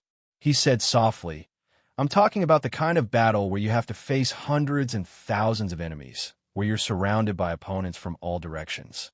I'm not talking about a boring sword duel." "Yes, once," Wuxia said with a pale face. He immediately came to his senses. "Also, I'm not a disaster sword. Once is enough. We'll open a path later." Cohen quickly observed the 100 or so enemies in front of him. He directly ignored Wuxia's second sentence. "Guard the rear and keep up with us." Wuxia cast a glance at the unconscious Ralph in the ruins inside. "How do we guard them?" "They're everywhere. Use your brain," Miranda interrupted him coldly. "Use your sword and aim at their legs. Turn them into a burden on the battlefield." Before the swordswoman could finish speaking, Croce roared in a clear and high-pitched voice, "Kill!" Thud, thud, thud. The sound of hurried footsteps rang in the air. They approached in extremely fast speed. Countless shadows of blades and swords flashed in the ruins. One by one, the soldiers fiercely pounced on the three of them. The tips of their swords were pointed forward, and they attacked in a row. They imitated the formation of the cavalry and charged forward in a standard way. At that moment, Miranda recognized these people's movements. They were not the patrols of Dragon Cloud City. Instead, they were the opponents she had been dealing with at the borders for the past 3 years. Even though they did not have lethal weapons like spiked hammers or triangular spears. Of course, it might be for the sake of better disguise. Asterisk bang, asterisk clang, asterisk Cohen, who was on the right, lowered his body in a very experienced manner. He held his sword horizontally and parried 2 incoming blades. Instead of retreating, the police officer charged forward. He exerted force in his feet and kicked one of the enemy's kneecaps. With the clear sound of bones breaking, he turned sideways and hit another enemy's abdomen with his elbow. As his opponent grunted in pain, Cohen was about to stab him again when he retreated. However, the groaning enemy did not care. As if his feet were rooted to the ground, he did not take a step back and raised his sword to strike again. Asterisk clang. Asterisk, a dull metallic sound rang. Cohen blocked the enemy's slash with all his might. The police officer parried the enemy's blade and felt a chill in his heart. Oh no, with his strength and quality, he's at least a heavy infantry. I wonder if he's a heavy swordsman or a heavy axeman. Fortunately, Their weapons are only the patrol team's swords, which are not suitable for their hands, or else. Behind him, Wuxia activated the edge of no return and cut open the wrists of the two people behind him in an instant. The sound of two weapons falling to the ground could be heard. Damn it, save some strength. Cohen carefully parried the long sword that slashed at him again and cursed rudely. Using the power of eradication like this will only result in death from exhaustion. On the other side, Miranda was also faced with two enemies. One of them was even brandishing two swords. However, Miranda was more skillful than her companions. The edge of her sword magically knocked on the wrist of one of the enemies. The opponent's sword trembled, and the edge of the sword actually tilted downwards, stabbing towards his companion's arm. The enemy who was wielding two swords looked at his companion's blade in shock. He could not help but deflect his right sword to block his companion's attack. However, before he could react, Miranda's blade took advantage of the momentum and pierced through his left palm. Then, she twisted her sword violently. As the enemy screamed in pain, Cohen moved to the right, risking his back to be slashed by the blade, and swapped places with Miranda.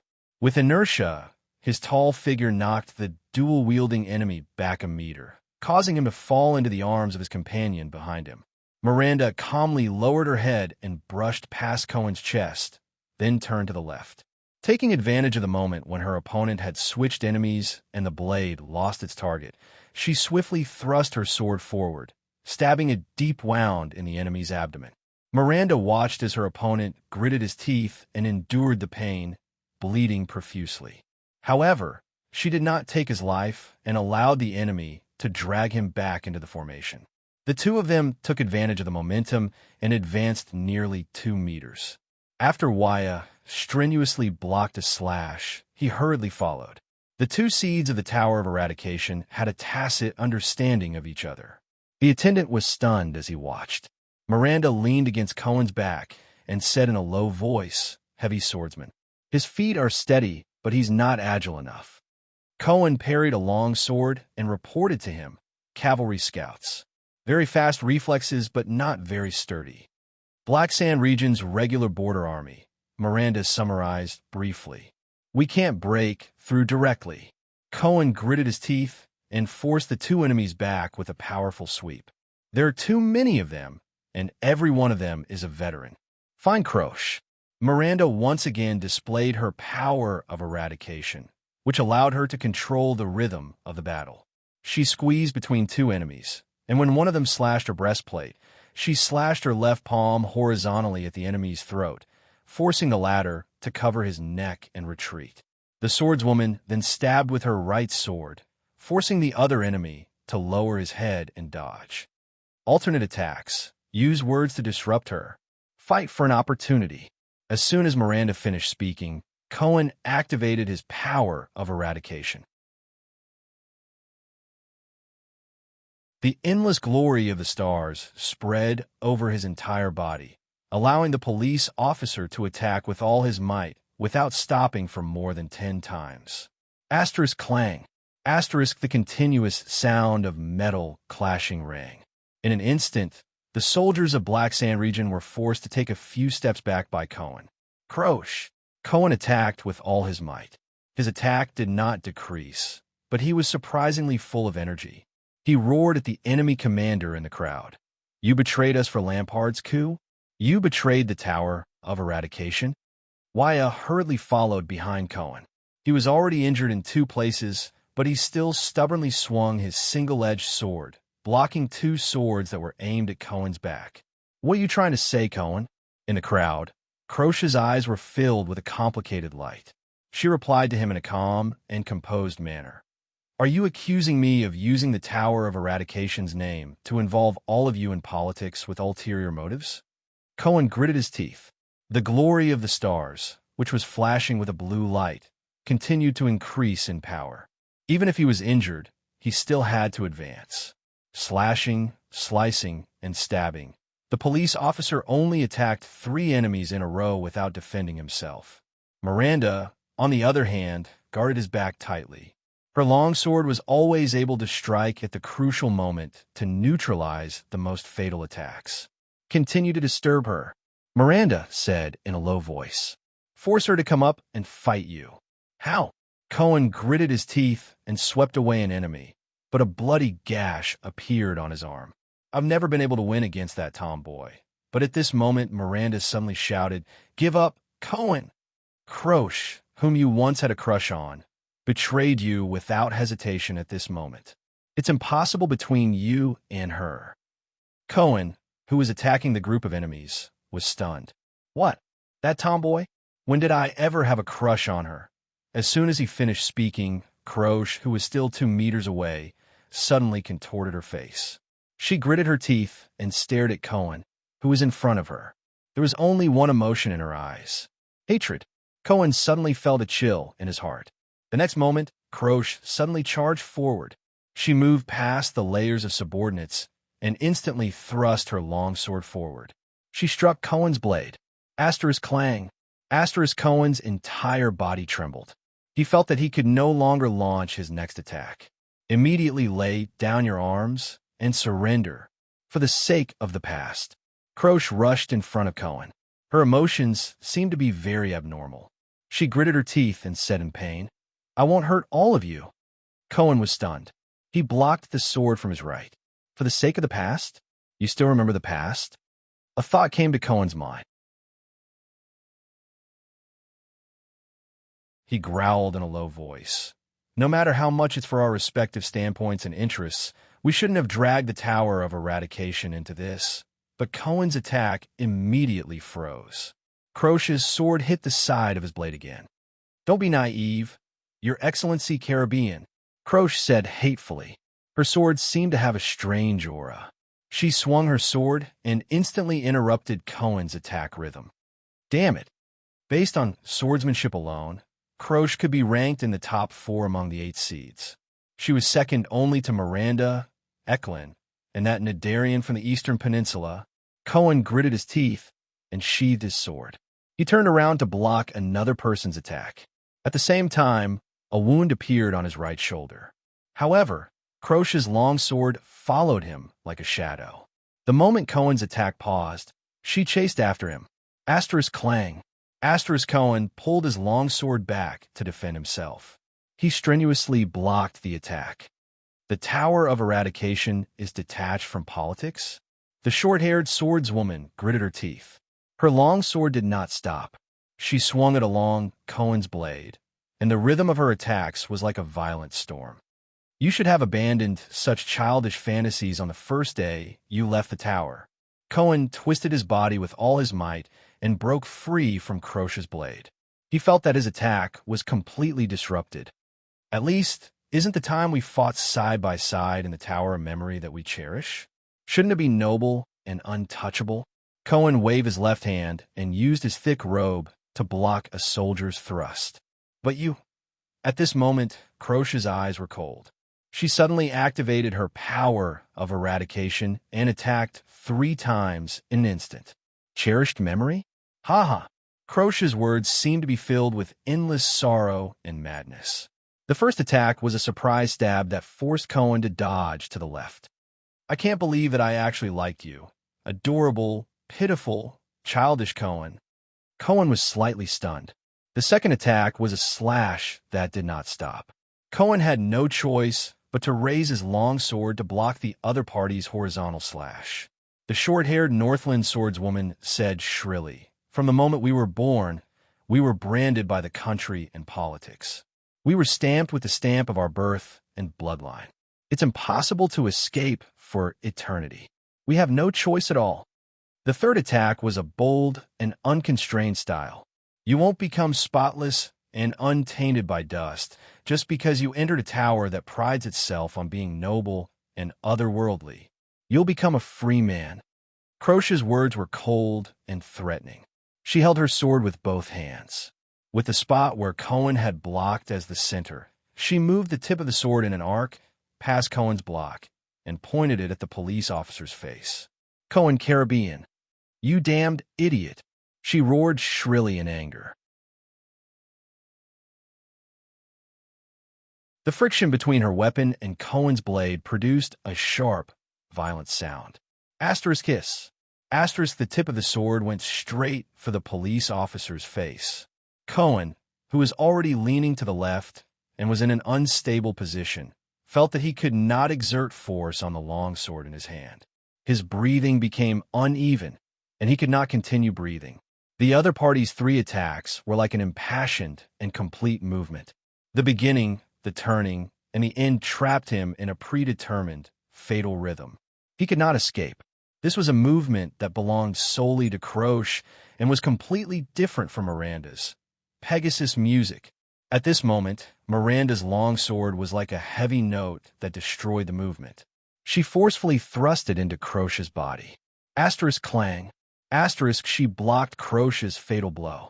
Cohen, who could not withstand the attack, switched positions with Miranda again to support Wuxia, who was in a difficult situation. Croce, my former good sister.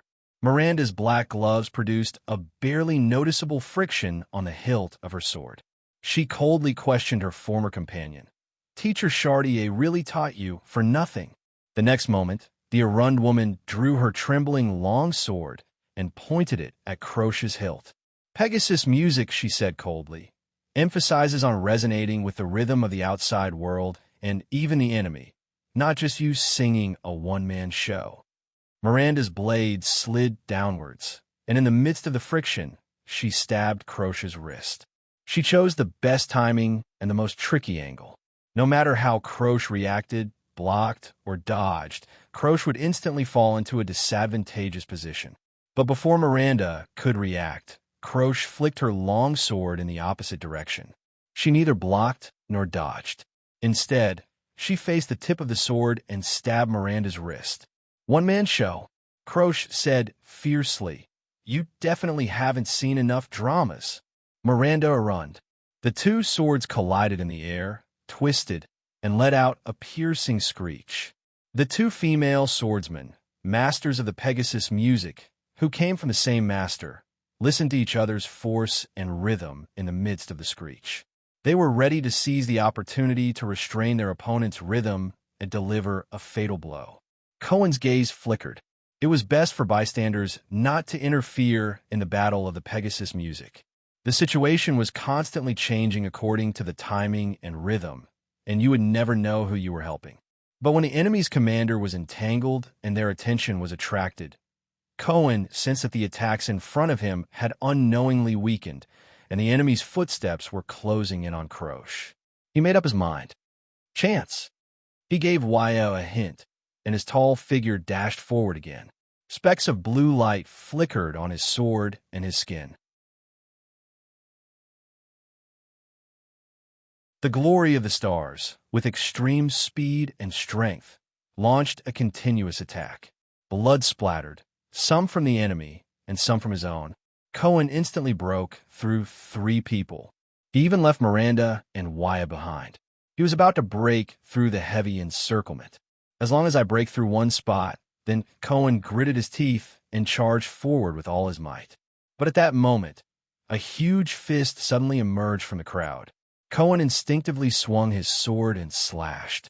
But that fist was different. It changed its direction midway and hit Cohen's blade from the side. Asterisk thud. Asterisk Cohen, who had activated the glory of the stars with all his might, felt that the punch was almost unavoidable. His long sword paused heavily. It was as if an axe that was smoothly chopping firewood suddenly hit an iron plate.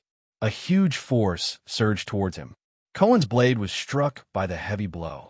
The blade let out an ear-piercing groan as it was bent. The blade bent backwards, and together with the heavy fist in front of it, it struck Cohen's left cheek. At that moment, Cohen, who was hit by the heavy fist, only felt a roar in his ears. The entire world before his eyes swayed for a moment. Blood splattered from his face, and his vision turned bright red. In a daze, Cohen fell backwards. But he had no time to think about it anymore. That punch, that was no. Cohen fell to the ground, feeling only despair in his heart. He instinctively raised his sword-wielding right hand. But an even more powerful arm pressed down on his hand. The enemy's other arm pressed down on his shoulder, and his fingers twisted and twisted. Asterisk crack. Asterisk ah. Cohen grunted in pain. His right arm had been dislocated. Asterisk clang. Asterisk Cohen's family heirloom sword fell to the ground. Wyatt looked at the scene before him in shock. Cohen was completely defeated by the new enemy in the blink of an eye. The power of eradication surged in Cohen's body, and he wanted to make a final struggle. But the enemy's elbow was like the most terrifying weapon, and it struck his left back. Asterisk thud. Asterisk a muffled sound came. The glory of the stars, which had gathered, was dispersed. Cohen's expression froze. His entire body trembled, and he coughed out a mouthful of blood in pain. "No, don't move, boy," the newcomer said coldly with a heavy accent. "The glory of the stars originates from the heart. I don't want to shatter your heart with my next strike." Wyatt stared at him in shock. Then, he was drowned by enemies who surged towards him from both sides. Cohen felt dizzy. He felt his body lighten. He was carried by the enemy on his shoulder. No, his vision swayed continuously. No, the figure slowly walked into the battlefield. He came to the place where Miranda and Croce were dueling. Miranda, Cohen coughed out blood and pain, but his entire body lacked strength. "Hurry!" In a daze, Cohen struggled and moaned. "Run!" Miranda turned around from the corner of her eye and saw Cohen, who was being carried on a shoulder. She also saw the figure. She shuddered. Croce, who was facing her sword, instantly seized the opportunity and swung her longsword. Asterisk clang. Asterisk, a sharp metallic sound rang. The balance of power in the Pegasus music ended there. Both sides attacked in an instant. Asterisk shick. Asterisk Miranda's expression changed. She seized the opportunity when her opponent could not dodge the attack and stabbed Croce's left wrist. Asterisk thud. Asterisk the hilt of Croce's sword spun around and hit Miranda's abdomen. Croce gritted her teeth. Miranda swayed a little and was about to counterattack. But at that moment, a sword was already pressed down without a sound or a trace. The blade was pressed against Miranda's shoulder. It was Cohen's longsword. At that moment, it was held in a huge palm. Miranda could only feel an unparalleled force surging from his sword. This is an inescapable clamp, Miranda thought. Asterisk bang. Asterisk in the next moment. The swordswoman was forced to kneel on the ground by the great force. She felt the power of eradication in her body become chaotic. The Pegasus music was broken. Croce walked forward with a cold expression. He kicked away her sword with one foot. Asterisk clang. Asterisk Miranda's longsword rolled to the ground. Why? Miranda could no longer withstand the great force. She was pressed to the ground and spat out a mouthful of blood. But she still stubbornly raised her head and looked at the newcomer. "Why is it you?" She stared at the strong and tall figure and his head full of white hair. She roared in indignation. Castellan Lampard.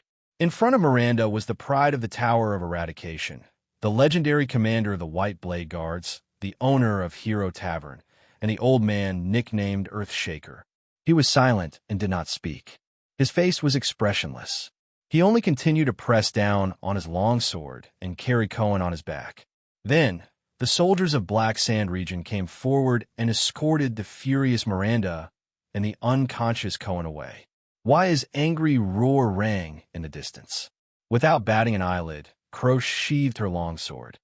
"The Archduke has just sent an order," the swordswoman said coldly. "He needs help there." The old man turned around and looked at Croce. An elf broke into the battlefield and rescued the boy. Croce tidied up her clothes, which were slightly disheveled due to the battle. "Don't hurt them," Castellan said flatly.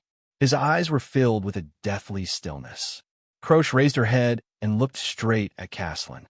"Of course," she said slowly. "Uncle Castellan." "Of course." Castellan turned around and disappeared into the hazy dawn. Croce also turned around and gathered her troops. Soon, the army of Black Sand region left the ruins. It was as if nothing had happened. A few minutes later, asterisk crash, asterisk the sound of a pile of rubble falling to the ground could be heard. As the sound grew louder, a hand finally reached out of the ruins. A silver-masked man, covered in wounds, flipped over the rubble, covering his body. He held an arm that had yet to recover from its fracture and crawled out, still in shock. The Phantom Wind follower, Ralph, widened his eyes and panted violently as he stared in the direction where the people of Black Sand region had disappeared. You're tuning in to the Eternal Immortal Ballad YouTube channel. Don't forget to subscribe and join us on this journey to catch the most captivating stories.